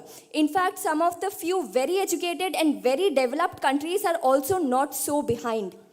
Suicide is the third most common cause of death for Black Americans, with 3,000 people doing it approximately every day. But religion isn't the only cause, it cannot be. Intolerance in social media has been in its peak now, and it is the #1 cause for mental health issues around the world. In fact, social media has grown such deep into our minds that young minds today look for a social virtual approval through their phones rather than just looking within themselves or just looking into the mirrors. Social media has lost all its essence and lost all its meaning and has just become a platform to spread agendas and to spread information which are not even verified. People today are discriminated for everything, literally. Their ethnicity, sex, age gaps, political views, opinions, race, etc., etc. And who will know better than us, the Northeastern community, who are facing discrimination in their own country? It's like all the aspects that defines a person has become a cause for intolerance, but the problem here does not lies within our differences or within their differences. It lies the way we perceive those differences. Coming to the LGBTQ community, the most hated and the most discriminated community in the world according to statistics. Approximately 41% of adults of the LGBTQ community faces some sort of hostility and some sort of harassment in their workplaces or even everywhere. Either they are fired or they are just forced to quit their jobs because of their sexual orientation. And the main thing is that there are no concrete laws to protect people from workplace discrimination because of their sexual orientation in some of the very few major countries. And it will be the same, it is ought to be the same until unless the people who are in power or are in position does something about it or even speaks about it, acknowledges it. And I'm really not asking for a magical transmission that is going to happen, but a gradual process of smaller steps that we can take, we as humans can take to curb this situation, because right now we are in a life or death situation and it is very dangerous. Coming back to religion, religion cannot be the number one cause for intolerance. It hurts to see it this way when it should be just the opposite. Just like Swami Vivekananda ji said that I shall call you religious when you start looking the good in men and women. Lastly, I would like to conclude with a very famous saying of James Baldwin, which is, neither love nor terror can make you blind, but indifference shall surely make you blind. Thank you so much. With this, I rest my case, not my cause. Any question? Anyone? Okay. It's the post-lunch syndrome.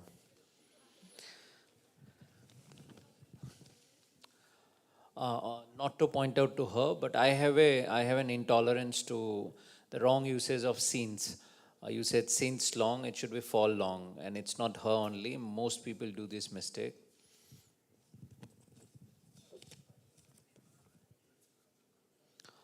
Salwin Yusuf, and Mr. Yusuf is from Hindu College.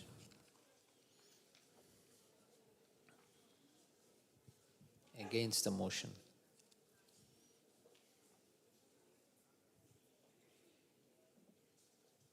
Is this some kind of uniform for Hindu college? Both wearing baggy pants? I'll start in 3, 2, 1.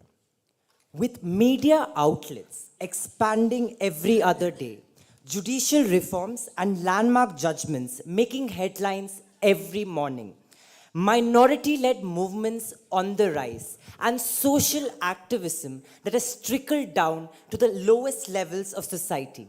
A very pleasant afternoon to the galaxy of intellectuals, Your Excellency, invited judges, and everyone gathered here. I am Shalvin Yusuf from Hindu College, University of Delhi, and I'm honored to be part of the 40th edition of MANIK Chandra BAROOAH Memorial Debate. I'll be speaking against the motion.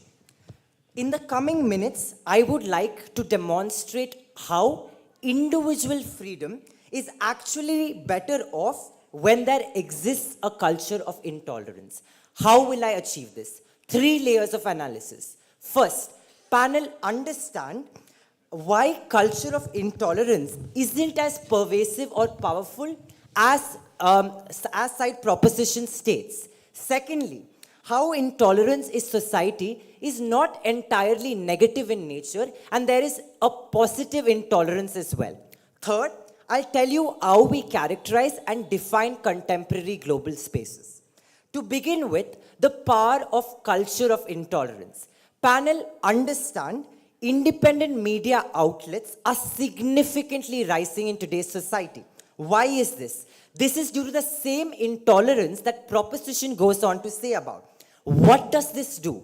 As a result of this, what we see is that the culture of intolerance actually fosters an atmosphere of resistance, because these independent media companies are actually going ahead and being the voices of people, right? Therefore, media has the ability to hold a person accountable. Why is this important? For example, someone explicitly goes ahead and shows intolerance to a minority community. Here in our paradigm, they are held accountable, right? And minority communities are also safeguarded. Now moving on to judicial reform. Our Supreme Court is the defender of freedom of expression. Understand, panel, in the case of the popular actress Khushbu, who went ahead and commented about premarital sex in metropolitan cities of Tamil Nadu, she was received with criticism and backlash from Tamil women who said this is against their dignity and culture. The Supreme Court quashed this quarrel and said, under our constitutional scheme, different views are allowed to be expressed by proponents and opponents, right? Now going ahead to intolerance, how can that be a positive aspect? Taking into example the feminist movement, right? To quote Jane Eyre, one of the most revolutionary feminist novels, They say, I am no bird and no net ensnares me. I am a free human being with an independent will. Panel, understand, this is resistance in literature that came about in the early years, right? What does this story show? It shows in an intolerant society, how did resistance come about, right? Resistance in literature itself challenged preconceived notions in the society. How did this benefit minority communities? Something side proposition conveniently goes ahead and does not engage about. Now moving on to how does these global spaces look right? In today's world of globalization, there is extreme socialization among various communities. What does this mean? There is exchange of thoughts and views. What does this create? This actually creates a more tolerant society. But panel, understand, today's debate is not about if intolerance exists or not, right? But it is a trade-off that we are willing to give. Something only exclusively side opposition holds is the right for resistance here. Throughout the debate, people talked about Assamese people's revolutions, different people's revolutions. How did this come about? How did CAA and all, how did we fight for it? Through resistance. When intolerance was there, resistance came about, right? Time up. I would like to conclude by saying freedom is never an absolute right, but an aspiration. It ceases to be a right when it causes harm. Thank you. Thank you. Any question?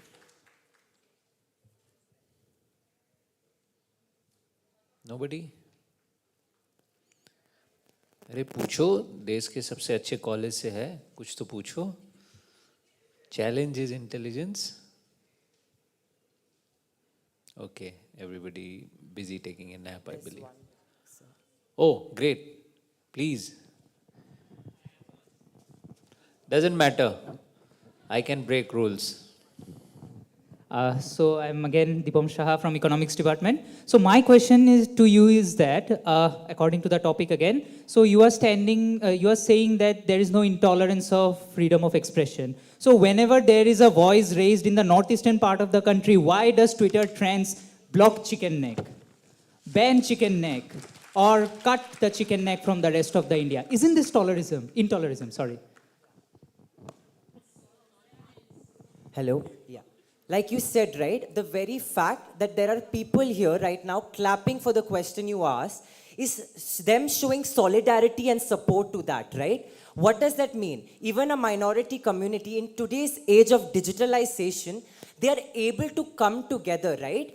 Social movements are not scattered. So like social media and digitalization, like Twitter you said, has given people to actually come together to condemn such acts. This wouldn't have happened if society is not intolerant.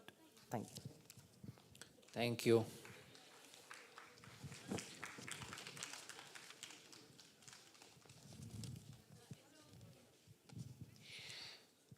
Vaishnavi Kashyap, and she's from Shahid Bhagat Singh College.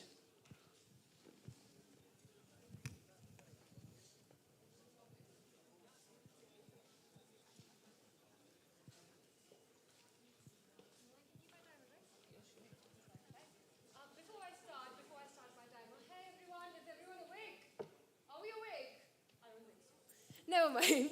Hi. Right. Give me a second. Starting in 3, 2, 1.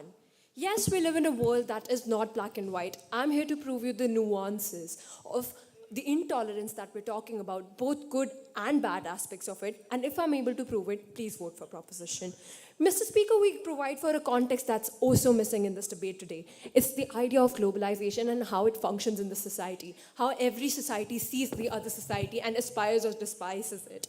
We live in a capitalistic world, one where the population is oh so much that competition is not meritocratic anymore because privilege still is held in the hands of a few people.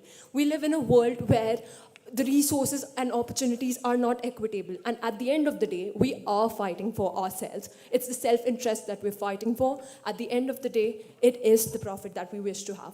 We forgot in this debate that we're talking about the Gen Z, the millennial people who are sad, who are lonely today. And these people who do not have gratification for their work because they live in a capitalistic world is the world we live in with the people we live in. And at the end of the day, it's these depressed people who are frustrated. We also have the old generation at the end of the day who have that generation gap, who do not understand the digitization and the echo chambers that exist in the Gen Z world. So what are the connotations to that very intolerance and how it exists? At the end of the day, when you talk about the fact that they have the bad connotations, be it politically, because when we see that, gone are the days for bipartisanship. We do not have Atal Bihari Vajpayee anymore. You do not have compromise. There's a lack of compromise. And why is that? Because you can go ahead and misuse the misinformation and cater to your vote bank. Capitol Hill would haven't happened if that wasn't the case. That's intolerance. Societal differences when we talk about, because communities are becoming self-sufficient at the end of the day. We see the community building is not happening together. Gone are the days that Hajj pilgrims used to go ahead and trade for Hindu Karigar workers. Now is the day of Muzaffarnagar riots. This is intolerance. But there are good connotations to it. Intolerance against suppression. Panel, do not let the opposition run away by telling us that, hey, all the freedom that we're talking about is tolerance. It's not. It's not charity. It's struggle. It's a struggle against separation. That is intolerance. And intolerance does exist in a good connotation in our world. When we tell you that it's a corrective measure against the privilege that stands in the society, in this corporate world, in this capitalistic world.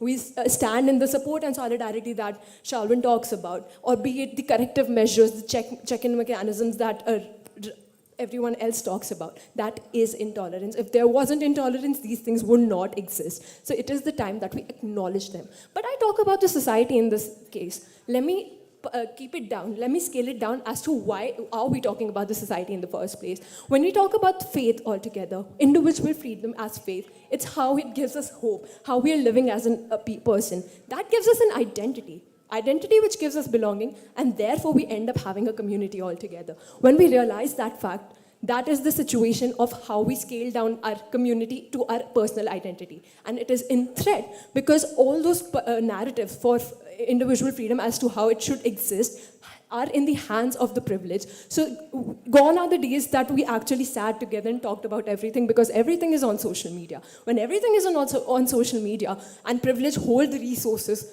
it is intolerance against those people that has to grow today, and it is growing today. And these are the very tools that exist in the bad connotation that we have to turn into good connotations altogether and push for freedom that exists because of intolerance. So yes, intolerance exists. We have to just spin it in a way that it helps us. Yes, everyone pushes for Overton window to be to their favor, but that polarization that happens with the privilege is something that we stop.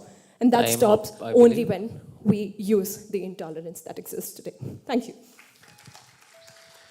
Any question? Nobody. Thank you.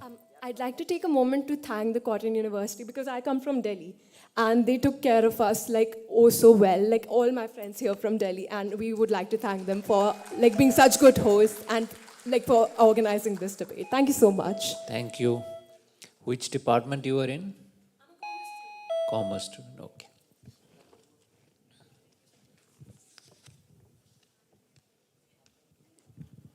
Okay, another Kashyap, Gaurav Kashyap, and Gaurav is from JB College, Against the Motion.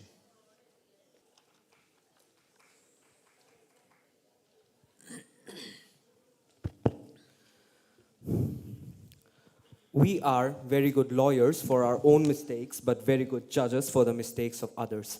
Honorable Speaker, sir, and the members of the House, I totally oppose this proposed bill, and I clearly say that the growing culture of intolerance in contemporary global spaces is not a threat to the individual freedom of expression, faith, and belonging. Honorable Speaker, sir, first of all, the claim made by the Treasury bench members regarding the growing culture of intolerance is mostly false, because I, as an active citizen of the world's largest democracy, have not heard of any country with a culture called intolerance. Honorable Speaker, sir, culture means the arts and other manifestations of human intellectual achievement regarded collectively, and Honorable Speaker, sir, linking such a beautiful word like culture with a highly negative word like intolerance already brought a completely unparliamentary environment in today's House. Honorable Speaker, sir, I'd like to raise a question to the Treasury bench members, that does any of them have seen the repetition of an event like the Holocaust? Because they are so easily claiming that it is the intolerance of the people only which is causing a threat to the individual freedom of expression, faith, and belonging. Honorable Speaker, sir, when farmers' organizations and farmers of India, by protest movement and agitations against the government, can make the Prime Minister declare withdrawal of 3 black laws from the Indian Constitution, at that point of time, I'm bound to agree that the individual freedom of expression is not facing a threat by any false narrative of growing culture of intolerance raised by the Treasury bench members here today. Honorable Speaker, sir, when the brutal murder of George Floyd united the whole world for the Black Lives Matter movement, and when the whole of USA removed the regime of the former president of USA due to continuous human rights violation against the minorities of the country, at that point of time I was so confirmed that the individual freedom of expression and faith is not facing a threat by the false narrative raised by the Treasury bench members in this House today. Honorable Speaker, sir, when the Supreme Court of India on November 9, 2019 delivered its verdict on the Ayodhya dispute for the construction of Ram Mandir, and also ordered the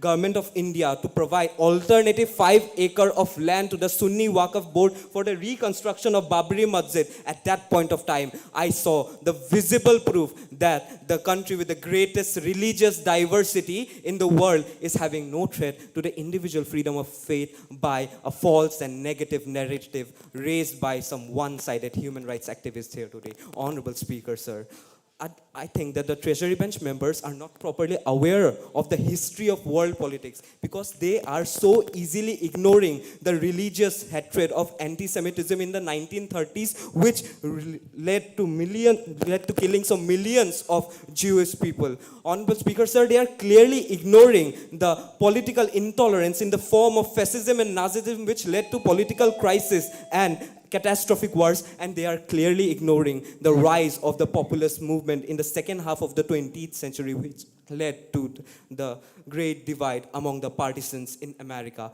Honorable Speaker, sir, and now when we are having 96 out of 167 countries with a population of 500,000 as democracy, and when 46 countries of the world are exhibiting the elements of democracy, and when the share of democracy has been on an upward trend, my fellow Treasury bench members have finally realized that why shouldn't we raise a bill on a false narrative of the growing culture of intolerance in contemporary global spaces in today's House. Honorable Speaker, sir, even after saying this much, if the Treasury bench members wants to stay constant to their decision to not repeal this bill, then all I can say is the act of many fools is to condemn, complain, and criticize. And that is what these empty vessels are doing here today. Thank you, Honorable Speaker, sir. Thank you, respected House. Any question?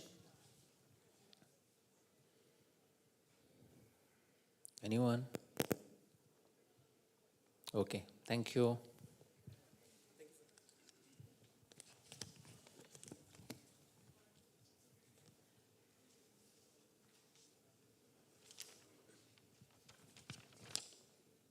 Himparna Das, Cotton University.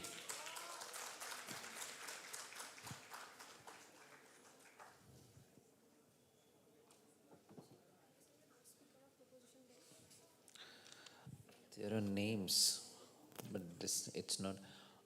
Sudarshan, could you come here once? I need to clarify something.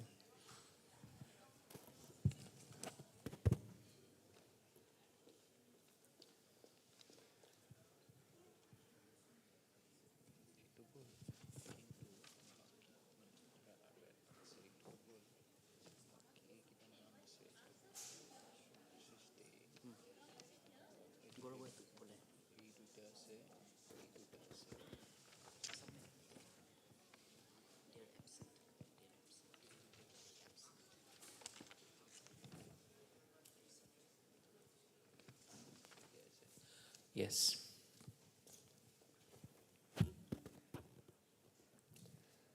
Taliban's imposed head-to-toe coverings for women. Isn't this a violation of one's freedom of expression? Udaipur. Tailor murdered in his shop. The crime was filmed. Isn't this against the freedom of one's faith? Assam. Family forced to bury a man instead of cremation just because he married somebody of his outer caste? Isn't this a threat for one's freedom of belonging? These are not just merry headlines that we together read and tend to forget. These are the symbolic incidents that prove the murder of individual freedom at all levels. And the silent idea that stands as the base of all these instances is the growth of tolerance. Respected Speaker, sir, and today's House, the growing culture of intolerance, I believe, is a mindset which in present day is not only limited to being offended or arresting the instigator, but it has led to bloodshed, to death, and to the loss of humanity in all contemporary global spaces. It is shocking as to how, talking about the foreign countries, we forgot the horrific mob lynching of Abhinil in our own very state of Assam. Wasn't that intolerance towards somebody's individual freedom of expression? How will the opposition members justify the bloodshed? Swami Vivekananda ji had said, I shall call you religious the day you can see God in all men and women. It's highly contradicting as to how those religious movements that began in the past centuries through the passage of time has drastically changed its form from being a faith-conscious movement and now to being a politicized agenda of individualistic profit. In Quetta, Pakistan, an entire generation of lawyers was killed in a deliberate attack. This killed the freedom of expression. In Bangladesh, a group of bloggers who wrote for the rights of LGBTQ community and who spoke for the secular fabric of their country to remain had a frightening killing. In India, from 2018 to 2020, 4,794 people have been arrested. The reason? Because of instigating religious enmity amongst people. I believe society as a holistic symbol can never be intolerant if an individual intolerant mind is not the cause. I repeat, the holistic behavior of an intolerant society begins from an individual intolerant mind. It's never possible that you wake up on a random day and by evening you're behaving like an intolerant. No. It's a continuous process of brainwashing, a systematic brainwashing that leads you to form these kind of views. Be it the family that you're growing up in, be it the society that you're present in. It's for the recognition of the opposition bench to know that these imprints of intolerances begin from the home itself. Be it keeping extra utensils for a Muslim person to eat in a Hindu household, be it discrimination for a divorcee woman or LGBTQ person. These subtle yet powerful instances can lead to the imprint of intolerance in young minds. Being the last speaker from the proposition bench, there's no better way than ending this with solutions. Because as the English proverb goes, if you're not part of the solution, you yourself are a part of the problem. Number one, in response to the alarming trends of growing xenophobia, racism, and intolerance, the United Nations General Secretary Antonio Guterres had launched the United Nations Strategy and Plan of Action on 18 June 2019. Intolerance being a global issue, it is required for every nation to work for this movement, ultimately leading to positive impacts. Number two, in order to tackle an individual's mind, I believe education is the best way. Education that not only talks of unity and diversity, but education that talks of equality in diversity. For us, we might not be same. Let there be difference, but let be also acceptance in this difference. Let there be equality in this difference. Let us preach acceptance. Let us preach tolerance. Thank you. Wait. There may be questions. Any question?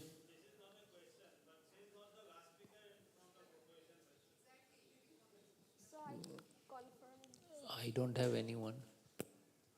C is the last one. No. From the proposition bench. C is the last from the mover of the motion. It's the for the motion. There is one after this. Okay. Thank you.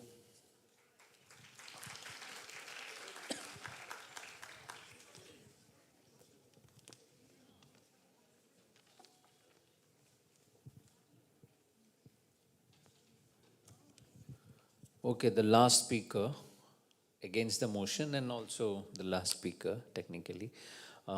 Again from Cotton University, Subhasi's Day.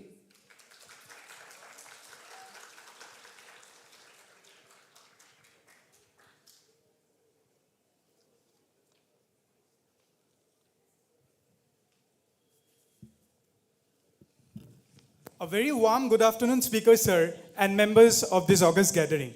Fetching my right from Article 19(1)(a) of the Indian Constitution that grants me the freedom of speech and expression, I vehemently oppose the motion that is put on the floor of the House today, and here I put forward my arguments.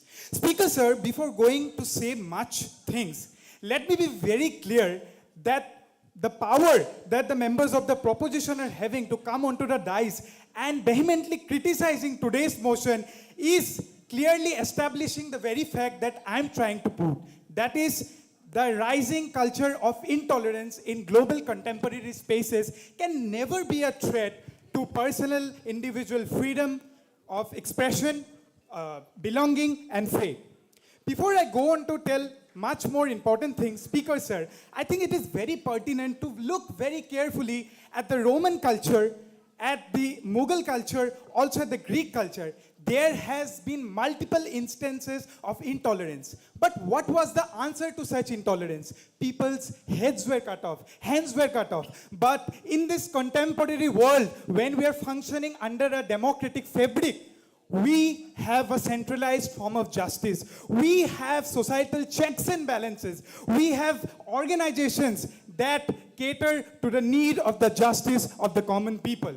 Now, when the proposition, Speaker Sir, is claiming that there is a rising culture of intolerance and that it poses threat to the individual freedom of speech, expression, and faith, my question to them would be, what is their basis of claim? Is it a op-ed at the New York Times or a Guardian? Or is it a quantitative research study that they have carried out? I'm really sorry to say, but a publication from a country that sits on the dead graves of thousands and thousands of Native Americans, a country who has tortured, murdered, and killed millions of Southeast Asians in the past 200 and 250 years, cannot lecture the third world countries on the rising culture of intolerance, and that it poses threat to the freedom of individual faith, culture, and expression.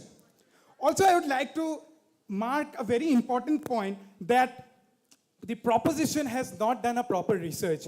Everyone has gone on to speak about Arshdeep Singh. But Speaker Sir, you'd be very glad to know that it was India Today that a day before had fact-checked the very important news that the one who had actually altered the Khalistani link with Arshdeep Singh was from Pakistan and was not an intolerant Indian. He was basically trying to incite violence, communal riots in India. And this clearly proves that proposition has come all the way without any proper research. Also, someone from the proposition, Speaker says, has rightly said that the Uri attack is a symbol of intolerant India. I don't know what are the lessons of tolerance they are going to teach to Nanne Mujahideen, to Lashkar-e-Toiba, to and other jihadi activist group. Last but not the least, they have clearly labeled India time and time again as being intolerant. I wouldn't have wanted to come to this very point, but let me just go back to 1989, Kashmir, where the mosques blared the sound. Kashmir में रहना होगा तो अल्लाहू अकबर कहना होगा. Also, the majoritarian Hindu community also said that मुसलमानों का एक ही जगह, एक पाकिस्तान, एक Khalistan. Post 5 years, 40,000 Hindu Kashmiris were ethnically cleansed. But from 1947 to 2011, there has been an whooping increase from 9% to 11% in the Muslim population, which clearly shows that India is tolerant. India houses the second largest Muslim population in the world, and that the culture of rising intolerance can never pose threat to the individual freedom of expression, faith, and belonging. I would like to end my speech here, end my case, but not my cause. Thank you so much for having me. Thank you. Any question?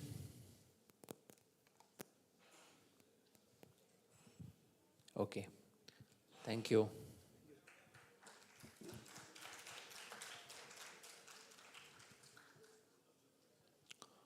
Now I would request the mover of the motion to sum up.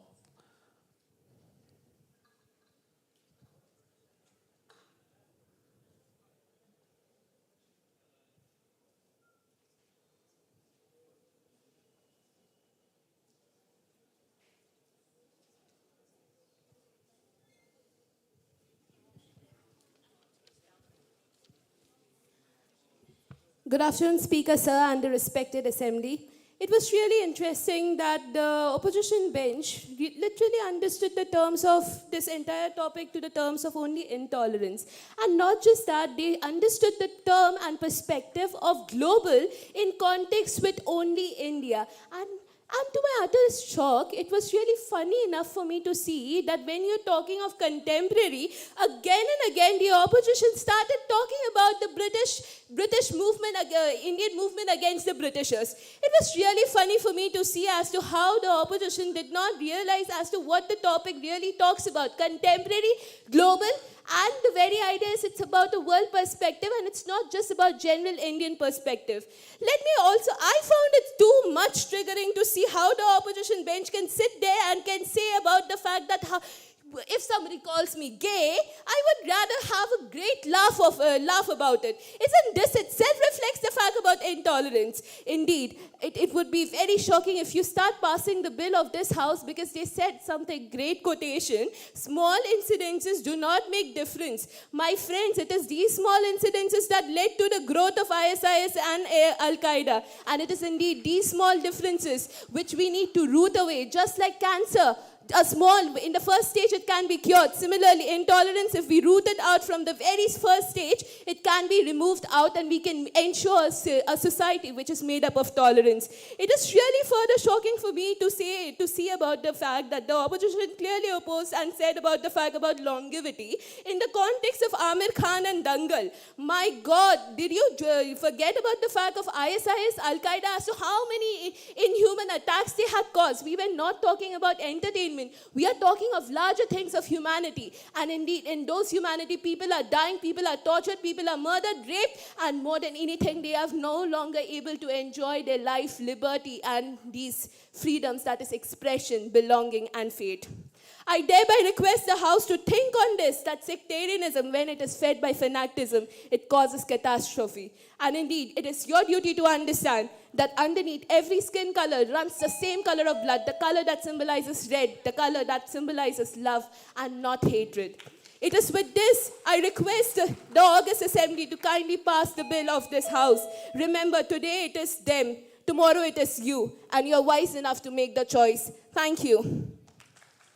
Thank you. Now I'll go for voting. So those who support the bill, please raise your hands.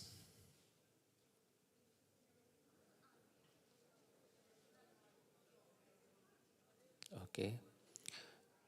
Those who do not support the bill, please raise your hands.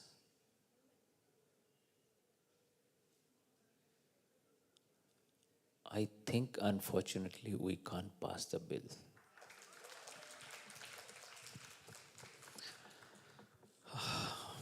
So with this, it brings us to the end. The House is adjourned, sine die, and I think after this, I have to speak. Lovely. So I'll stand up because I'm tired of sitting. Whole day I have been sitting. I have tolerated you all throughout the day. Now it's your turn to tolerate me. Intolerance means, I think during the course of the debate, I saw people getting confused also with intolerance and dissent. Because dissent is not what is intolerance, intolerance is something else. And let's not make it so complicated. Intolerance is something we encounter every day.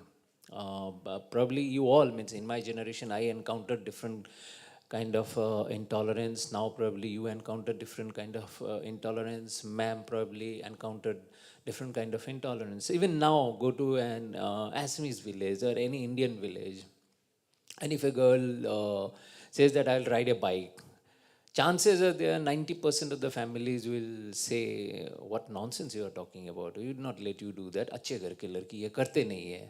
And I think intolerance also starts with another comment, which I find very offensive, and many people would not debate about it. We talk about rape, we talk about sexual offenses, and many other things, but I think intolerance starts that day when you say, लड़की की तरह मत रोना, ये लड़की की तरह मत करना, ये काम तुम्हारा नहीं है. और somebody says, अरे तुम क्या गाड़ी चलाओगे. मुझे कोई शर्म नहीं ये बताने में that in my house, my wife, she drives better than me. She is a better driver. और मुझे ये फ़क्र है ये बताने में, मैं खाना बहुत अच्छा बनाता हूँ, वो मेरे आसपास भी नहीं भटक सकती. अब मुझे कभी नहीं लगा, thanks to my mom, कि ये दोनों काम अलग अलग हैं, इसमें रेस्पेक्ट नहीं है. इनफैक्ट एक दिन I and a colleague of mine, a senior colleague of mine, he happens to be an Assamese also, we both work in Delhi, he's senior to me, and he said, you tell me one thing, tell me one sentence, कोई एक ऐसी बात बोलो, if it is true, then I'll chop off your head, behead you. ये जो news में आता है ना, गला काट देंगे. और अगर ये झूठ निकला तो तुझे मैं जला दूंगा. But he said something because of which the king couldn't do anything. He said, my lord, or whatever he used to say that time, you will burn me alive. और इसके बाद क्या वो राजा नहीं मार पाया. क्यों नहीं मार पाया सोचिए. हंसी किसी को नहीं आया. मुझे लगा था कॉटन यूनिवर्सिटी में लोगों को बहुत हाई IQ वाले मिलेंगे. यहाँ पे तो हिंदू कॉलेज से भी है, JNU से भी है, SRC से भी है. किसी ने हंसा नहीं. और ये जोक मैंने when I was in 7th standard तब मैंने एक Assamese मैगजीन में पढ़ा था. So the fact about intolerance is like this. ये ऐसे भी नहीं है, वैसे भी नहीं है. We suffer intolerance every day in every human encounter that we have.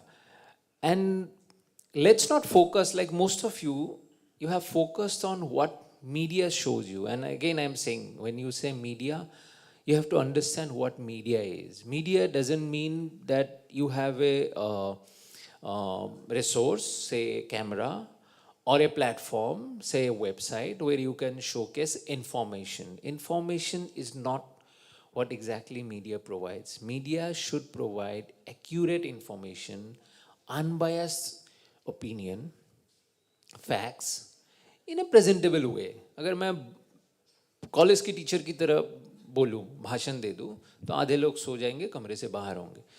क्योंकि मैं मीडिया से हूँ, मेरा काम है कि जो भी है, मैं मसाला मार के कहने को नहीं बोल रहा हूँ, but let's present it in a nicer way. And then that acceptance of the info, it doesn't mean that something has been told to you, you have to immediately react. And in most of the time, you do not actually react. You are made to react. And that's why you think that we are growing intolerant. What is intolerance? It's non-acceptance of a view. And why you don't accept that view? Because you think what you think is right. And the other person or group of persons or whosoever, they're wrong. But spare some time and think, what makes you think that whatever you are thinking is right? Right and wrong, it has to have a context. Context के बिना कोई भी बात सच नहीं है, कोई भी बात झूठ नहीं है. अब मैं एक और स्टोरी सुनाऊंगा, उम्मीद करता हूँ ये समझ में आएगा आप लोगों को. Suppose this is a big house that I have and I'm a rich man.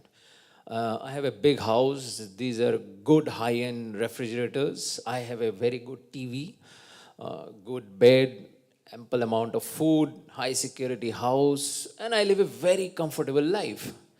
And I have enough space. I am living, me and say my wife, and we have huge house.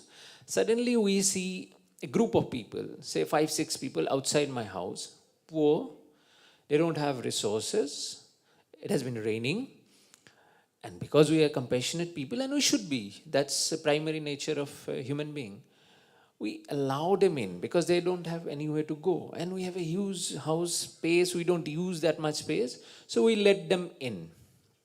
And we allow them to share our food.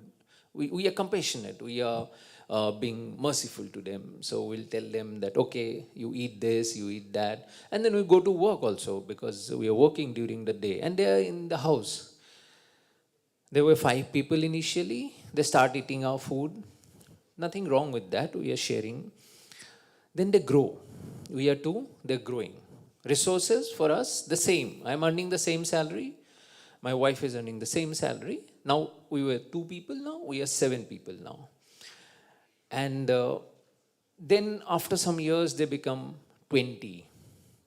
Same resources, but now shareholders are more. And then at times when we come from office, I am thinking that when I go home today, I'll have mutton curry or beef or vegetarian food, whatever, and watch a good Netflix movie. I come home, I see that the fridge is empty because there were another 20 people, they ate that. There was no restrictions because we are sharing. And they are also working, they are making their own rules. Now in the same house, we are 2 people, they are 20 with different set of thinking, maybe what you call culture, lifestyle. And then I was thinking that we'll watch Netflix, some say Assamese movie or Hindi movie, and they were watching something else, making noise. You can't say anything because that's their right as well. And now they are also earning and they're contributing to the resources. Then they become 25. And suddenly, one day they say, 25 तो नहीं रह सकता इस house में, तुम दोनों निकल जाओ, क्योंकि तुम 2 ही हो, कहीं और इंतजाम कर लो, हम तो 25 है, कहाँ जाएंगे? That day I get violent and I react. I react violently, I can do anything and I fight. Does that mean I was intolerant to them? और अगर ये स्टोरी से किसी को एनआरसी की बू आ रहा है, मुझे मत बोलना, क्योंकि ये एनआरसी के बारे में नहीं है, ये हिंदू मुस्लिम के बारे में भी नहीं है, ये सिर्फ इंटॉलरेंस के बारे में है. तो यहाँ पे जब तक ये पूरा कॉन्टेक्स्ट नहीं समझा जाएगा, अगर आप असम में नहीं हो, बाहर हो, तो आपको लगेगा this is intolerance. Oh, Assamese people are so bad. And I'm telling this story targeting those students who are from Hindu, who are from SRCC. By the way, I have spent my 21 years in Delhi and I'm married to a Delhi woman. So I'm one of you now. So, and I'll go back to Delhi soon, means next week only. So I would not say anything that can antagonize you. So what I was trying to explain is when you talk about intolerance, this is a very sensitive subject, you have to understand the full context. And when you read about it on Twitter, 140 characters, ये ज़्यादा हो गए आजकल पता नहीं, or Instagram, you don't get the context. You just get some info which can also be curated or twisted. So there is no need to react. And life is not all about what you see through media. And if I start talking about what media shows, why we are forced to show this, then it will be a long story. And I can put the blame straight on you people. सुबह से मुझे ही गाली दे रहे हैं, मैं media को represent करता हूँ, सबने जो बोला है उसका जिस्ट वही है कि सब कुछ ठीक था, ये मीडिया हो या सोशल मीडिया, इन्हीं लोगों ने आग लाया. किसी ने बोला इंटॉलरेंस नहीं, किसी ने बोला है, लेकिन है नहीं है जो भी है, प्रॉब्लम मीडिया में है. हम मंगल ग्रह से नहीं आए, we are also from this world only. We have our parents, family here only. And what we show is a reflection of all of us. And we show that thing only what you want to see.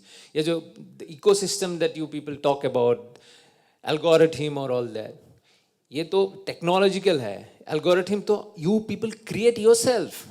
Think of it, what you watch on TV. Forget about other things, what you read on newspaper. Now tell me one thing. I'm not talking about the teachers. Students, raise your hand. How many of you, and give me an honest answer. I'm not judging you on that. Trust me, I'm not judgmental at all. You can tell me anything you want. I'm not judging, and that's how I remain peaceful. Twitter में मुझे भी कभी कभी गाली पड़ते, मैं पढ़ता भी नहीं हूँ. Because I will go mad. And why would I give people that much respect कि उनके बातों से it should affect me? Why should I be bothered who thinks what about me? I know what I am and I'm happy with that. So tell me, how many of you consume news through a traditional newspaper in the morning in the print form?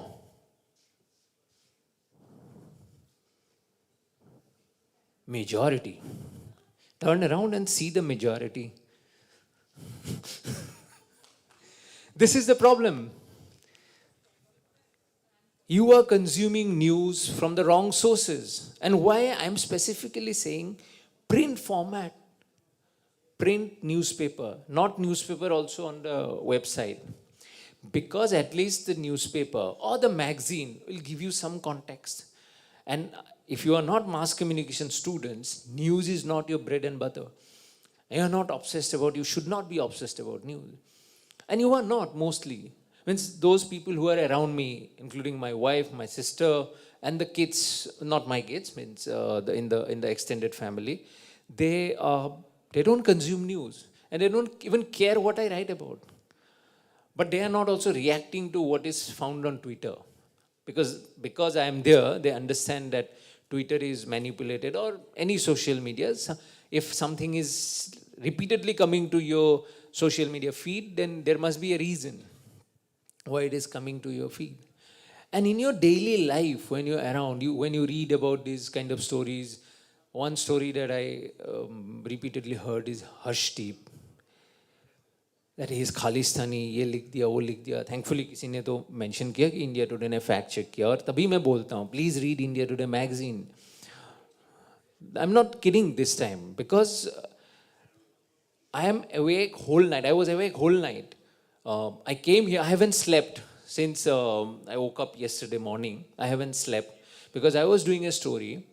I wrote more than 3,000 words. And for last 1 week, I have been researching on only one person. I'm giving that much time. And I'm thinking I'm not doing a good job because I needed more time. But usually what happens in media, digital media, TV media, I now run this website also, India Today NE, and I struggle every day with my team. They say, sir, story break karna hai, nahi to wo dekhenge, wo dikha denge. And I am thinking like, are people just waiting to read the news कि खबर आओ और कोई काम नहीं है दुनिया में लोगों को कि स्टोरी ब्रेक हुआ उनको सभी से किताब नहीं पढ़ते लोग काम नहीं करते ऑफिस में कि ऑल द टाइम कि वहाँ पे कुछ हो गया तो इमीडिएटली कि we are the first one to tell. At least let's check the facts. It doesn't happen because if the nature of the beast is like that, I have to be the fastest. And when you have to be the fastest, अगर आपको बहुत जल्दी कुछ लिखना है तो आपके handwriting की तो हो जाते हैं. So it's like this, when you have to produce a news so fast and you have to keep feeding that beast all the time, so you can't control the quality. So if you need quality news, you have to pay. अब मैं पूछूंगा आप में से कितने लोग वो newspaper हो या कुछ भी हो डिजिटल मीडिया में जो भी पढ़ते हो, how many of you pay for it? Wow, great. I'm impressed with that woman or someone else. What do you read by paying? What do you read by paying? Economist. अरे आप तो बहुत high and चले गए. देश में कुछ नहीं पढ़ते. Hindu. Good, at least. So कभी कभी इंडिया टुडे भी पढ़ लिया कीजिए. क्या पता आपको ना इधर का लगेगा ना उधर का लगेगा. आप तो अभी एक साइड में ही हो. So एक और सवाल मतलब I'm just because you mentioned Hindu and Economist. Most of you now by now know कौन सा मीडिया ग्रुप किस साइड में है. हिंदू हो, रिपब्लिक हो, टाइम्स नाउ हो. मैं 2 सवाल पूछूंगा. एक, इंडिया टुडे किस तरफ है?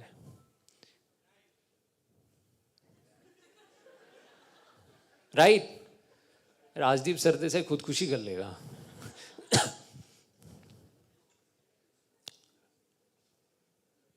Say something.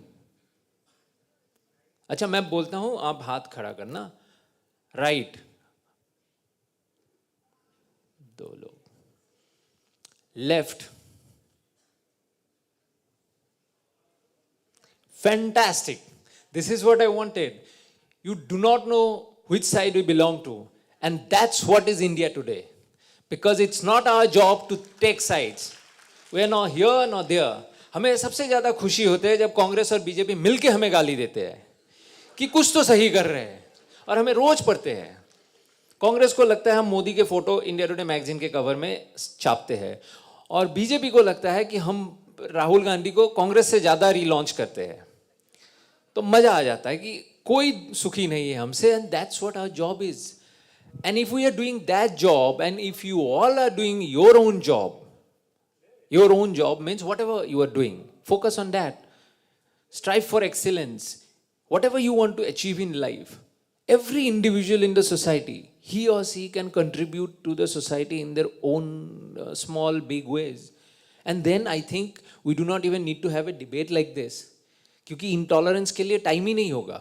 Because the more you learn, the more you strive for excellence, you will understand that these things mean nothing.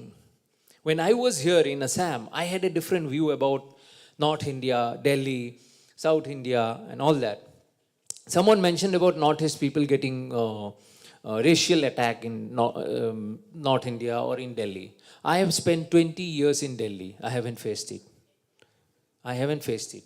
I think Biharis face it more than us. Because कोई अगर हमें चिंकी बोल रहा है, मुझे नहीं बोलता है क्योंकि मेरी शक्ल इतना बुरा नहीं है, मतलब जो भी चिंकी टाइप में नहीं है, लेकिन उनको अगर हमें अगर वो लोग चिंकी बोलते हैं, if they call us chinky in Delhi, then in there are many places in north east. I grew up in a small town called Tihu. We called all Marwaris kaya या maura, and we used to abuse them. That's racism. We did that because we are in big numbers. कहीं हमें Assamese and others are called in some other parts of North East Dhar or something like that. So these things are there. These things happen because of ignorance. And I haven't faced that because I respect their culture where I am. I do not know many things that North Indian people do, or I do not agree with many things. But that's their culture. Let them, if they're happy doing that, who am I to comment on that? Where is it written that mine is better?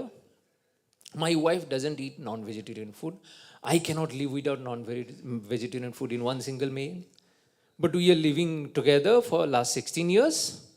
Perfectly all right. So the moment I give the space and in return I get the same space. Jat को बहुत गाली देते हैं पूरे दिल्ली में. I had a landlord who was a Jat. And he has become a family. One entire place has become a family to me. I can go there, I can eat a meal in any of the houses there. And I have stayed Assamese. I still take Assamese food in Delhi. And I take extreme pride in being Assamese. पूरे India today group में असम के 2-3 minister के नाम, असम के singer के नाम तो सबको पता है. जुबीन पापोन के बारे में तो एटलीस्ट मेरे ग्रुप में, मेरे आसपास जितने लोग हैं सबको पता है. And I haven't done any agitation to do that. All I have done is I have strive for my own excellence. मुझे नहीं पता how much I have been able to do, but this gives me happiness. I am happy doing that, and in the process at least I have been able to contribute to the cause of Assam. At least एक group में तो मैंने असम के बारे में बताया, north east के बारे में बताया, एक वेबसाइट खुलवाया नेशनल मीडिया से. So you have to remain focused on what you are doing. और इंडिया में मुझे लगता है बहुत सारी ये जो ट्विटर मेला ये सब कुछ होते हैं, the reasons are economic. Because हमारे पास वेल्ले लोग बहुत हैं. The moment we move towards excellence, and doesn't mean I'm talking about excellence. I'm not talking only about education. Educated लोग बहुत सारे ऐसे काम करते हैं that you would feel disgusted about. So education is not the only solution. You need to be cultured. You need to strive for excellence, and you need to understand your surroundings in a context, not just as a fact. So if these things happen, I don't think there would be intolerance. बाकी तो झेलना ही पड़ेगा intolerance daily life में. If many students, if they say when you are a young kid कि नहीं मैं पढ़ाई नहीं करूँगा, मैं तो चेफ बनूँगा. मुझे पता है 90% मिडिल क्लास फैमिलीज में एक झापड़ पड़ जाएंगे सीधा. मैं बचपन में जब था तो मैं अगर मम्मी को बोलूँ कि मम्मी मुझे चित्रहार देखना है, डायलॉग की कोई गुंजाइश नहीं, कान के नीचे एक झापड़, एज इफ मैंने बोला मुझे किसी का मर्डर करना है. तो that is also kind of intolerance because we are not taught how to have a dialogue. किसी ने समझाया नहीं, कोई हमें समझाते नहीं है. Why we have become like that. And international space that we are talking about, it's the same everywhere. Don't think education will solve the problem, because you probably all have read about what happened to that Finland Prime Minister. They're technically the happiest country in the world and highly educated. Social welfare maybe they top the list. Kai saal to I used to think I'll go and live in Finland. But the same thing happened over there also. What was wrong if a Prime Minister had a few drinks or dance? Doesn't he have the right to have life? हमारे India में तो बवाली हो जाएंगे. पहले मोदी कहीं dance कर रहा है, राहुल गांधी कहीं डांस कर रहा है, इमेजिन क्या हो जाएगा. So, okay, Modi and Rahul Gandhi. So tell me, how many of you think Modi is great for India? Okay, good for India? Okay. And how many of you think Rahul Gandhi is a pappu?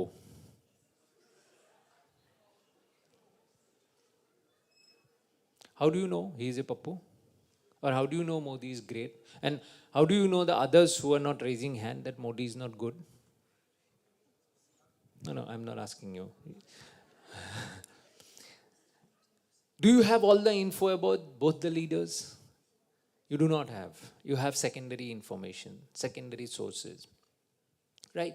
And you have made your opinion without knowing that person. I have met several people, and I'm a very small person. Several people would come and tell me, because I write in India Today, or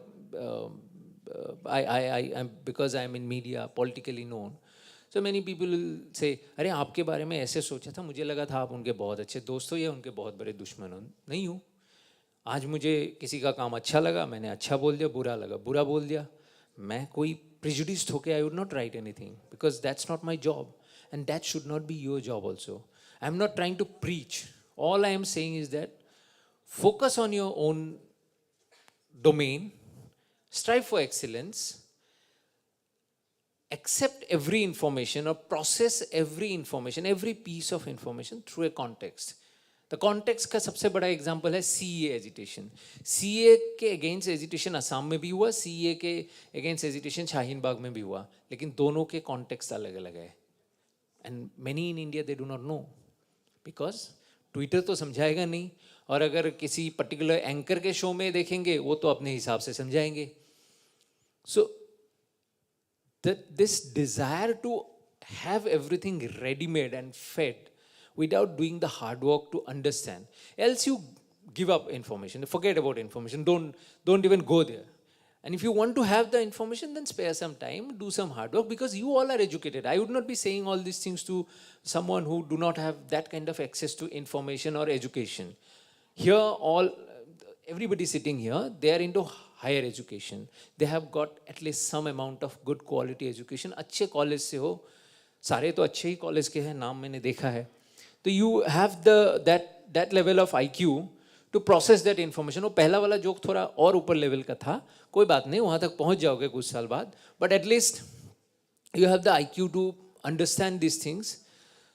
So it's a humble request. I'm not telling you as a senior or as a person who know all, but all I am saying is that the moment you process everything through context and with a little bit of hard work, intolerance should not be there, at least among you people. Or you would not see intolerance everywhere, or you would not even see that there is a huge tolerance in the society, because the tolerance is not there and it will never be there, because we are different. The whites will never have tolerance for blacks will never have the same for others. हम बिहारी को Bihari, south Indian को Madrasi, north eastern को जिंकी और पता नहीं किसको क्या बोलते रहेंगे, क्योंकि वो इग्नोरेंस हमारे सोसाइटी में रहेंगे, इतना आसान नहीं है. लेकिन ये सब इम्पॉर्टेंट चीज़ें नहीं है, ये सब लाइफ के डिस्कोर्स को चेंज नहीं कर देते हैं. अब कुत्ता भी आ गया, मेरी इतने एक्साइटिंग बात बोल दिया. So this is what I wanted to tell all of you, and thanks for tolerating me throughout the day. It was exciting to hear so many youngsters. हम बुजुर्ग हो गए, अब we were born in the other century, even passed out of college in the other century. So you can imagine how old we are. Anybody, if anyone has any question, you can ask me, or else. Thank you so much, and thank you Cotton College for giving me this opportunity to give gyan and bhashan or whatever. Thank you. I hope I didn't put you to sleep. God bless you all.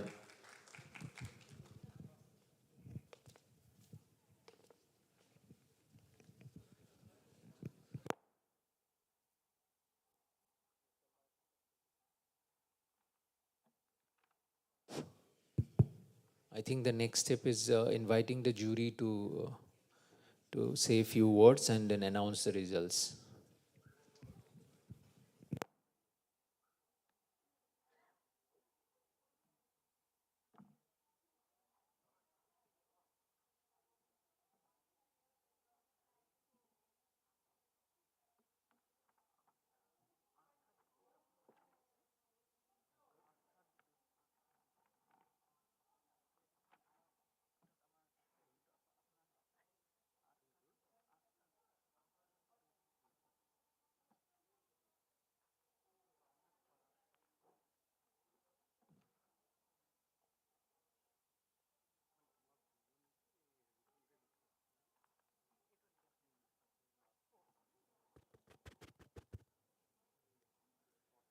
Thank you.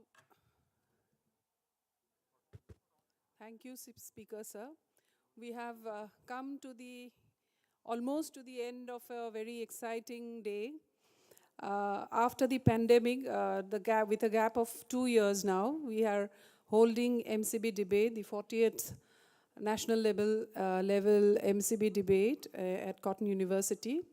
We are indeed very, very happy that it has come to its desired close by now. We are awaiting the results, and a few words that would come from our esteemed members of the jury, summing up the participation and the entire process throughout the day.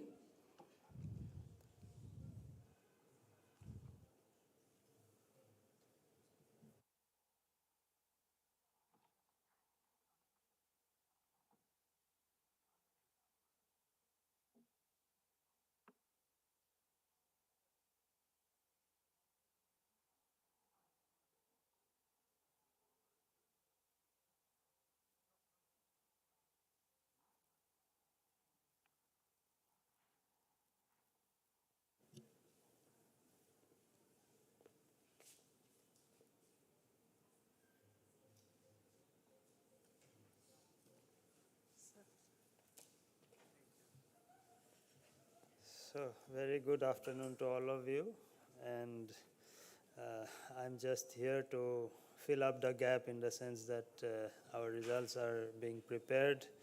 I've submitted whatever I had to give, so it's under consideration now.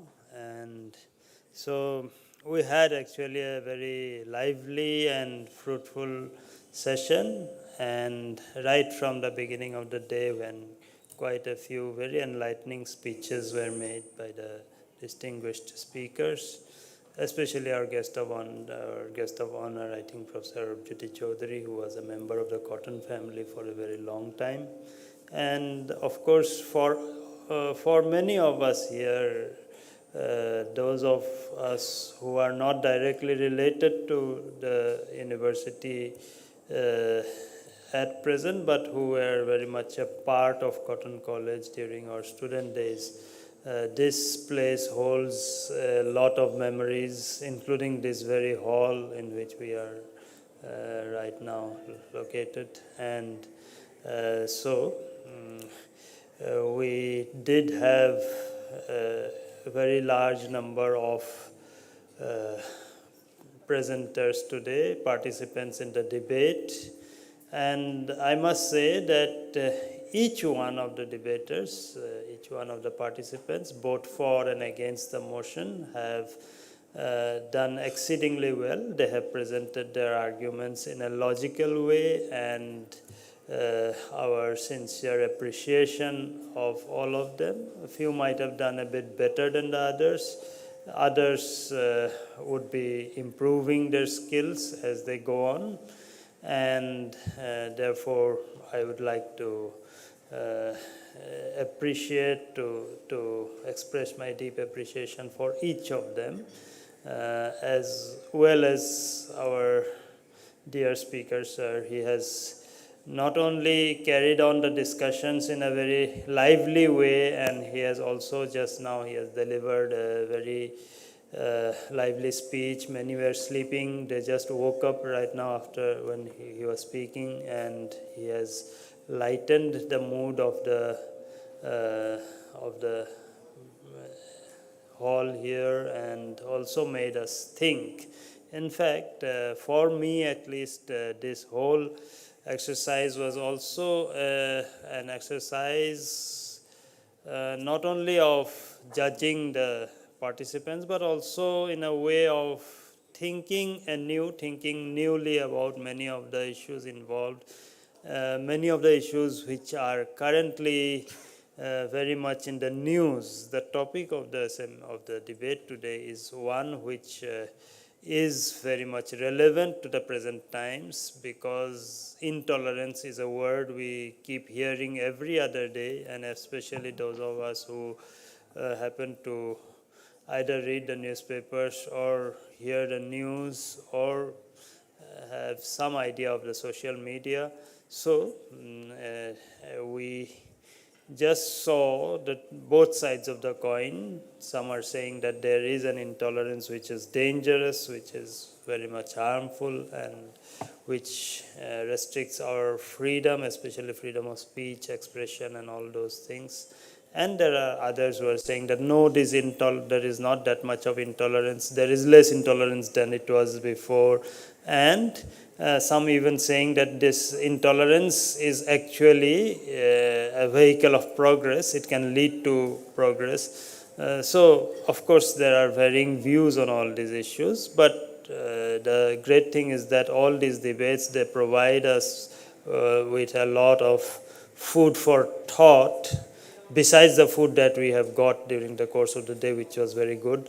And so, my deep appreciation to the organizers of this debating competition. They have been doing it for a very long time. In fact, we saw it when we were students here, and one of the people who had won the prize at that time happens to be the most important person in the state today.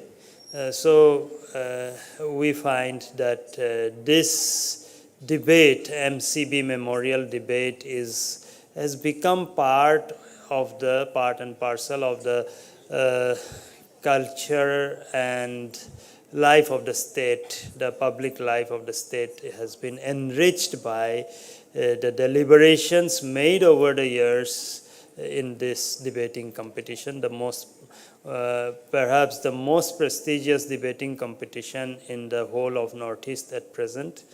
So I would like to thank or express my deep appreciation for the members of the Cotton University family, the entire fraternity, who have taken a lot of pains to organize this debating competition in a very fitting way, and to all those who have been a part of this. Thank you.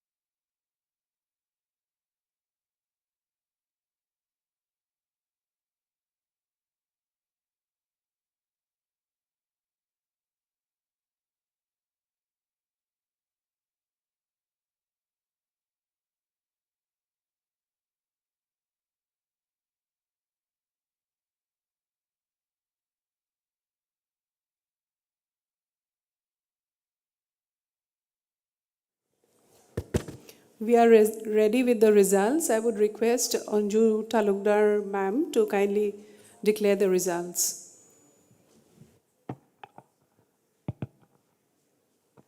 Okay, so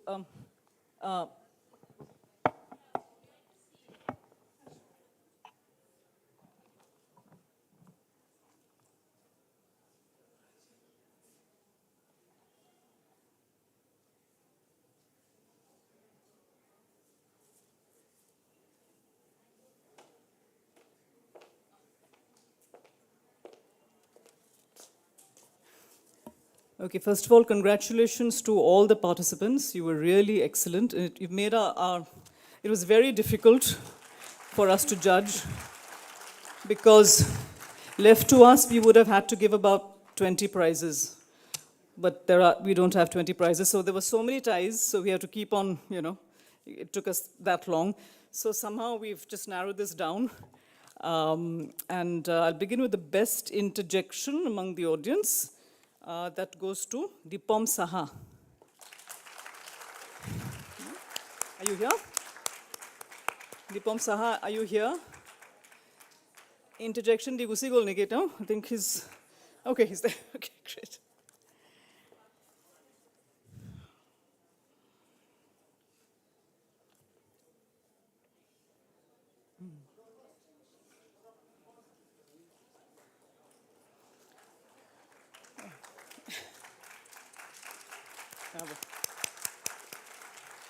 The prize to Pune Diva. I think. Who's going to give the prize? Shall we give away the prizes right now? Oh, prize 18 hoyni. Oh, sorry. Yeah, Oh, he can just wait. Declaration. Yeah, Oh, sorry. yeah. Okay.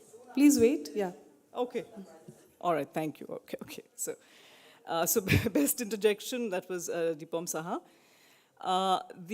For speakers, there are two prizes, right? So the second best speaker, participant, I beg your pardon, debater.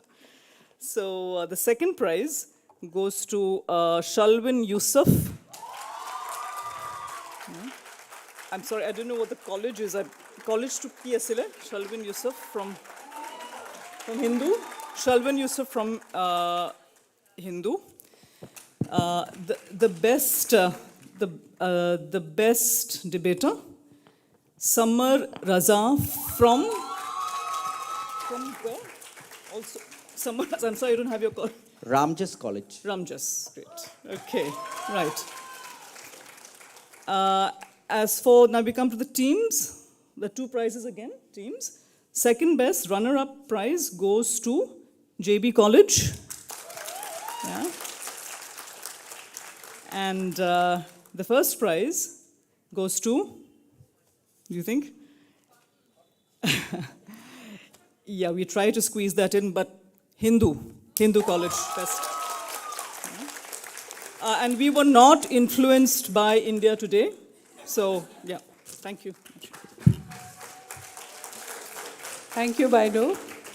Congratulations to all the winners. Now you all know why you can trust India Today. You have your proof right here. So we can move on to the formal prize distribution ceremony.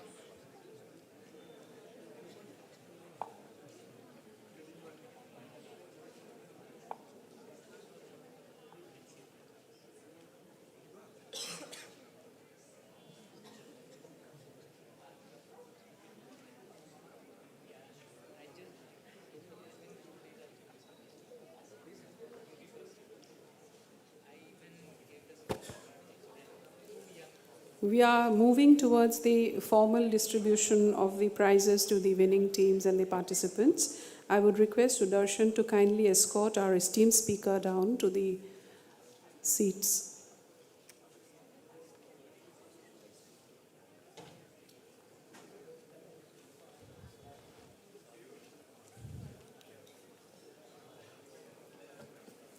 Thank you, sir. So we move on now.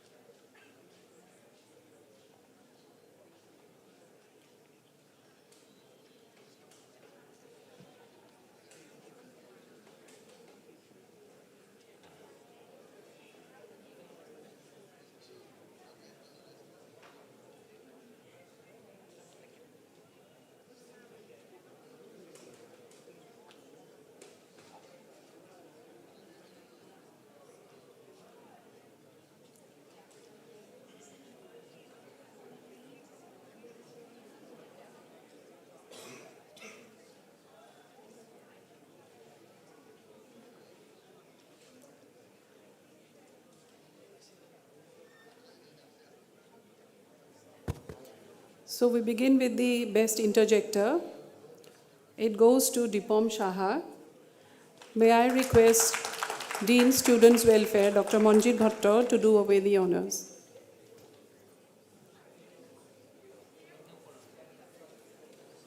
Student volunteers will kindly assist the process.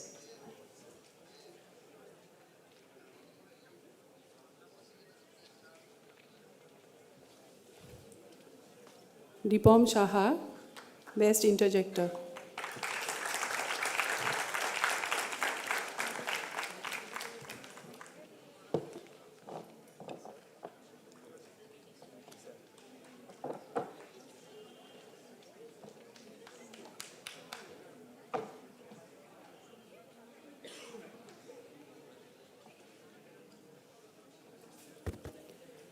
The second best debater award goes to, we all know, Shalvin Yusuf. May I request Dr. Rakhi Kolita Morol to kindly come up to the dais and give away the prize. Student volunteers, kindly assist the process.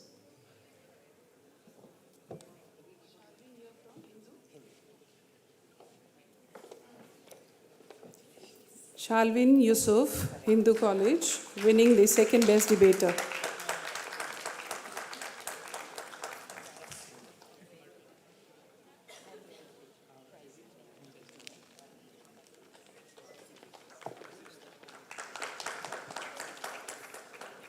The Best Debater Award goes to Samar Raza. The Best Debater Award goes to Samar Raza. May I request our esteemed speaker, Kaushik Deka, to kindly come up to the dais and give away the prize.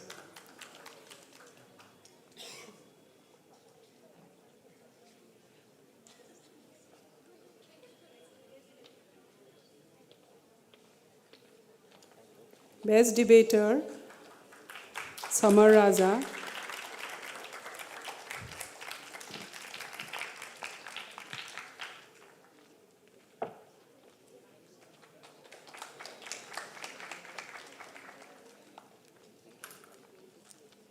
Thank you. The best team, the second best team, JB College, kindly come up to the dais. May I request Registrar Cotton University, Professor Digonto Das, to give away the prize.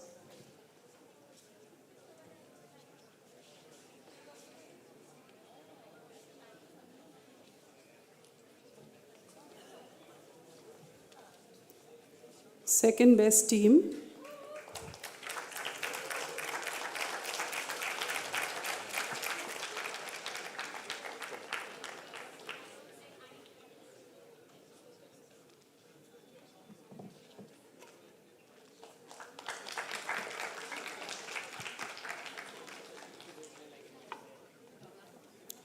The Best Team Award in the 40th MANIK BAROOAH National Level Debate Competition 2022 goes to Hindu College.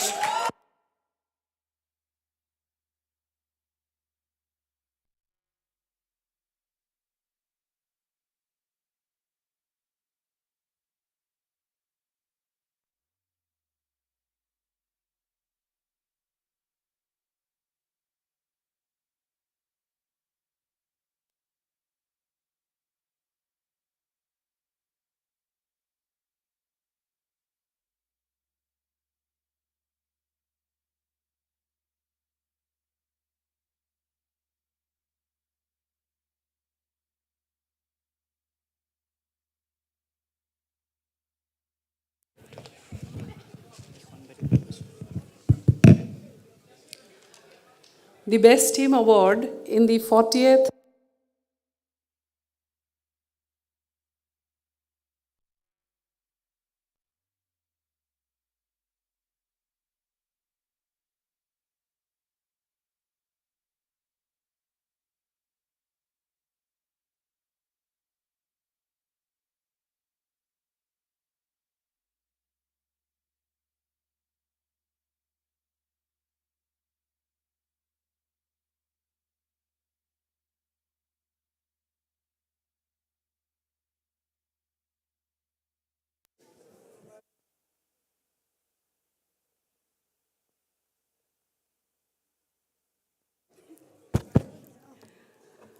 So I'll go in a different way now.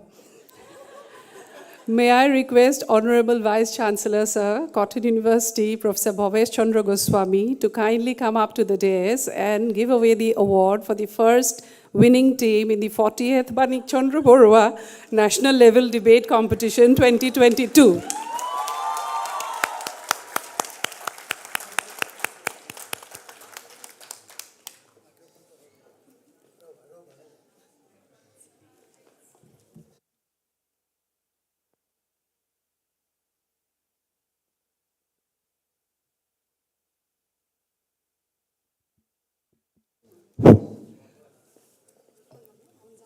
Honorable Speaker, Sri Kaushik Deka, then our judges, Professor Dhruvapratim Sharma, Anju Talukdar, and Prasantoji Barooah.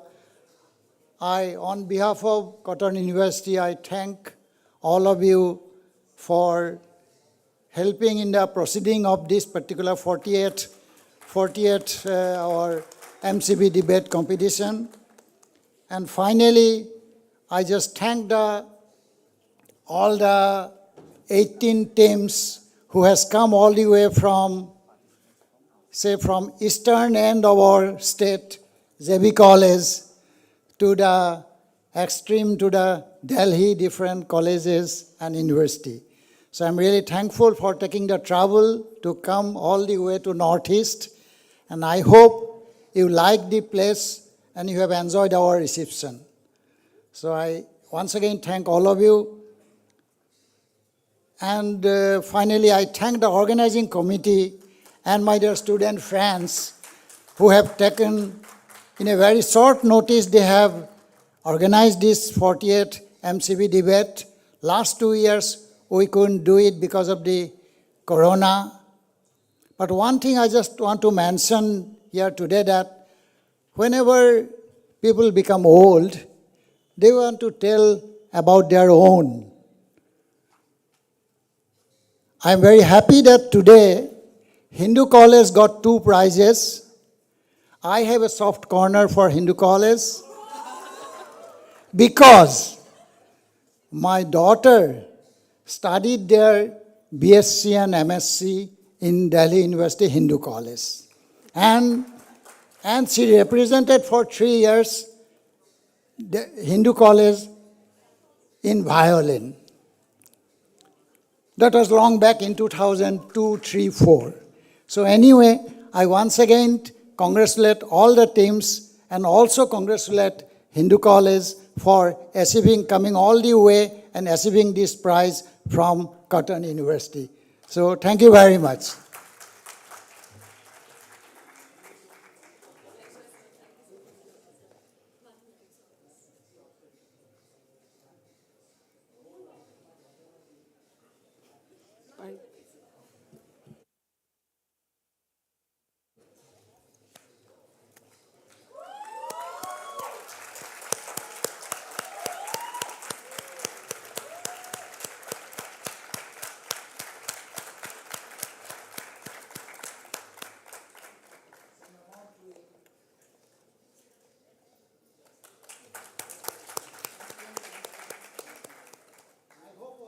who have come today, they may not get the prizes.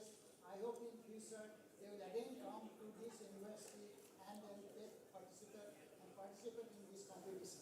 So thank you all very much. Thank you, sir. With that, we have come to the close of the day's program.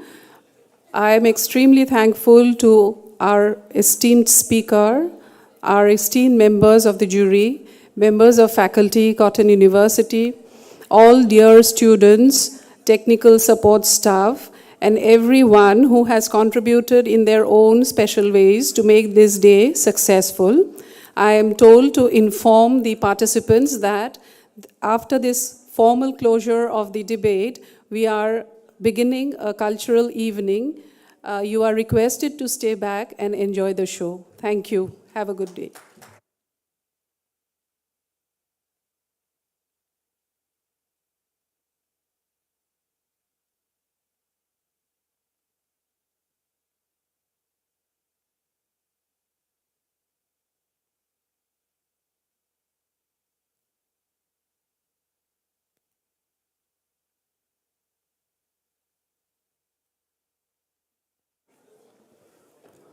After August 9, thinking of organizing this debate to have it as a reality, we conducted the debate competition, and it is the 40th edition.